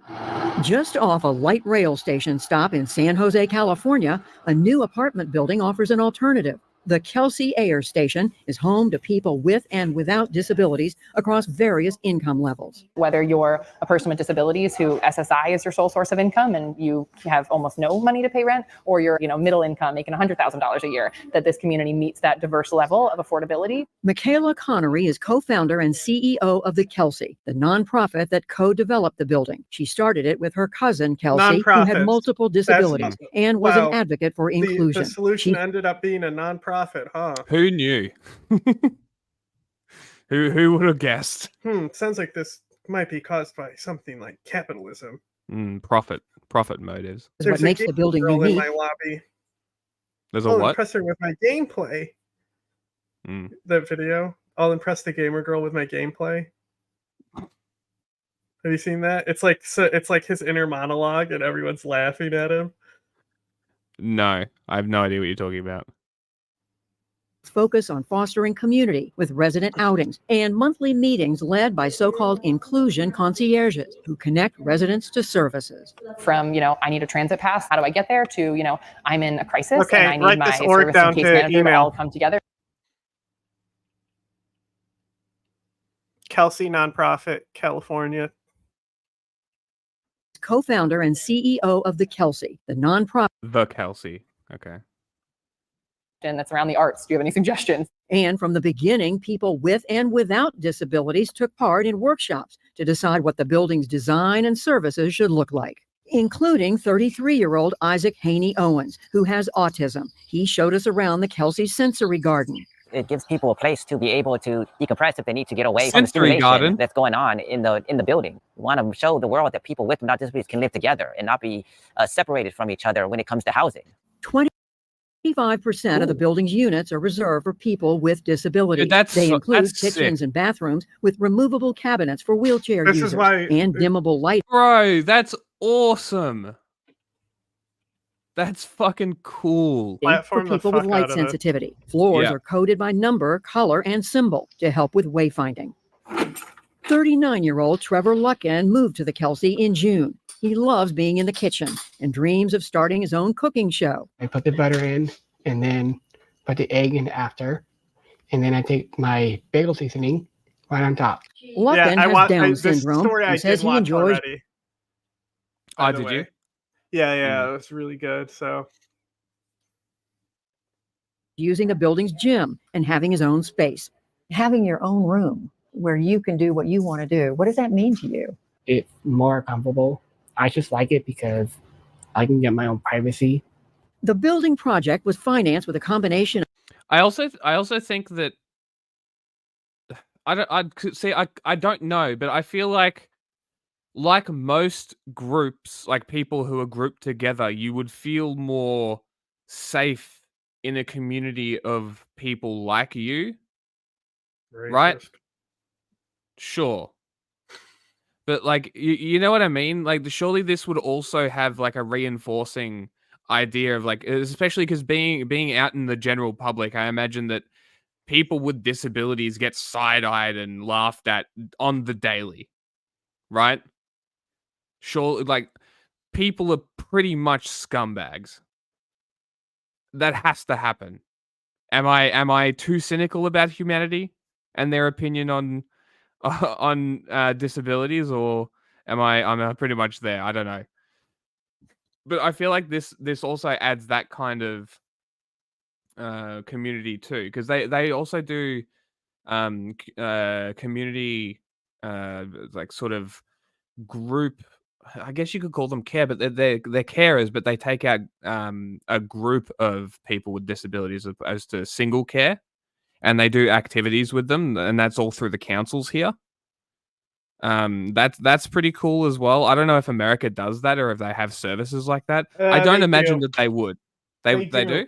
but they're not normally. They're not through the state or something. Depends. Okay. Depends on the state.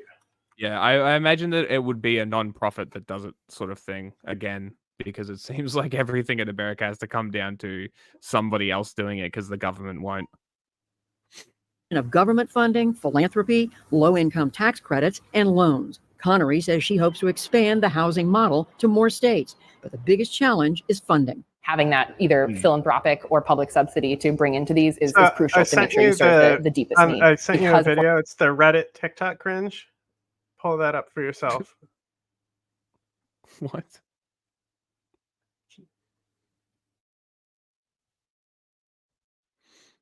What is happening?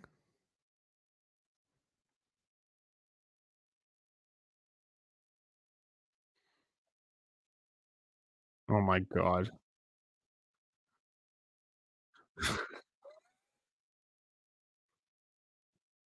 Oh my god. I've never seen this before. What the fuck are you watching online that makes this shit come up? I don't know how people have brain rot come up on their feed. I have never seen it in my feed. I've Bro, only been sent it by other joke people. video. What do you mean? No, I know. But it's like It's it's still fucking that brain hilarious. rot content. That is funny, yes, but like the brain rot content sort of shit. And I've it's never like, understood. Please don't. Should I tell her how I feel? Please don't. Oh, you wanted me to do why'd you send the moral alignment thing? Oh yeah. I wanted you to do the moral alignment test. See where Okay, you because I did. landed. I heard you talking about me. Oh. So I got that. Neutral, good. Yeah. Cringe. Neutral.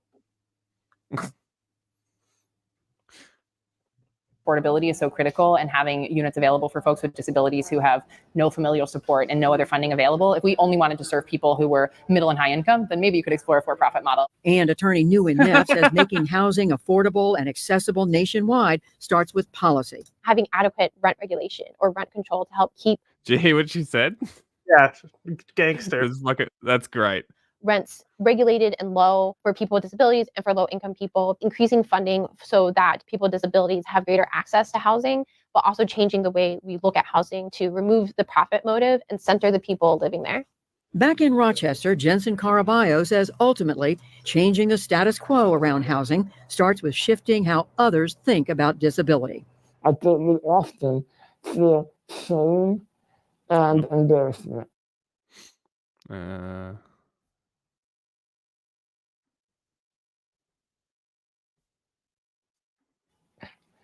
When it comes to disability, there's this narrative that you're better off dead than disabled. And we have to change that. Disability is a natural and normal thing. It's a part of life, and it can affect any of us at any time. He says They he's should hopeful make that he will one airplanes day find a wider because my gigantic ass can't fit in the seat. Just kidding. This is actually a fake promotion for my OnlyFans content with my gigantic ass. You remember that? Yes. new place. This is a disability. Yeah. What did you think of her ass? Gross. It's visibly off-putting, is what it But is. it was fake too, wasn't it? No, I know. I'm pretty sure it was, yeah. But it's like it's ice cream cone. That's all I can think. It's just top heavy. Can call home. For the PBS NewsHour, I'm Judy Woodruff in Rochester, New York. Rochester. Diversity, equity, and okay, hold on.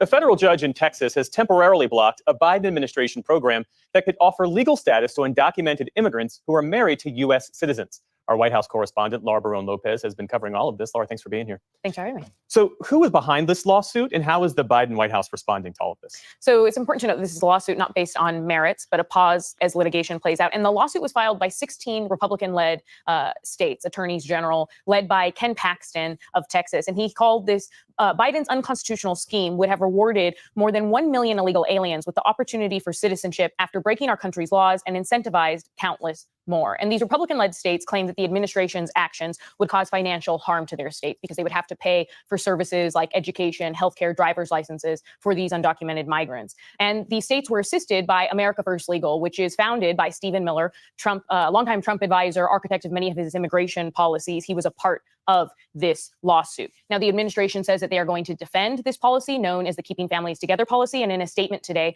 President Biden said, "Nothing I did changed the requirements people have to adjust their status under immigration law. All I did was make it possible for these longtime residents to file the paperwork here together with their families," meaning that they would not have to leave the country for years on end in order to get this legal status. So what does this pause now mean for the people who would have benefited from this program? The people that would have benefited were undocumented spouses of married to U.S. citizens who meet clear parameters, like living in the United States for more than 10 years and had no felonies. They would have qualified for parole in place, which is a long-time program offered by the U.S. without having to leave. And based on the administration's estimates of who would have been eligible, those impacted are going to be some 500,000 undocumented spouses of U.S. citizens who will be impacted by this court ruling. And 500,000. Wow. Thanks, Supreme Court. Fuck yeah. 50,000 children under the age of 21 who have a U.S. citizen step-parent. Now, I spoke to Todd Schulte of Forward U.S. He's the president of that pro-immigration immigrant rights group. And he said that this is going to have a significant impact and whiplash for these families. For people who have put in an application and have not heard, people who paid a fee, worked with an attorney, and honestly waited decades. That's on hold right now, and that is devastating for their families. I talked to someone who came during the Reagan administration, and this was her best chance to have a little bit more certainty in her life. So again, groups like his are going to be fighting this, but they're very concerned for what this means for these undocumented spouses. In the meantime, can those undocumented immigrants who are eligible for this program, can they still apply? So they can still apply, but things could potentially change. What the Department of Homeland Security said today, Jeff, was that when it comes to the application process, people can continue to accept applications, but pending or new applications that have been submitted since this ruling will not be approved. They will basically be in limbo. And then the parole applications that were already approved will not be affected. So where does this case, this litigation, where does it go next? So this pause right now by the judge puts the program on hold for at least 14 days, but it could be extended. And right now, immigration lawyers, as well as the administration, are fighting to try to make sure that this pause is stopped after 14 days and that ultimately the program can proceed as litigation continues. But again, it creates a lot of fear, depression, and anxiety for undocumented migrants like Fode Ture, who's been in the country. I spoke to him today. He's been in the country for more than 20 years. I feel like this is half the point, is to put stress and undue pressure on these people and like make it so they don't want to stay. I feel like that's half the pressure. It's half the point. Like that's half the reason they're doing it. I don't know. I just fucking dumb. Why be a cunt? It's so unnecessary.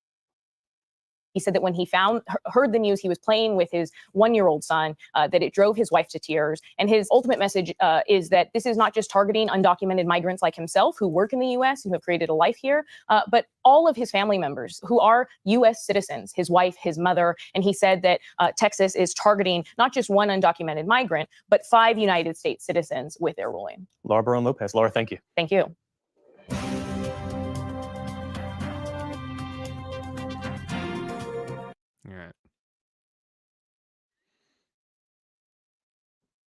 NASA's initial test launch with the Boeing Starliner capsule has not worked out well, to say the least. The space agency announced this weekend it's finally decided that the 2 astronauts stuck at the International Space Station, Sunny Williams and Butch Wilmore, will come back on a SpaceX Dragon capsule next year instead.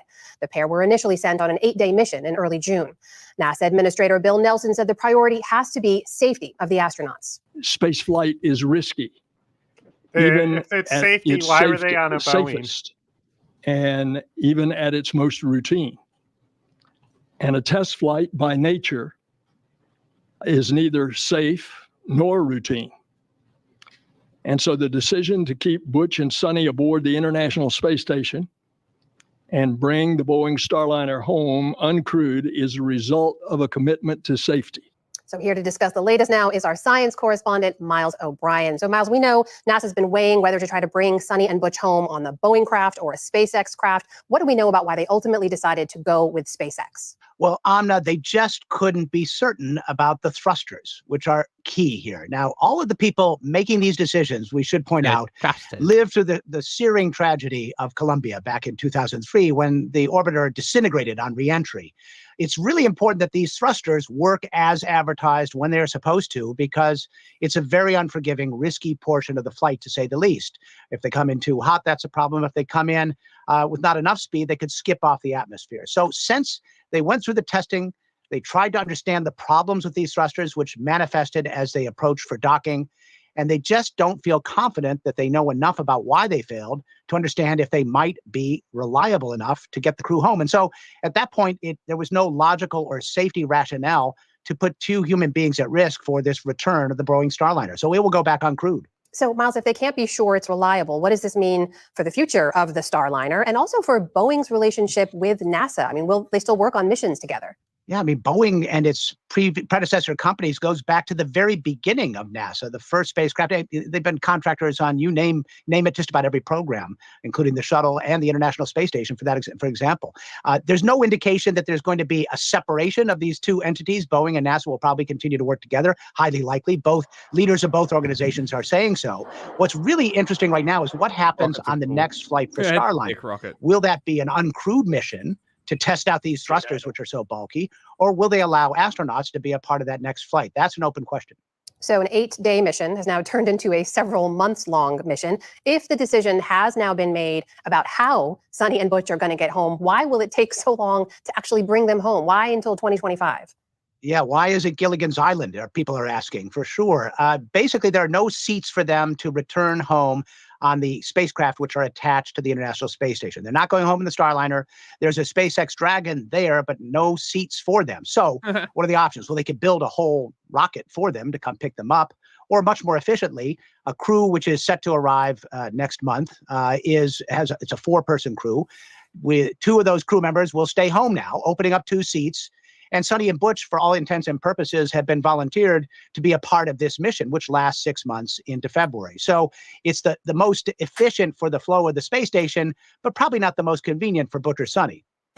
To say the least. Well, what do we know about, this is what's always top on my mind, do they have what they need? Sonny and Butch, who again plan for an 8-day mission, do they have what they need to get through these next several months? Or is there going to be some kind of resupply mission to get them that supplies? Yeah, it's worth pointing out they went up without suitcases. They had to make room for a piece of equipment to haul up to the space station to fix the water recycling system. So they didn't even have a change of clothes. Well, there's been a cargo mission arrived just a week or so ago with 8,600 pounds of stuff. And at any given time, NASA has enough clothing, food, consumables for a 4-person crew to last 4 months. So there's plenty of stores up there. That's not really the problem. They'll be fine. They're not going to go hungry. They'll have clothing, etc. But they do have a long mission ahead that they didn't anticipate. And what about that mission to come home as well? I mean, the fact that they trained to go up and come back on a completely different craft than the one they'll actually be coming back on, what does that mean logistically? Yeah, well, the Dragon spacecraft is highly automated. And obviously the 2-person crew, which will fly up, will be fully trained in SpaceX and Dragon functionality and the checklist, so to speak. Sonny and Butch are test pilots with a lot of experience. They've flown on the shuttle, they've flown on the Soyuz, now the Boeing Starliner, and they'll be in the history books when they go back on the Dragon, having flown in all 4 vehicles. But given the fact that they have an experienced crew with them, and they are well versed as test pilots, and they have plenty of time right now, I guess, to read the manual, I guess it'll be okay. Our science correspondent, literally have all the time in the world. Literally cannot leave. We gotta have a president. We gotta have a real president that's respected. So as to your question, I think it's disgraceful, and I think ABC is a disgrace. I think having Donna Brazile sitting on that panel, and she's the one that gave the answers and the questions to Hillary Clinton before a debate. I think ABC should be shut out. I'd much rather do it on NBC. I'd much rather do it on CBS, frankly. I think CBS is very unfair, but the best of the group. And certainly I'd do it on Fox. I'd even do it. Yeah, it's Boeing or SpaceX. Space? On CNN. I thought CNN treated us very fairly the last time. I think Jake Tapper was very fair and Dana Bash was very fair. But when I watched this interview So of he's Tom not Cotton, fake fortunately, he's a Tapper total. anymore. No, he said that in one of his speeches. He's like, I used to call him fake Tapper, not anymore after his great moderation, meaning no okay. moderation. So Bro, I he knows think what he's doing. Majority And then when I Report, they had a great analysis on this. Also, this is meeting the Vietnamese people, right? Okay. So the Vietnamese people who were like our collaborators and stuff who like fled communism. Anyway, they were talking about how Kamala, because the main thing is Kamala Harris doesn't want the mics to be muted between questions because their analysis was that's the main reason Biden lost the debate. Yes. Is that the best moments was when Trump was like interrupting him and all over the place because it didn't make him look lost and old, right? Yeah. So they said that. So Trump knows, his people know that that was actually good for him. So him complaining about the microphones being muted ended up, hey, it's actually better when I shut the fuck up. I actually do perform better when I shut the fuck up. But he's not going to learn that lesson. He's just he's trying. It's very funny. It is very funny. He's got all these advisors coming in. That's like, she's they're gonna doing walk personal attacks on me. Why can't I talk about them, mommy and daddy? She is just going to walk him. He's going to get fucking walked. It's going to be hilarious. It's really going to be funny. And I think what you said ages ago, maybe a month ago, before Biden dropped out, she's the only one that could build a case against him. That's 100% true. Interviews. But like, you're right. She's the only one that can build a case against him, and I think that's a good strategy. Why do interviews if you're ahead anyway? And exactly, you know, once she starts losing steam, then she'll do interviews. Yeah. Watch the roundtable after that. I said the hostility is crazy. So we're thinking about it. They also want to change the rules. You know, the deal was we keep the same rules. Now all of a sudden they want to make a change in the rules because she can't answer questions. Why doesn't she do a couple of question answer? Why doesn't she do something like I'm doing right now? She can't talk. We can't have another dummy as a president. Okay, we cannot have a dummy, and the people from Vietnam agree with that. Okay. Would you want the microphone muted in the debate whenever you're not speaking? We agreed to the same rules. I don't know. Doesn't matter to me. I'd rather have it probably on, but the agreement was that it would be the same. It doesn't matter to me. As it was last time. Oh, so then why are you backing away? I didn't like it the last time, but it worked out fine. I mean, ask Biden how it worked out. It was fine. And I think it should be the same. We agreed to the same rules. Same rules and same specifications. And I think that's probably what it should be. But they're trying to change it. The truth is they're trying to get out of it because she doesn't want to debate. She's not a good debater. She's not a smart person. She doesn't want to debate. But when I looked at the hostility during the weekend, you watch it this week with George Slopapadopoulos, and the Vietnamese didn't get that one. The Vietnamese. The Vietnamese. Slopapadopoulos. He's got fucking characters that he could just call to laugh on them. The Vietnamese didn't get it. Fucking that weird, bro. That might be his best one yet. You haven't heard that one? I think that's his best one yet. Yeah. I didn't know you haven't heard that one yet. That's fucking awesome.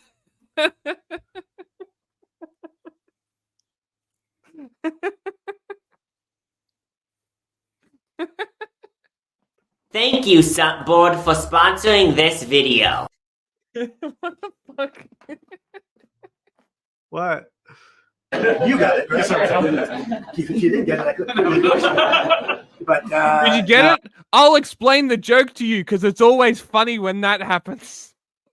We want to party. We want to have fairness. We have to bring fairness back to the country. All hands on deck for Republicans in the Trump campaign, sources tell us, as the Trump team shifts strategy to try to cut off Kamala Harris's momentum. Obviously, the Democrats are on a sugar high. Everybody's forgot acknowledged this guy that, and I think existed. that gets I real after literally Labor forgot. Day. If you look over the history of all presidential election He's- years, I mean, he's been that's out when of the people news really for begin so to pay long, he's attention. just So escaped my the mind rhetoric for a and the little second. bounce they get out of the convention is always expected. But I think that Kamala Harris is about to be put to the real test. Now, that was House Speaker Mike Johnson there on the campaign trail this weekend. And this I week, mean, Trump's he's team is not ramping up wrong. his She schedule in is being battleground put to states the real ahead of his test. first debate with Harris. CNN's Elena Treen joins us now. So, Elena, I mean, look, first of all, just tell us more about how the Trump campaign is ramping up their efforts. Let's start there. We have to keep our country Okay, gay. well, I mean, I think there's no question, Omar, that the Trump campaign sees what is happening with the Harris campaign. They have been frustrated. We've talked about this for weeks now with the surge of enthusiasm that Harris has continued to enjoy. We actually saw a memo from Trump's pollsters that they released on Saturday saying that that kind of post Harris becoming the candidate honeymoon that they had anticipated was going to extend beyond the convention, saying that some of the favorable polls that she's enjoying are expected to continue longer than they had initially anticipated. And really, we are seeing the Trump campaign shift their strategy because they have this new opponent. That includes ramping up aggressively Donald Trump's schedule. Remember, Donald Trump does not really travel as much as a typical candidate. He was really holding about 2 rallies a week up until recently. I'm told that is changing for the next few weeks between now and November, the next few months, I should say. They are going to really ramp up that schedule. You're going to see him traveling daily, many weeks, if not holding 2 events per day. I'm told one Trump advisor told me, think Trump on steroids. This is going to be an all hands on deck approach. Back on the meth. But they're also really trying to target some of the early voting states. We know early voting kicks off. Oh my God.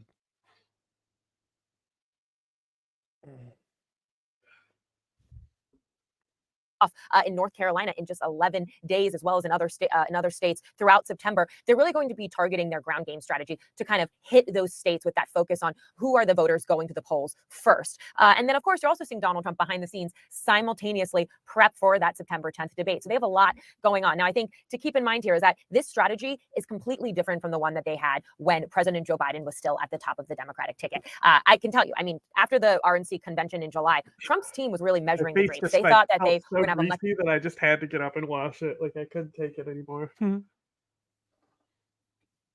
easier kind of glide path to November. That has been completely upended by Harris. And again, the enthusiasm and the surging favorability that she is seeing that they Where's didn't Johnny necessarily Jizzo? anticipate. And so a lot of these I don't changes know. behind the Maybe he scenes died. Who knows? From that alcoholism. Yeah. directly tied to their new opponent that they're still He trying to never understands Friday. And with that, let's bring in former Democratic presidential candidate who is now backing Donald Trump, Tulsi Gabbard. Tulsi, it's great to have you on the show. So the big news, of course, is that you and RFK Jr. now part of the transition team. What does it mean, Tulsi? I'm not saying you have to define your role, but I'm thinking, what does it mean for 2 independents to join the Trump transition team? Oh, I think it speaks to the Tulsi, JFK, RFK, and Trump are now trans team. They're on the trans team. When's libs of TikTok they're going to do the transvestigation? Did you send me the transvestigating Hitler thing? No. Is that you? But my favorite thing was they immediately made transvestigated an AI generated person. Yes. Fucking hilarious. They're that deep in it. Imagine being that out of touch with reality. I It's miss like the guy every who just drew woman lines is a on man. shit, you know what I'm saying? Huh? I miss that guy who just drew lines on shit. About The bigger point. Yes. Yeah. It's about what President Trump is sign doing shit. here. He is showing that this election is not about Democrats versus Republicans. It's about voters having the choice between a president in Donald Trump who stands for freedom and peace and prosperity for all Americans versus Kamala Harris, who is a person who will certainly bring about an increasingly tyrannical government, more war, and economic hardship, the same economic hardship we've seen over the last 3.5 years. And it's not about taking my word for it or an opinion or a view. Both of these candidates, President Trump and Vice President Harris, have 2 very real records to compare and contrast. And boy, they couldn't be different. This is the choice before voters. Rise above partisanship. President Trump is showing that he can bring... Being like, oh, it's actually because I'm anti-war. But when her campaign failed, she re-enlisted and was deployed to Africa. Seriously? Yeah. On a peacekeeping mission. She's in PsyOps for the Guard. Huh. That's funny. Right. Just like Luan. Yes, yeah, she is PsyOps, yeah. But she's reservist, right? Something like that. So is Gabbard. Ah, okay.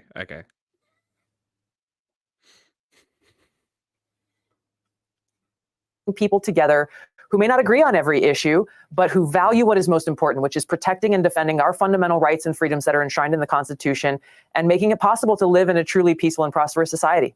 It's interesting when you talk about Kamala Harris's record, because there's word now that you could be helping the former president with debate preparations. Of course, it's very well established that you pretty efficiently took down Kamala Harris in 2019. Is that something that you relish, the opportunity to be able to help in that aspect? Then Kamala Harris's response. I want to be helpful in whatever way. Yeah. When did that happen? Because she's an Assadist. Yeah, exactly. Like when did she dumpster Kamala Harris? I'm curious because I'm pretty sure dick riding Assad is worse. Yeah. That I possibly can. And if I can be helpful to President Trump at all in this area, it really is just to share the experience that I had and what I learned in sharing that stage with Kamala Harris back in 2019. And quite frankly, the kinds of tricks that she will play in order to deflect away from her record, which voters need to know about. And the mainstream media, the propaganda media, is trying to cover up.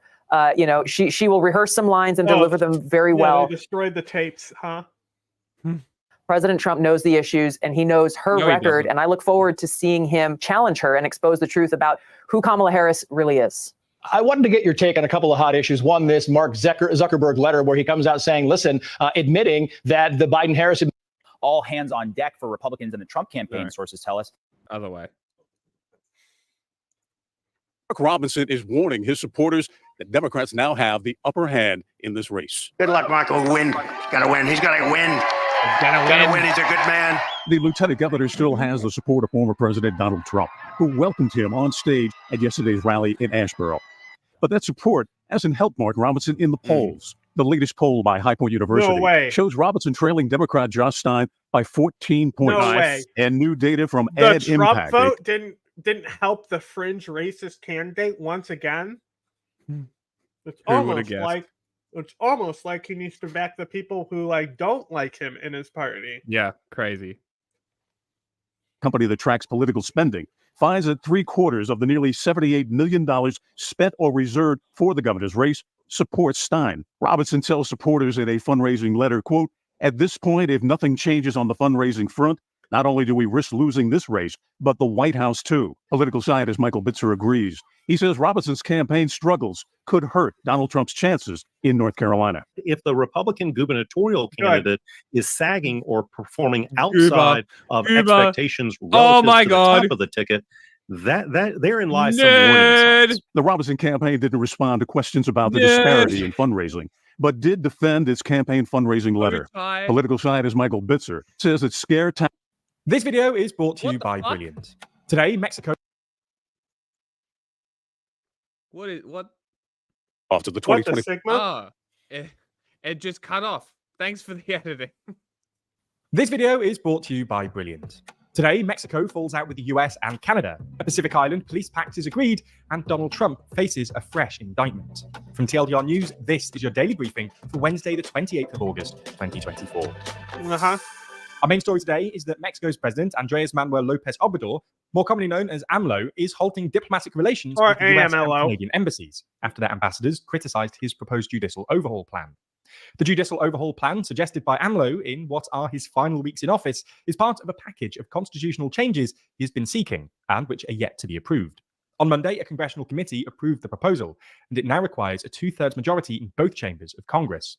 The reforms include a range of issues in areas like pensions. I think and the energy AMLO sector. takes just It as also long to include say as controversial- AMLO, and it basically sounds exactly the same. Yeah, I'll just say the Mexican president. Judicial and institutional reforms. However, critics, namely investors and financial institutions, as well as the ambassadors of Canada and the US, have argued that these changes would weaken the separation of powers and lead to the disappearance of some independent regulatory agencies. The judicial overhaul, among other things, would see judges elected by popular vote. The US ambassador Ken Salazar called the proposal to elect judges a major risk to the functioning of Mexico's democracy by making them subject to the corruption of politics and organized crime groups. Is it the same state Nikki Haley was governor in? South Carolina. Oh, he's north. Yeah. Right? Okay. The other Carolina. Okay. Which is, isn't North Carolina generally better than South Carolina as far as racism goes anyway? I'm sure. Which one has Myrtle Beach or whatever? That's South Carolina. South Carolina was the one that had the Confederate flag on the Yeah. I know that. the thing until like 2018. They're also the ones that regularly have KKK rallies in Columbia. Yeah, so I'd imagine North Carolina's better. I would imagine so, yes. And like, I don't imagine people are really responding to like, he's just so extreme. Right? He's so extreme that it's limiting him. It's too much, yeah. Because majority of people are actual swing voters in the country. It's just that it only matters in swing states for president. But like, you know, fucking Schwarzenegger, and I keep thinking the New York governor is, or not New York governor, the New York mayor is Republican because of how his policies are, but I keep forgetting he's not. He is a Democrat. In fact, he is that bad. Bro, how is this chick real? Yeah, that's not attractive. It's natural. That's just when she buries the weight. No. Look, she lost a bunch of weight though. She's had a Brazilian butt lift. There's no fucking way you can get to 300 pounds and have all of that fat in your legs and ass. It's not possible. It's humanly impossible. Biologically impossible. To have that slender of a midsection? No. Well, she's had surgeries on her midsection. Oh, okay. That makes sense. Yeah, look, there's no way that's not surgically enhanced. There's no way that's natural. According to people, her butt is natural. She just only does upper body workouts. She always skips leg day. No cardio. But look at the difference between her legs and her upper body. You'd be like, wow, that is a fat woman, right? And then upper body, you're like, wow, she's pretty fit. That's not natural. That doesn't happen. She needs to buy 2 airplane seats. He also warned that the proposals could endanger Mexico's commercial relationship unless she's like a wild fucking exception, and this is literally how her body works. I'm calling bullshit. I'm calling surgical enhancement. Washington, which is a very close one. The two countries are each other's top trading partners. AMLO rebuked Salazar's comments, saying that the US ambassador violated Mexican sovereignty. AMLO also accused Canada's ambassador, Graham Clark, of interfering with Mexico's internal affairs for expressing apprehension about the judicial proposals. In the past, AMLO has hit back at criticism of his proposed reforms, saying that he's seeking to establish constitutional rights and strengthen ideals and principles related to humanism, justice, honesty, austerity, and democracy. US Ambassador Salazar changed his tone this week, writing yesterday on X that he was open to dialogue and that the US would always work with the utmost respect for Mexico's sovereignty.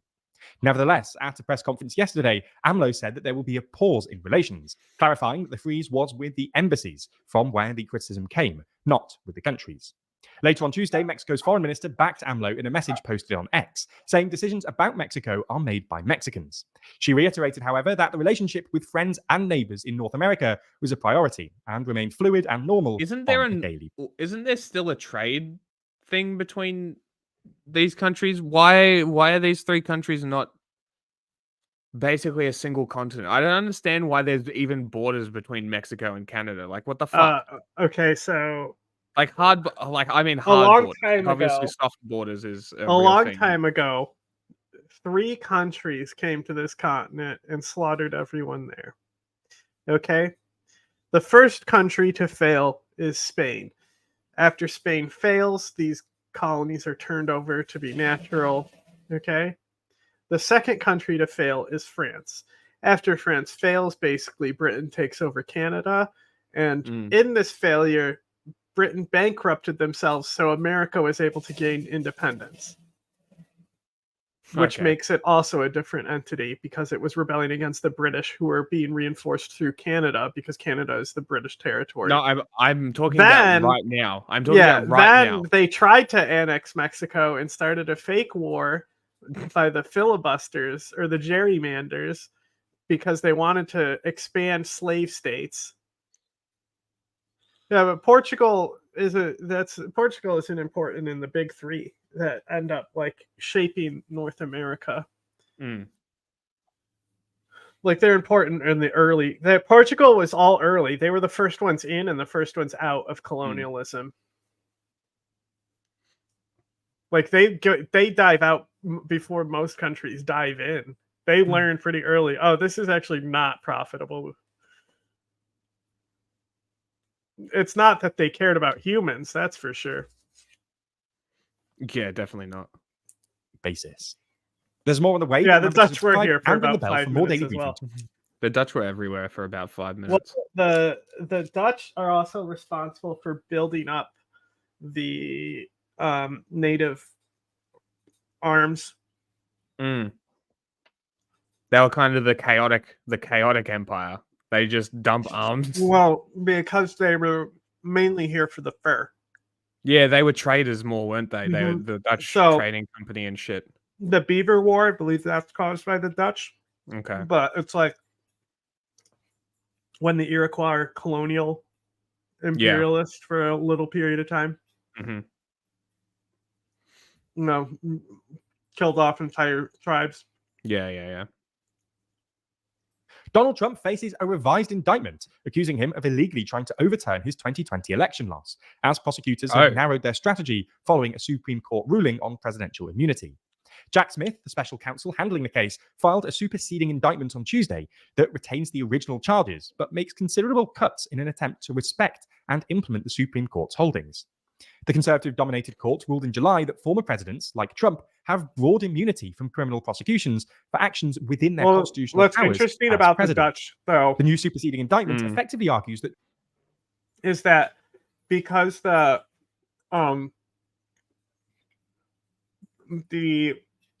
Iroquois-speaking people side of things, because they had good trading with the Dutch, there's basically like a mixed race offshoot of them, and they actually challenged to become their own nation at the League of Nations. Really? And the Dutch supported the formation of this nation, which would have been Huh. the closest thing to a modern Iroquois nation. Damn. But these people are actually they're Whiskey! ethnically different than, you know, it's like the what did they call them in Haiti? The mulatto, right? Mm.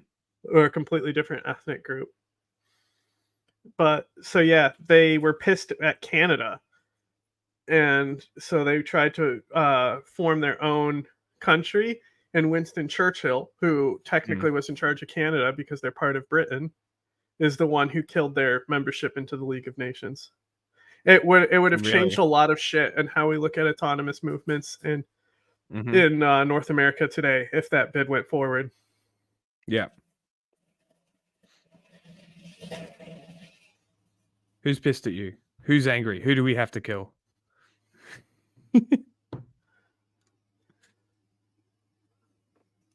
Trump acted as a private citizen and candidate rather than I president. don't know why when it he doesn't attempted to show overturn me the election. One line, for example, reads: "The defendants in the have no chat, official responsibilities like related in the to the mod certification tab. of Oh, now it does. People angry at Canada. I don't know. Canada is grossly inoffensive, to be completely honest. Yeah, it's just America with healthcare. Yeah, pretty much. But Like, he it doesn't did have a contribute personal anything interest really as a to candidate culture. in being named the winner of the election. Additionally, the revised indictment has removed. I mean, there's the whole oot meme.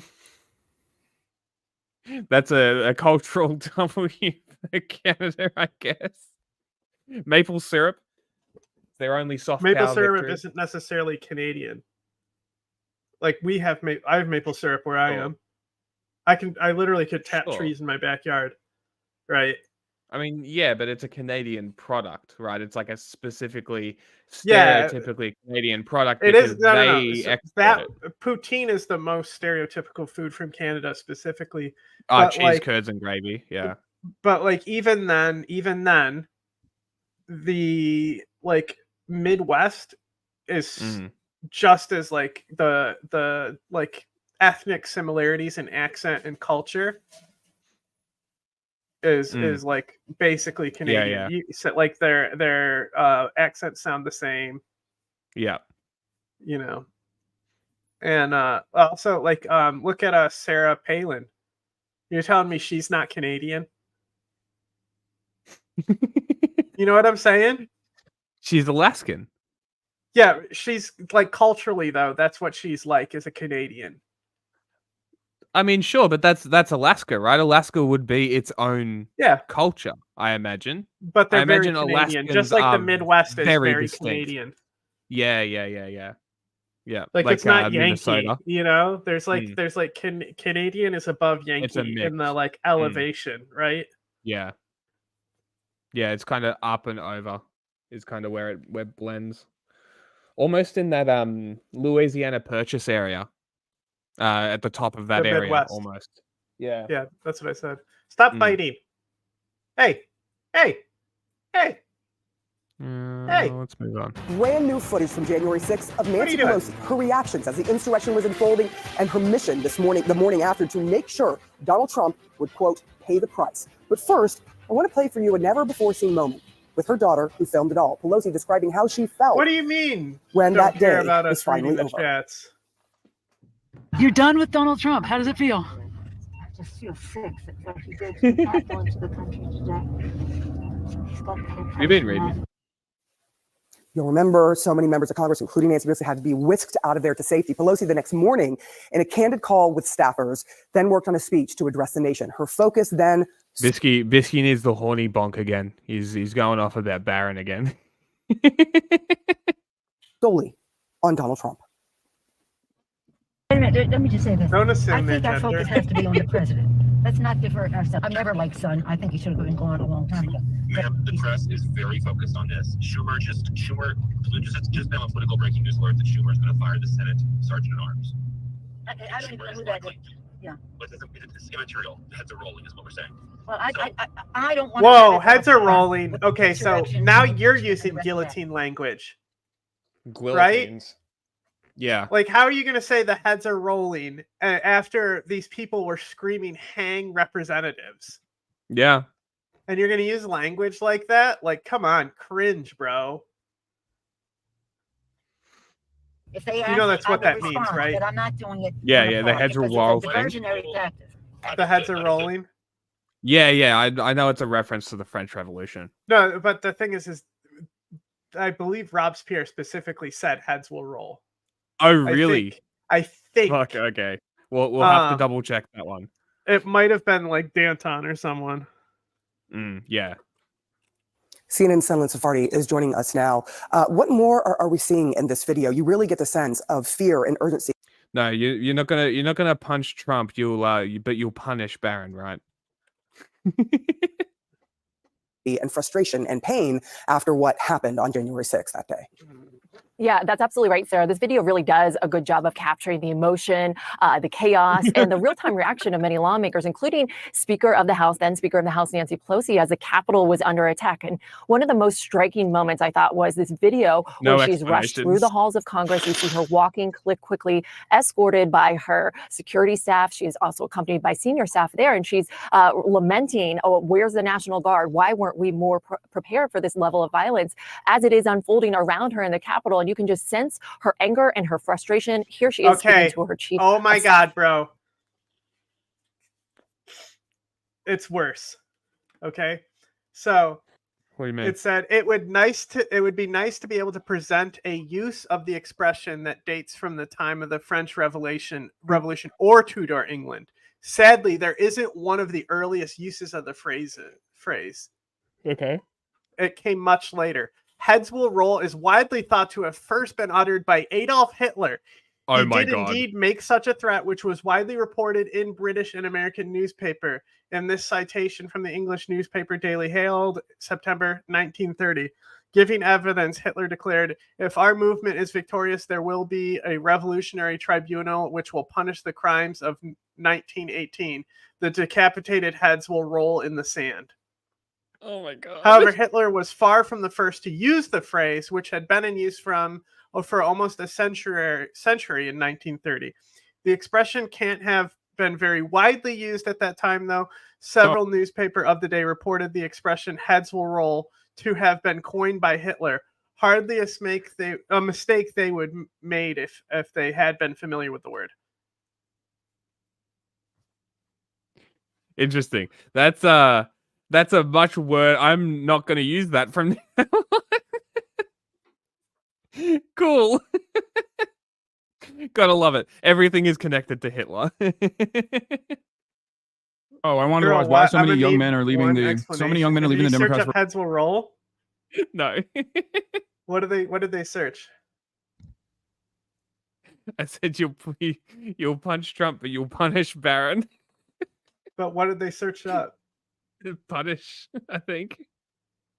Oh, no, I'm pretty sure that's what happened.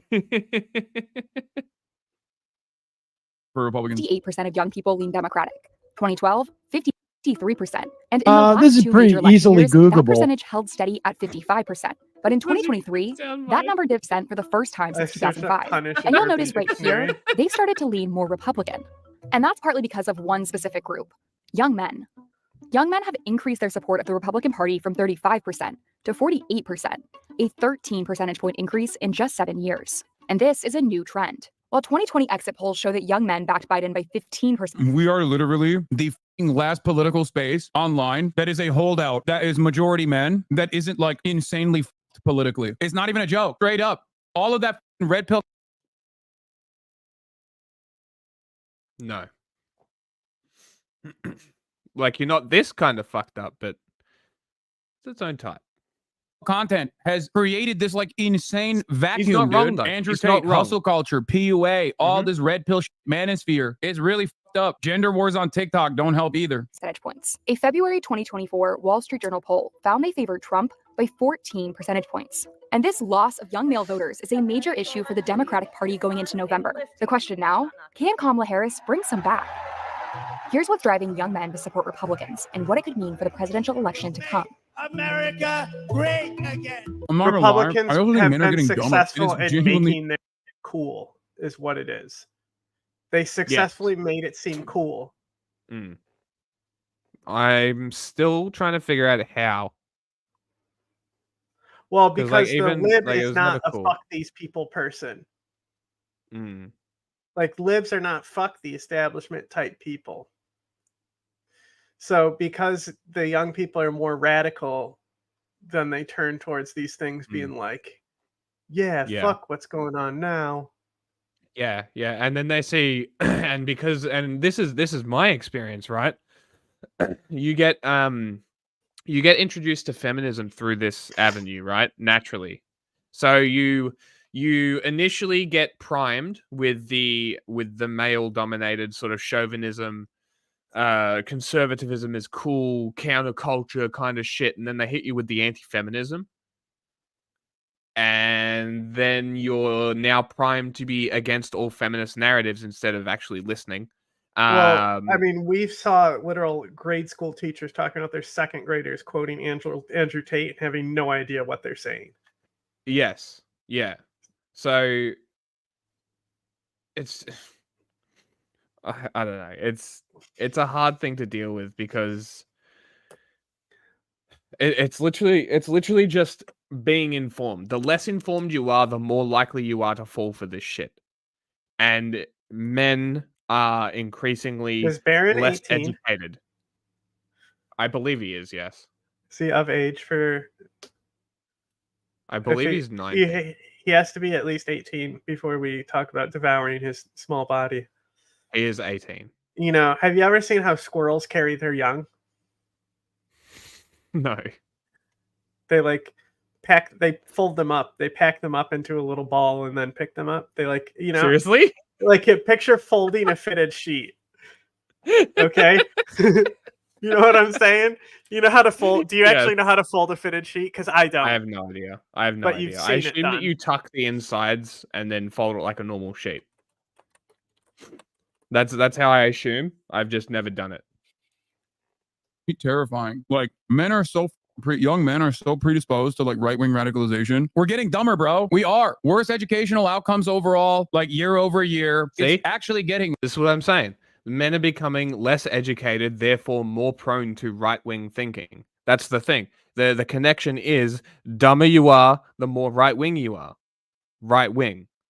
Worse. Hassan speaking French. Bro, when I say we, I'm a man, okay? And at a certain point, I was a young man, okay? This isn't how I, like, was born into the planet. Yeah, well, this is exactly right. It's like, why... It doesn't make sense. And when I actually started listening to people who were saying other things, and I started actually thinking about what they were saying instead of being like, nah. Right? Because that's essentially the counter for all these people when they hear... This is just the example that I'm using here, the feminist narratives, right? Their responses are, haha, that's not true, cites nothing. Trust me, bro. Right? And then it also reinforces the culture of like, Okay, trust me, bro. I found a good video hold on, of the hold squirrel on. folding its baby. That's fine. So the trust me, Stop bro. telling me to hold on, because I'm not even trying to derail you. I'm just saying that I'm going to switch the screen. No, I know, but every time you do, I fucking lose my place. No, you wouldn't lose your place if you just let me say something and continue talking. You lose your place because you want to keep talking and say, hold on, when I'm not even like interrupting you with a comment or something. Never seen like that. You know, and she grabbed her by the mouth, like the mouth. Oh, yeah, that's how they. Yeah.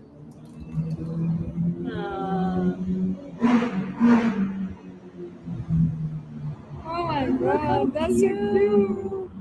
Oh my goodness. I'm so happy to see this. Oh my god. Wow, I never. Why is it black? Some squirrels are black. I only saw brown ones.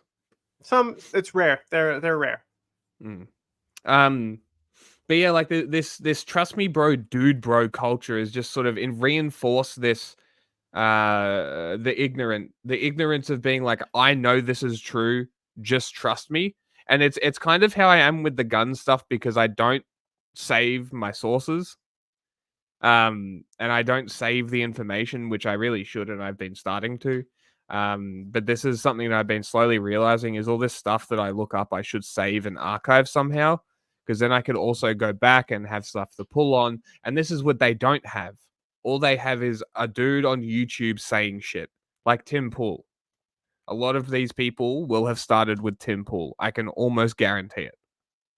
And then they go on, and then they get introduced to people like Ben Shapiro, Steven Crowder, that side. Then they go further in, and then they get introduced to Matt Walsh and Libs of TikTok. And now they're raging transphobes who attack an Algerian boxer because she's not conventionally pretty. Like, the path is very clearly there. I don't know why people are still like, oh my god, why is this happening? Ignorance and lack of education. I don't know if you know this. When we ask young voters, Okay, so what issue is most important to you? Go on. The black squirrels, they're still, well, most of them are eastern gray squirrels. Okay. Right? They're just a melanistic subgroup, and it's speculated that they the areas like further north, like the Great Lakes region, which are colder and snowier, that they're more adapted for that climate. And then the decadus tree, which is like, you know, regular like tree bark trees or something, those forests are dominated by gray squirrels. But places in northern regions where it's conifer trees, the black squirrels be more prominent. But it's the same species. Ah, okay. It's just a color differentiation that's more focused in the Midwest Great Lakes basin. Interesting. Okay. But I've seen him here. It's a random mutation, you know. Yeah, but I guess because I was in South Carolina, the brown ones are all down there. You could totally clip that out. Yeah, no, that doesn't surprise me that PewDiePie is how that got introduced. A lot of people have unwillingly introduced a lot of people to that side of politics, I feel like. I don't know. All black squirrels in Nebraska are fox squirrels. But I will say this, don't feel too bad. I was in it on Gamergate. So, yeah. Don't feel too bad. And you go to cast a vote. Among young men, it's the economy. Among young women, it's abortion. 17% of men say the economy is the most important issue, followed by democracy and immigration. Whereas for young women, the top issue is abortion, by a lot. Why is this happening? Well, we put the reasons into two different buckets. One is the life experiences that young men and young women are having. Those life experiences are diverging. Young men without a college degree have seen the greatest decline in labor force participation. Yeah, see, they're literally saying what I was talking about. Like, this is a major issue. This is a major problem. Meanwhile, a record 87% of college-educated women are in the workforce. And today, women make up 60% of college graduates. This division that we're seeing between... Holy shit. 5 years ago, that number was 50%. Is the lack of male education feeding the conservatism, or is the conservatism feeding the lack of education? Well, like, I think Jordan Peterson does have a point of the whole, like, how come nobody cares about these boys, right? The reason why Jordan Peterson was I think Hassan actually argues this as well. Yeah. Is the reason why Andrew Tate and Jordan Peterson are appealing is because there's no male role models. Yes. Yeah. And the male role models that are out there are the Hollywood ones who gives a shit. Mm-hmm. Like The Rock. What kind of fucking role model is he? People like, he should run for president. Why? He pees in bottles. Yeah, like why? Why should he run for public. president? Like why? What does he offer? I'd fuck PewDiePie. Young men and young women. It goes beyond who they're going to vote for Congress or president. It goes to a range of policy issues. No, actually. Interestingly enough, it was literally my introduction into politics and my experience inside my international relations degree as soon as I got out of school that was like, these people are fucked in the head. I don't want to talk to them. And then because I had a bad experience with like libs and I was 18, I went to the only other option, right? And then it just kind of got worse and worse. But I never got so bad that I abandoned my principle of leave people the fuck alone. And like, I feel like that's what kept me from It's actually Mama Law. I feel like that's what kept me out of the deepest of it, is because I had that leave people the fuck alone, and when they weren't leaving people the fuck alone, I'm like, you guys are fuckwits. And also John helped. Have I talked about how that, like, I talked to Zoe Quinn before Gamergate happened? And like, you know, like I had her number, I think. No, I think you did mention it at some point. Because she has a fucking RFID implant, and she did it like, because you can actually buy the kits. That's pretty easy to do, but you can also just buy the kit and have somebody do it for you. Okay. Like a piercer should be able to do it. If you're like, hey, I have the kit, I just want someone to do this implant for me, because the gauze that comes in the kit is shit anyway. So you want non-woven gauze, but okay. But like the vets sell them, you know, they're RFID tags for like animals. Yeah. So you can just do them yourself. It's super easy. And so she did one, and she like put a humble indie bundle on her thing. Okay. So like she could like basically give people free games by linking to her RFID implant. That's cool. Right. So it was like a whole, like, it was a whole thing that she did for like knowing that it would be like good expose, you know? And so because of that, like people were mad because she did it herself in the piercing community, basically. Seriously? Yeah, because they're so annoying. Like I said, like one of the most legendary piercers got mad at me because I said the Olympic shit was information warfare. And he wrote like a 2-paragraph, 2 different responses about how I grew up around conservatives, openly gay, blah, blah, blah, blah. And I'm like, you're making excuses for them, blah, blah, blah, blah, blah, this type of shit. It's like, oh my God, you people. Like, I literally specialize in information warfare. I think I know where the narratives are coming from. Thank you. Yeah, exactly. And so I posted like a bunch of like armed equality stuff and all queer sources, and then the Olympic Committee themselves acknowledging that if you Google it, it will come up that it's a Russian information warfare. And then I didn't look at what he replied to that because for me, that conversation was over. Yes, yeah. You know? Yeah, so it was also talking about like Zoe Quinn and stuff. The thing that really Anyway, got me... I went to Syria, came back, and was like, whoa, she was the one who was at the center of Gamergate? But yeah, so it's like the thing that really got me, like talking about Zoe Quinn and that sort of stuff, was the ethics in journalism thing, which then introduced me to Tim Pool, right? And that's kind of how I got into like Steven Crowder and got down to that side. I may or may not have some of his shirts, but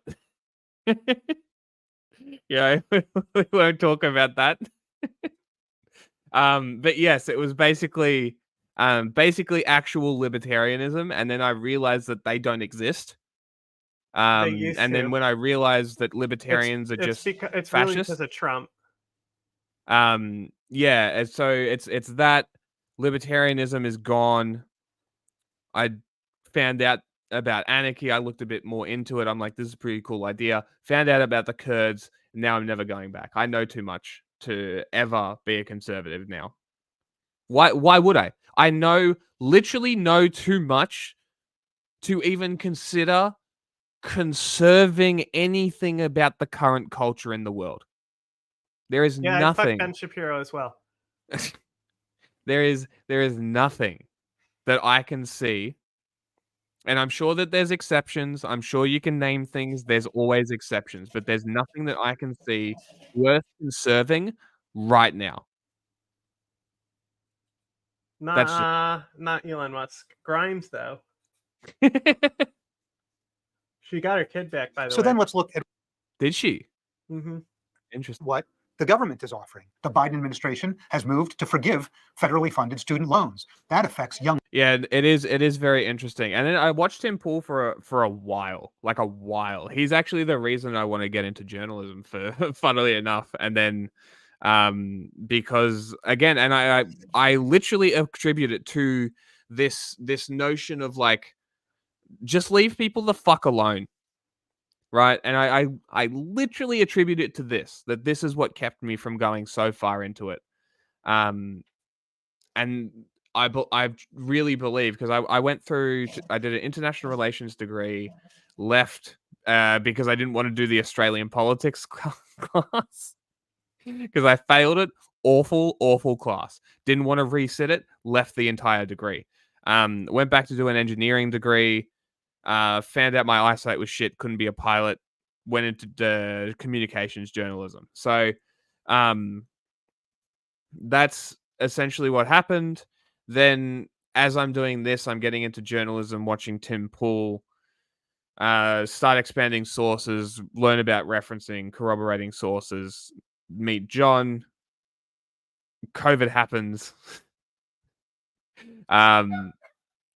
Russia happens. And here I am. There's the timeline. The pipeline of radicalization, de-radicalization, I guess. Women more than young men. During the 2019-2020 school year, 49% of female undergraduate students took out loans, compared to only 42%. And then I'm talking to YouTube, Twitch is doing gay shit. Of male undergraduates. And 66% of all student debt is carried by women. The thing The young with women Barron is that he favored looks too forgiving- much like my cousin, who I don't like. That's because they're going to school at higher rates. Like, that's it. Just showed the previous graph that literally tells you why 66% women taking the student loans, because they're the ones who are actually going and pursuing higher education when men are not. The party differences have basically become firm on rural versus urban divide in terms of where people are. And the other divide is college education versus high school education, except for white people. White men specifically do buck that trend a little bit. Student loans by 45 percentage points. The young men were about equally Don't divided. say that, I mean, that's a no. big difference. Meanwhile, She's young men special. support extending Trump's tax cuts by 23 percentage points, which cut the corporate tax rate and reduced some individual income tax. There's nothing funnier than being under the age of 35, being like, I worry about the economy, and then advocating for tax cuts for corporations at the top marginal tax rate. It's like, dude, you are so stupid, dude. You are like, what are you? You are the biggest, most gullible moron on the planet. They are running your pockets, dumbass. They are running. I had to explain this to a friend of mine the other day.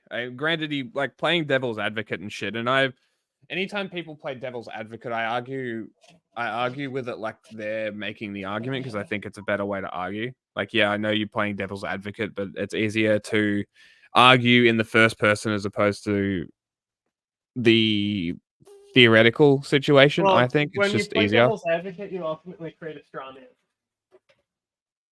Yeah, and that's why I was sort of explaining to him. I'm like, fuck. Hold on. Straw men are bad.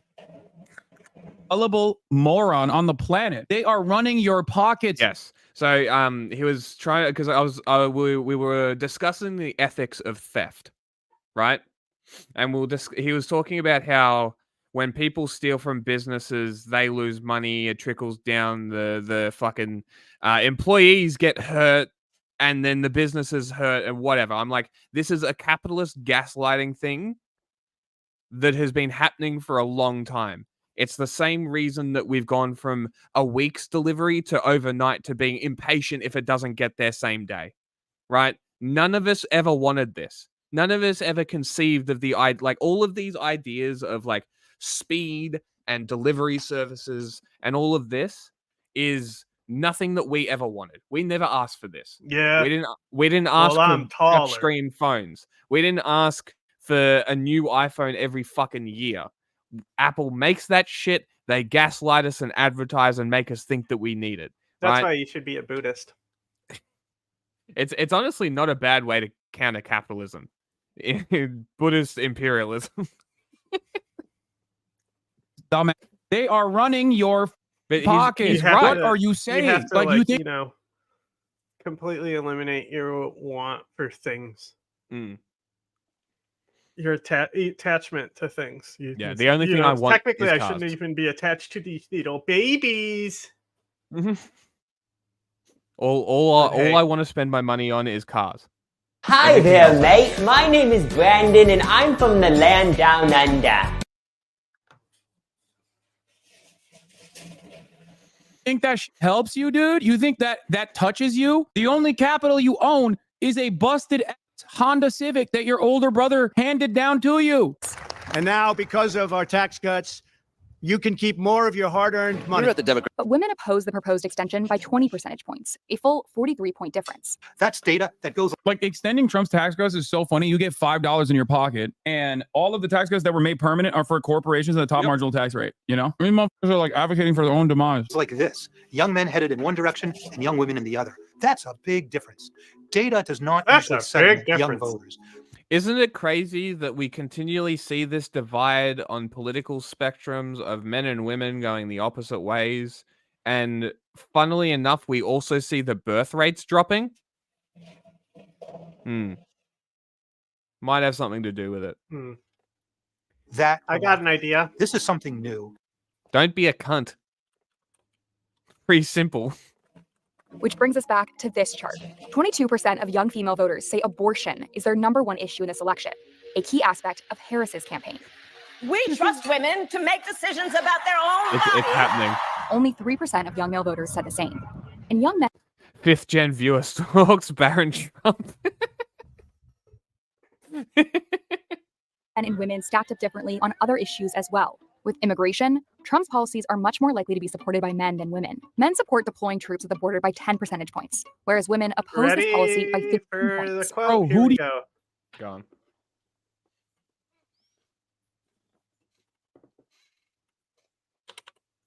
Wrong zoom out. Capitalism and the nation state represent male dominance in a more institutionalized way.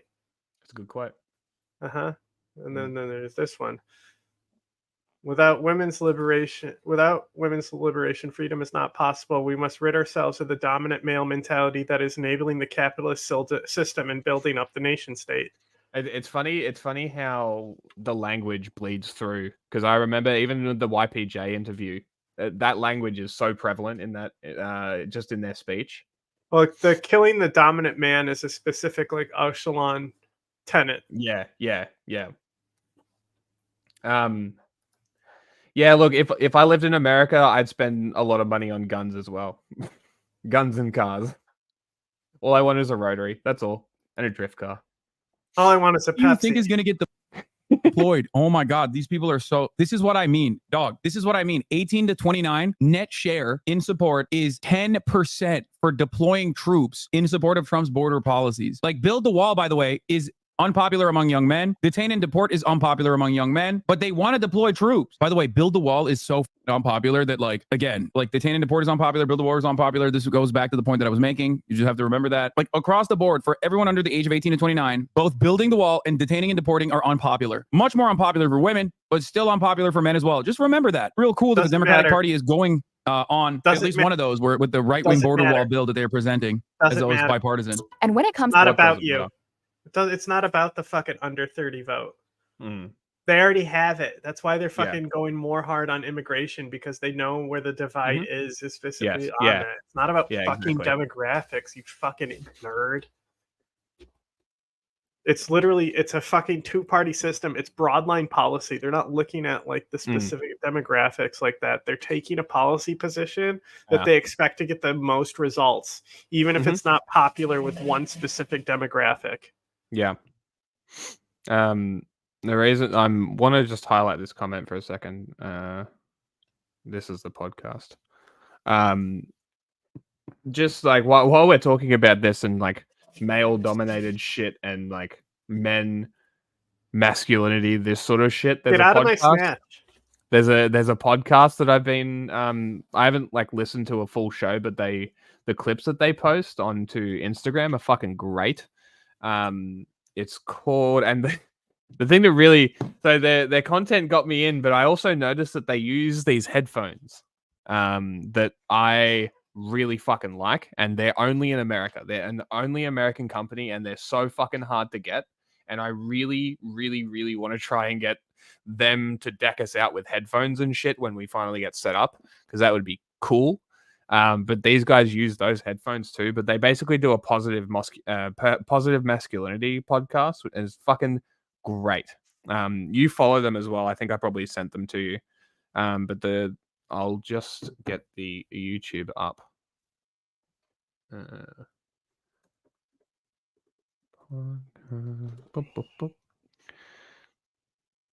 These guys. And enough is Stop it. These guys. If you haven't seen these guys, you should check them out just while we're talking about this subject. Very, very cool podcast. And I think they just like use StreamYard as well for like those ones, but they have like an in studio thing. They talk to feminists. This chick is really cool. I think she's one of their hosts. But yeah, just shouting them out, because I think that they deserve to be completely honest. To building the wall, one of Trump's key immigration policies, men are only slightly leaning towards opposition, but women overwhelmingly oppose it. These gaps are hard to explain just by differences in lived experience, which brings us to the second thing that explains the gap between young men and women. What are the candidates and what are the parties saying to young voters? Donald Trump and the Republican Party are putting out a lot of messages expressly intended to appeal to young men. Donald Trump has gone to Ultimate Fighting Championship matches.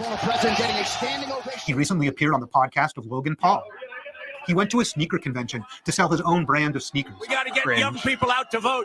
These are audiences that are overwhelmingly male and overwhelmingly filled with young men. And it's a way that Donald Trump and his campaign have been saying, hey, young men, I'm with you. I'm on the same page as you. I understand you.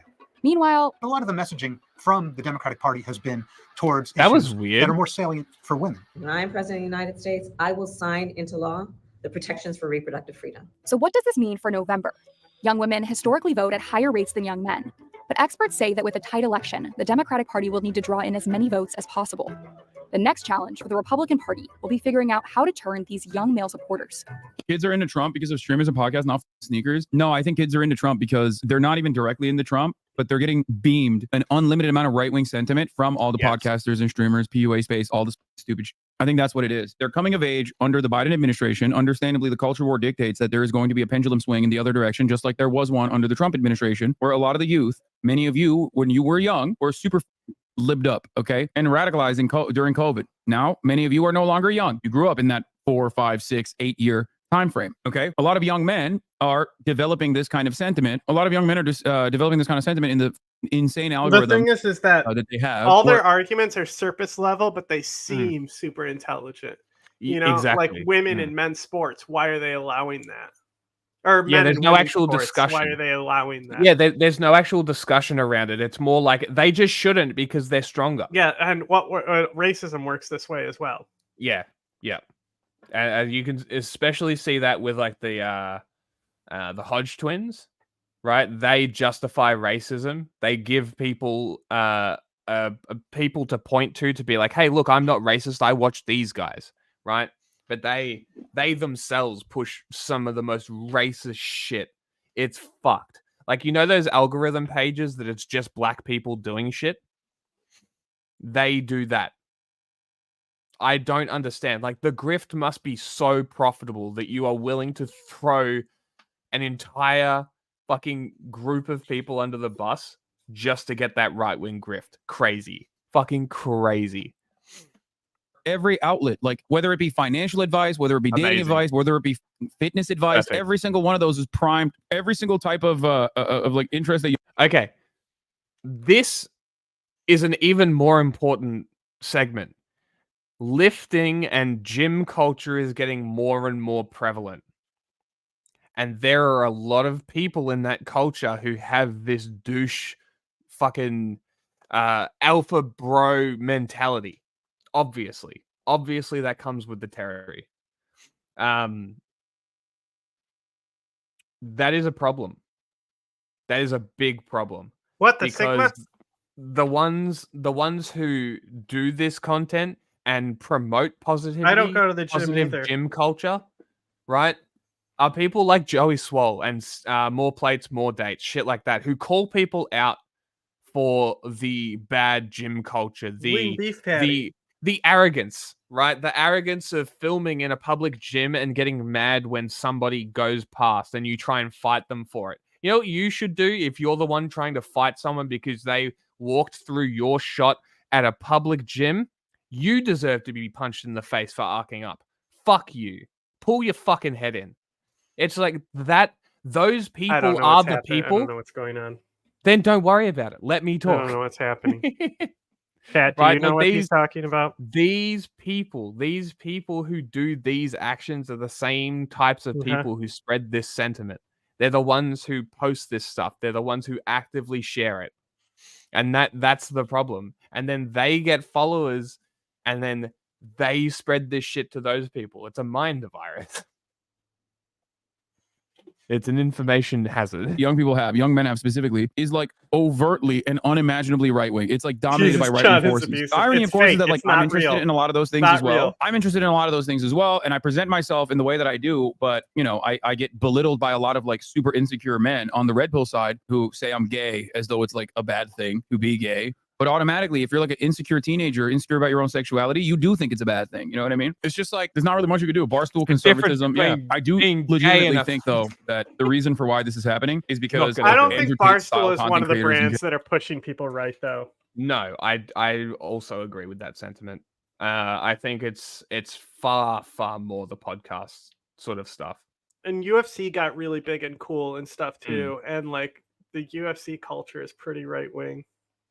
Yes. Yeah. Hassan makes a great argument, though, that the UFC culture is right-wing but pro-Palestine. Yeah, it's very interesting. It's because they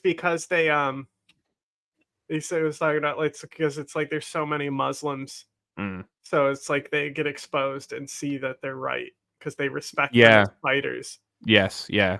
And it's they're that because they ultimately have conservative too. So yeah, but they have that authority bias where because they respect them, because they see them higher than other people, they then listen to them, but they won't listen to other people talk about Palestine. It's very strange. it's just exposure therapy. Yeah. This is how hierarchies work. It's insidious. If people in General. sports Half are of my going to mail be goes less racist, even though they might be conservative, they'll be less racist. Yeah. Unless they're a white guy who's mad that black people do better than them. Yeah, mad that people are taking a knee and shit. 7th and 9th grade are very right-wing incels who watch Tate is so awful, and they're transphobic and racist, and their parents Well, have I no think idea about what to do on athletes what had they a do on the problem internet. with Yeah. the knee. It was all the viewers who are the racist. Yeah. I'm talking about people who actually do the sport.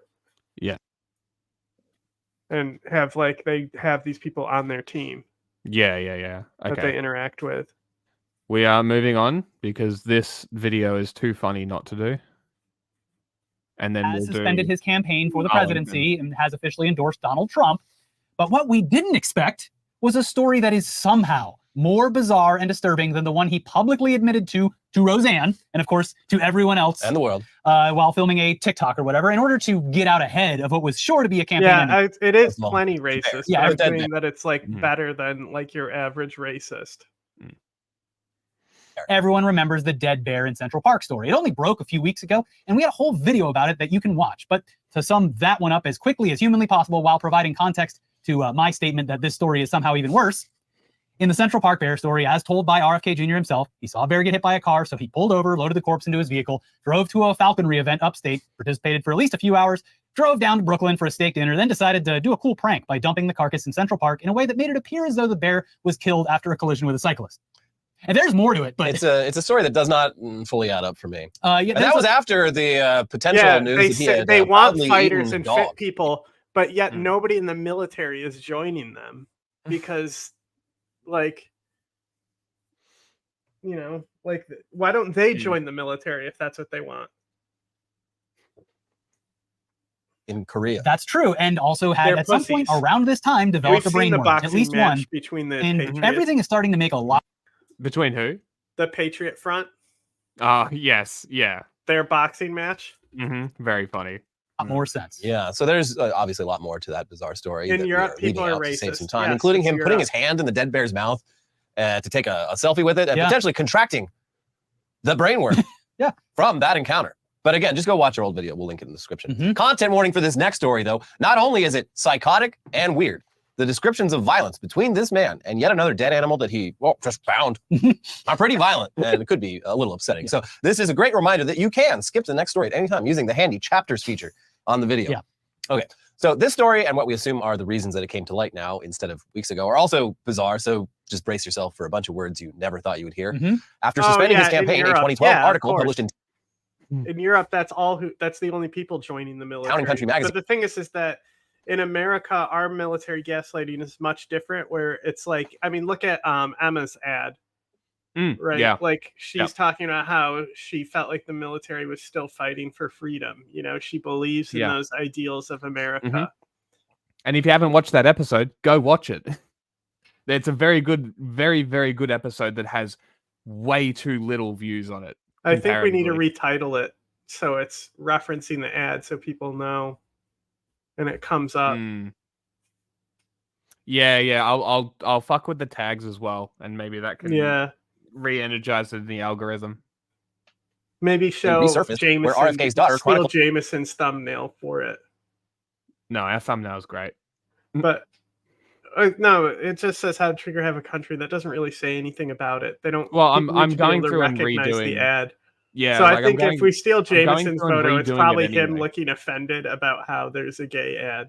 Maybe, but I'm redoing them all anyway. So when I get to them, I'll look at it. told an event where her father found a beached whale, decapitated it with a chainsaw, attached the severed head to the family car, and drove it home, while also claiming that this is normal day-to-day stuff for us. So awful behavior from an awful man. And we'll get into more details, including the excerpt from the magazine. But first, my hypothesis on why this came out now instead of days or weeks ago when this guy was still attempting to run for the highest office in the land. Are you ready for more words that you never thought you'd hear string together? Despite getting back together 2 years ago and eventually marrying, the greatest love story never told, folks. Ben Affleck and Jennifer Lopez officially divorced earlier this month, but they've been separated since at least June, maybe longer. So it's no surprise that Ben Affleck might already be dating someone new at this point. A third Jennifer. Now, okay, just keep following. I swear that this is about to get very relevant. So Ben Affleck, he's decided to start dating again. Now, nothing is official, but according to a bunch of those celebrity gossip magazines, Ben Affleck has been spending a lot of time with a new woman recently, and that woman's name is Kick Kennedy, RFK Jr.'s adult daughter. Kick. It's short for Kathleen. But this happens at a time when RFK is making headlines for being very strange. And I'd venture to guess that a lot of people weren't exactly aware of Kick Kennedy until this news. And then they just started looking stuff up because that's what people do when they're curious about someone. And I'm just guessing that this move was what brought this story back to light. People are like, oh, Ben Affleck broke up with Jill. Oh my this gosh, is wait, pretty he's dating easily Kennedy. He's dating Googleable. RFK Jr.'s daughter? Her name is Kick? Let me just Google Kick Kennedy, in quotes, on Google and see what I can find out about this woman. Yeah, it's not as if she did a ton of widely published interviews. Otherwise, I feel like this would have certainly come up sooner, but no, there was no reason for people to be looking for an article from Town and Country magazine in 2012 specifically. So back to the story, though. The article was about a tour of the Kennedy family compound, and Kick, short for Kathleen, was guiding the journalist and telling some fun stories from her childhood as a Kennedy, and more specifically, being the daughter of RFK Jr. You know, fun stories, like the time that your dad potentially broke federal law by decapitating a beached whale with a chainsaw. So without further ado, here is the specific segment of the original article from Town and Country magazine. And, oh God, for fuck's sake, there's a goddamn slur just in the first few sentences. And the location of this whale carcass has actually had its name changed since the article was written. So I swapped it out. we'll just use the new name, I guess. Yeah.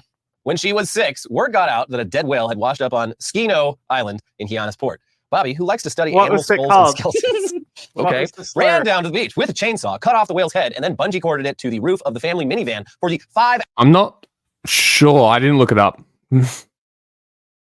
hour haul back to Mount Kisco, New York.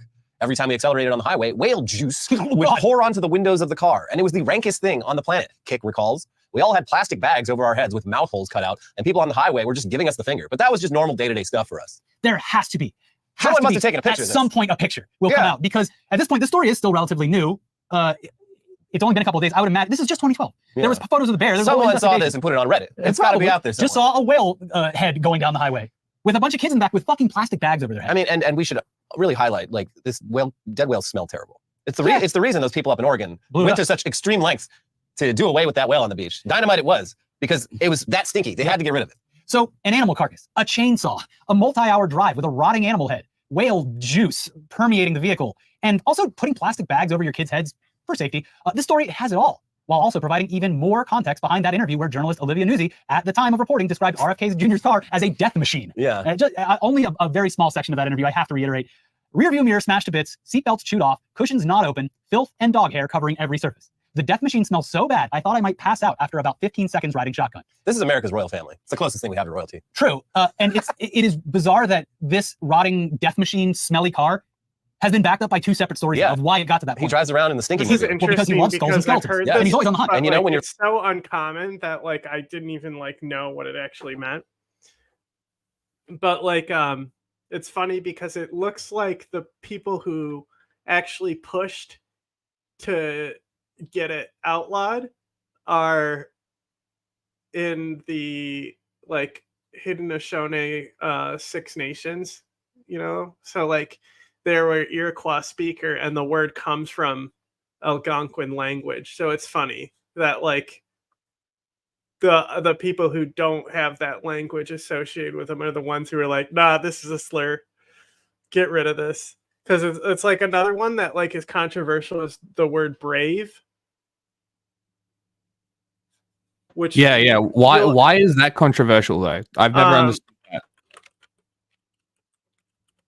I think that's more of a sports team thing, and the reason why they didn't that it's more of like the Redskins, which is literally just a racist name for a team.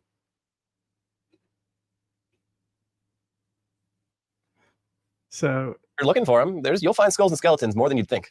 So imagine RFK sitting at eating breakfast or whatever, and think about, if you're our age, that Simpsons episode where Homer discovers that there's a free trampoline available. That's how RFK apparently responds to a dead whale. Yeah. The news, he opens up the paper, they're like, dead whale washed ashore. And he goes, He starts running down there with a chainsaw, skins its ass raw. Most people see a stinky inconvenience. RFK Jr. sees an opportunity. Yeah, drives it home. Got the kids in the back looking like the rubber bandits with plastic bags over their heads. One more skull for my skull collection. Anyways, also, now that this story has resurfaced, an environmental group has called for an investigation from the National Oceanic and Atmospheric Administration because, if true, RFK might have actually violated several federal laws. Well, it's because we got too much regulation. Yeah, well, I'm gonna cut all this red tape. The libs don't want you to be able to steal a whale carcass. I've had enough of people punishing me for my dead animal collection. Here's the Washington Post with more on that aspect of it. In a letter Monday to government officials, the Center for Biological Diversity Action Fund requested that the National Oceanic and Atmospheric Administration, NOAA, So what's open an interesting is that, investigation into like, whether I've Kennedy heard violated. like historical accountings from natives who would say that like this many braves accompanied them and stuff like that. So sometimes referred to as brave in contemporary colonial sources, resisted Western expansion into their ancestral land. So The Marine Mammal Protection Act and the Endangered Species Act. It is illegal to possess any part of an animal, dead or alive, protected under either statute, the group wrote, noting that several whale species in the Atlantic Ocean are included and that continued possession of any whale skull would represent an ongoing violation of the law.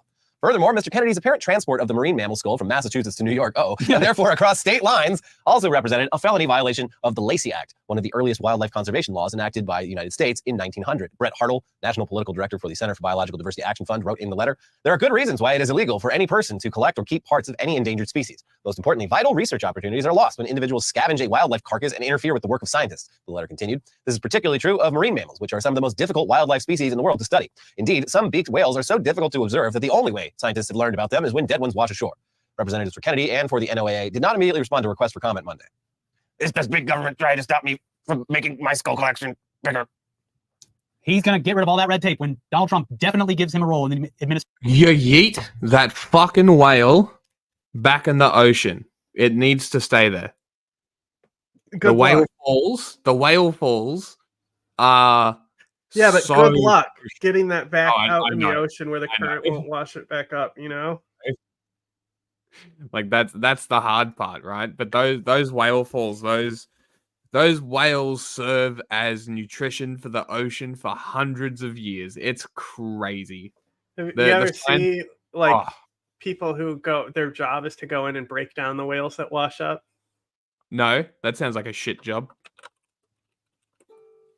It's dangerous. Yeah. Well, obviously, we have doubts as to whether anything would come as a result of such an investigation, at least legally. But the greater point is that there is seriously something wrong with this guy. I mean, this is just not normal behavior. I'm sorry. I hate to keep using the word weird, even though we've had a show with that name in the title for years.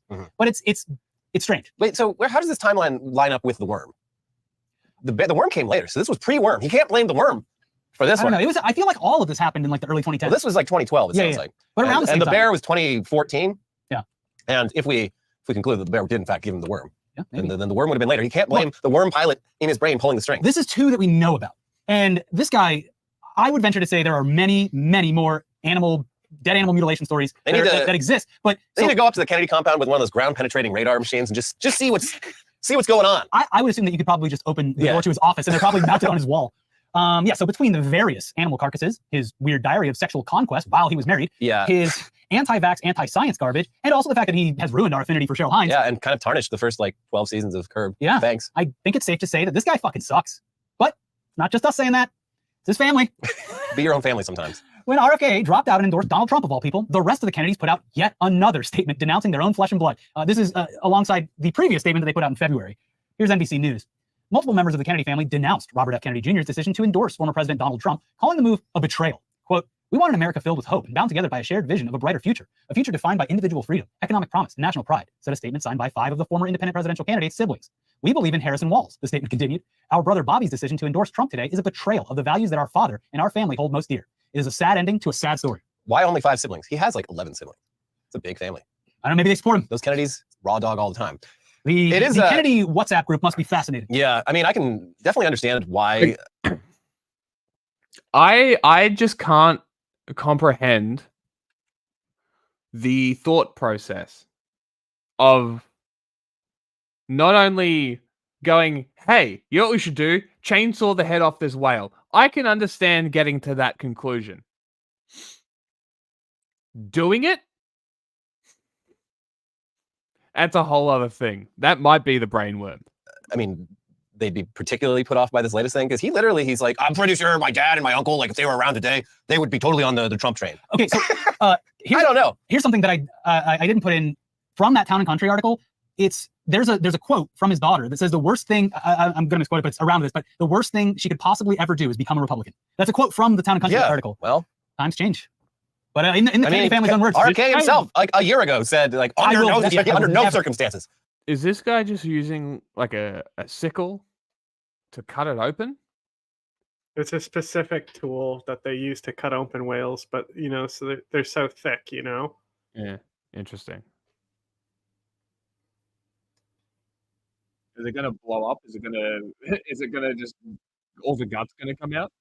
Well, they're full of gas and decomposition. Is that why he looks terrified? Step one is to it's like the watermelon rubber bands. That's step one before you can start disposing of the whale. Because he looks terrified. Well, it's his job to bust it open. That's what he's there doing. That's why he's the only one there. But he literally looks terrified. He's like cutting and backing away and basically jumping away. Yeah, well, he's right to be terrified. I'm so curious what's going to happen. Also, isn't it funny how thin the sperm whale? Oh my god! Oh my god! Holy shit! He shit his pants. Well, you see, they're all laughing because they know this is what happens. Jesus Christ.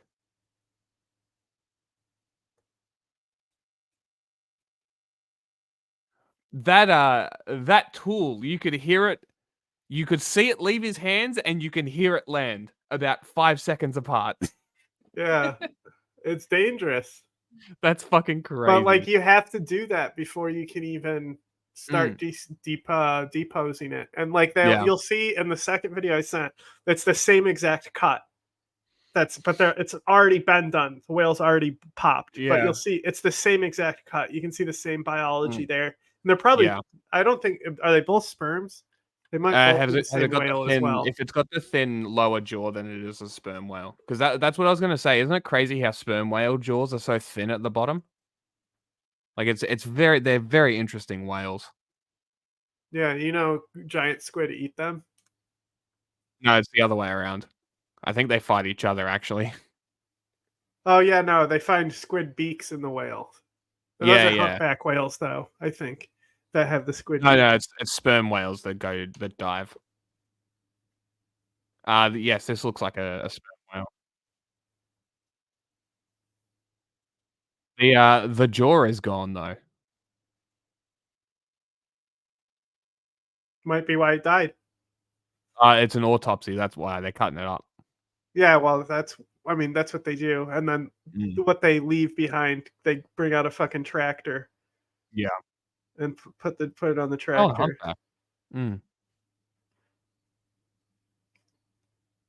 And seeing a humpback beached is kind of sad. Humpbacks are cool. Yeah, but it's like in Reno 911.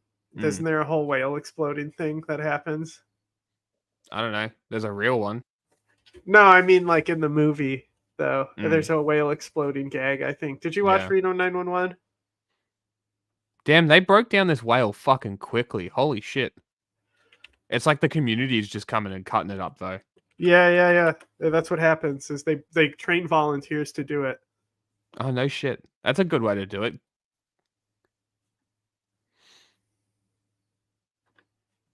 It would be a complete betrayal of all the values I hold dear. Oh wait, they want to. Oh, Gerald, run. Correction. Not run for president, just run. Yeah. Yeah. But now let's pivot to a much lighter story about animals that was almost turned into yet another completely bizarre, totally fabricated conspiracy theory aimed at vice presidential candidate Tim Walz. Folks on the right really and truly have nothing that will stick to this guy. And the story that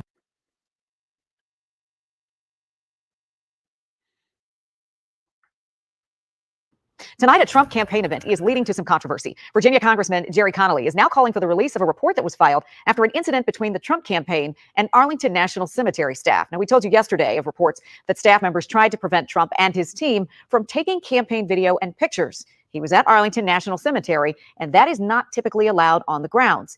Here's a picture from that day. showing Trump and family members of deceased service members posing for pictures. The altercation reportedly got physical against those Arlington staff members, and we did confirm a report was filed.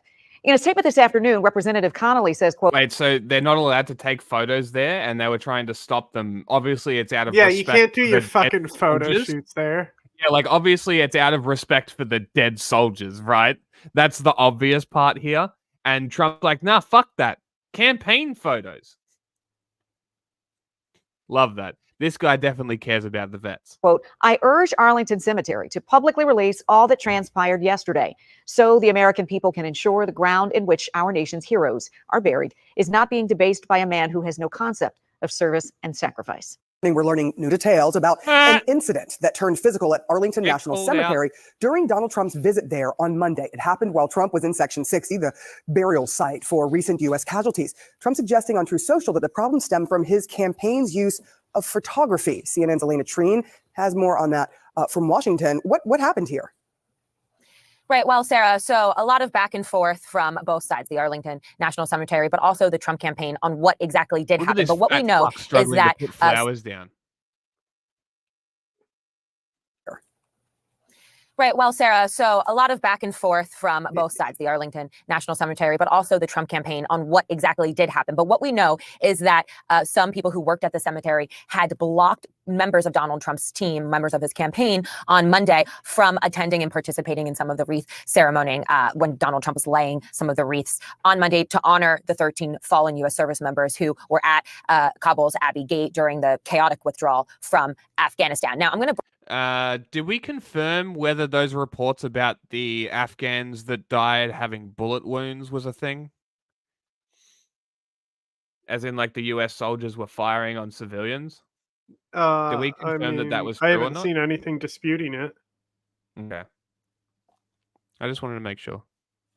We should double check that. I might double check that.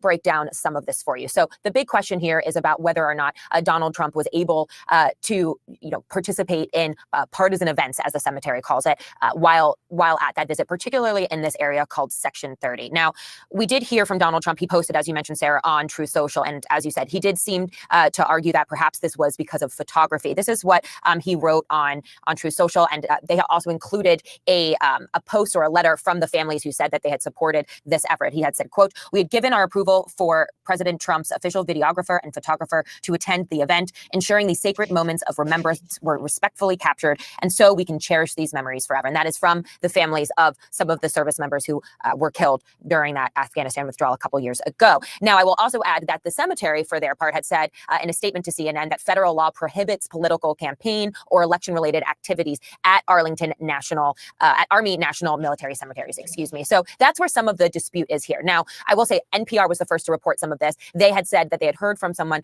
at Arlington National Cemetery who said that there was a physical altercation between members of the cemetery staff and Donald Trump's campaign. Trump's campaign has pushed back on that. They said that there was no physical altercation. However, a member did block them from participating in this. Now, we also did hear from Chris LaCivita. This is Donald Trump's co-campaign manager. He's also someone who is a veteran. He said, quote, "President Trump was there on the invitation of the Abbey Gate Gold Star families to honor their loved ones who gave the ultimate sacrifice for their country. For a despicable individual to physically prevent President Trump's team from accompanying him to this solemn event is a disgrace and does not deserve to represent the hallowed grounds of Arlington National Cemetery." So again, Sarah, a lot of back and forth here. I do think the big takeaway is that this was a moment that, of course, Donald Trump's team, they recognized was a solemn moment. This was something to honor the family members of the fallen soldiers, and has been a bit tainted now by this dispute over whether or not Donald Trump had violated federal law by making this a political event.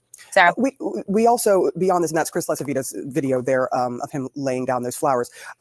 We also saw this very friendly interview with Dr. Phil and President Trump. What did you learn from that? Dr. Phil, thanks. Right. Dr. Well, Phil. we've seen Donald Trump has sat with Dr. Phil before, and you're right. It is a friendly interview. It's always interesting to see him when he's sitting down with people that he feels like he can be more candid with, he's more comfortable with. That is kind of the vibe that we got from this interview last night. But at one point, Donald Trump did. The plot to the Reno 911 movie is that every police department goes to this party in Miami, and then they all get locked down because there's a bomb or something, except for the Reno department. So they have to take over the policing. The Reno Sheriff's Department, by the way, they're sheriffs, which makes it even funnier. They have to take over policing the whole city of Miami, and that's the plot to the movie. Wow. But like the show is fucking hysterical. Mm. Okay, there are 5 articles on this. You looking at Ground News? Yeah, all left. It's a right-wing blind spot, which makes sense. Every reporting is high factuality. I would say it's pretty safe to say that U.S. soldiers fired on Afghan civilians in the withdrawal. Oh, that's what you're looking at specifically. Yeah, I think that's Well, very there's safe to bodies say. with bullet holes Is what they said, yes. So, and I believe there is testimonies from the Marines that it happened as well. Oh, okay. A video captured by a Marine's GoPro camera that has not been seen publicly in full before shows that there was far more gunfire than the Pentagon ever admitted. A dozen U.S. military personnel who were on the scene and spoke to CNN anonymously for fears of reprisal have described gunfire in detail. One told CNN he heard the first large burst of shooting come from where U.S. Marines were standing near the blast site. It wasn't onesies and twosies, the Marines said. It was mass volume of gunfire. There you go. Mm-hmm. So, you know, they're positioning these soldiers as like heroes. And like, yeah, they shouldn't have died. Yes, it was a fucked up thing that happened. Yes, it's the fault of the US government. It's Trump and Biden's fault. It is the US military's fault. It's the personnel's fault. Why did civilians have to get shot? Right? And now this has come back around. How long's it been since the pullout? Year and a half? 2 years, maybe? I think it happened before Ukraine. Okay, so a couple years then. Couple years. I think it just hit year 3. Okay, so a couple years since. And now it's being used as a political grandstanding tool for Donald Trump. I love this. This is great. There's definitely not disrespecting the soldiers at all. Yeah, there's definitely nothing. Nobody here is right. Once again, nobody here is in the right. You're all idiots. Talk about his attempted assassination on him back in Butler in July. And he seemed to hint that he believes that Joe Biden and Kamala Harris bear some responsibility for that. Take a listen to what he said. When this happened, people would ask, whose fault is it? I think to a certain extent, it's Biden's fault and Harris's fault. And I'm the opponent. Look, they were weaponizing government against me. Oh my God. They brought in the whole DOJ to try and get me. They weren't too interested in my health and safety. I would be if I were in their position, but they weren't very interested. But they were always making it, from what I understood, and I could feel it, they were making it very difficult to have proper staffing in terms of Secret Service. Is it irrelevant shit? Yeah. Okay, Sarah, so first of all, I just want to be clear that there's no evidence whatsoever that President Joe Biden or Vice President Kamala Harris have tried to purposely, make it more difficult as it relates to Secret Service staffing for Donald Trump. But the point about the rhetoric is something we actually have heard Donald Trump and many Republicans argue, that it was the rhetoric and the language that Democrats use against him that it's pretty ironic Trump talking about rhetoric, isn't it? Tonight, we've confirmed there was some sort of incident between the staff at the hallowed grounds of the Arlington. We got that. Ma'am, go ahead. Hi, Senator. Good to see you again. Ali Novello with CBS News. I have 2 questions for you. One, could you tell us more about the altercation? You see that? People booed? Yeah, so it's really funny. So there was I was watching Kill Tony, and there was somebody who answered a question in somebody's set, right? So you know how some comedians will come out and they'll ask a question like, you know how? Something like that. Shit way to open a joke. And I guess Tony Hinchcliffe took note of it, and and specifically said, people who have triggers and then decide to respond to that trigger are almost always the dumbest amongst us. Why are you responding to a general question?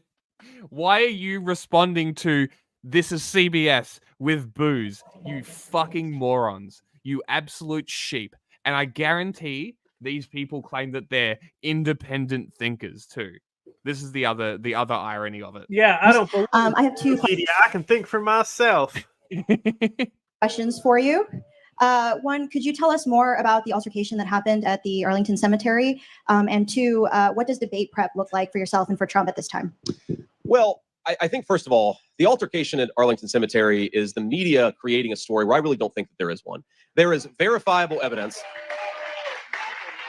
There's verifiable evidence that the campaign was allowed to have a photographer there. There's verifiable, they were invited to have a photographer there. There's verifiable evidence that the families of these poor people who had their loved ones die 3 years ago at Abbey Road, Abbey Gate, those 13 Americans, a lot of them were there with the president. They invited him to be there and to support them. Beatles of dead That's not an insult to the memories of their loved ones. They wanted Donald Trump there, and thank God that we have a president who stands with our veterans instead of one who runs away from them. Now is he referring to Joe Biden or The Kamala reason Harris? why, well, the thing is, the reason why these people are Trump voters is because they were Marines who died. Yeah. Pretty much. But, you know. Now, it is amazing to me that you have apparently somebody at Arlington Cemetery, some staff member, had a little disagreement with somebody, and they have turned the media has turned this into a national show because I know you love comedy, and it's like that's the whole point. Is like all the perps in the show are like comedians. Oh, Or playing really? characters. That's so I sent you like different clips from the show. Okay. I'll open those. Like actually, Zach I'll watch those. Galifianakis is on it a lot. Really? He plays a guy called Frisbee. Interesting. And then I forgot like all their names, you know. Does it have like it kind of looks like a Super Troopers vibe? No, Super Troopers is not funny in my opinion. You couldn't be more wrong. You've been so wrong today. It's incredible. It's like it's a fine movie, but the thing is that I think that they're too dedicated to the plot, which kind of like makes it like a lot of movies suffer from this. Is like the last 30 minutes is like just solving the plot instead of like outright like more comedy, you know? So like I think Reno 911's better because it's just skits basically, because it's just parody of cops. Anthology. Yeah. So I think that's a better formula than Super Troopers has. So Super Troopers, the whole first hour is fucking gold. But then like the last 30 minutes, it's like I can turn it off then. You know? Yeah, and you're not really missing anything. Like I don't think the whole like fucking a bear gag is like funny. You know? Look, I really enjoy the last act. The whole like don't spit this cop's burger bit. You know, like all that a stuff's like liter towards of cola. the beginning. What's a liter of cola? That stuff's all in the beginning, you know? Enhance. The movie's so funny. I have I kind of like the last act because it kind of everything is happening all at once. It's just chaos. I think I scrutinize comedies a lot more because the thing is that I think comedies for me are the least rewatchable if they're not like the highest tier of like what I expect. What's your opinion on like Austin Powers sort of shit? I really liked Austin Powers when I was a kid. Okay. I'd probably be able to watch them all and not feel What about bored. the early 2000s like white chicks, scary movie, like that era? I like Scary Movie a lot as a kid. I'm not sure. But like because I was thinking about it recently, right? Because I saw someone post a thing about their favorite like comfort movies. And if I was to think about a movie that I've watched more than any other movie, I like But I'm a Cheerleader, but I also think the last 30 minutes of that like really kills the movie. Yeah, because like comfort movies that you like infinitely rewatch. The movies in my list are mostly in that late 90s, early 2000s. Like Ace Ventura is one of them. Again, White Chicks is probably one of the ones that I've really enjoyed. I think I've really only seen White Chicks once, and it was like when it first came out. And this is the thing, right? I was thinking about it because, like, I can't believe that movie hasn't created more conflict. Like like today, I'm surprised that it hasn't come up as like, what the fuck? Because like it's not really. I don't think I remember like there's that joke about them being dudes and like sniffing underwear and shit, but it's like they're literally dudes. They're not like they're undercover. They're playing characters. Like I don't recall it having anything like super off-putting in I'd that have sense. to hear people who talk about it who actually are affected by those things. Exactly. So I'm kind of interested to see what other people have to say about that movie because it's not a movie that I've seen come up. It's almost like a Tropic Thunder kind of movie, I think, where people kind of have an issue with it, but not really at the same time. I'm not sure. I'm not sure.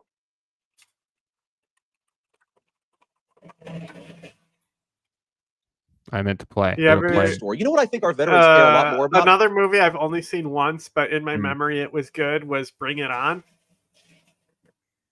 The cheerleading one? Yeah, but it's a heist movie. Okay. And like they do the heist in president masks, I think. Right?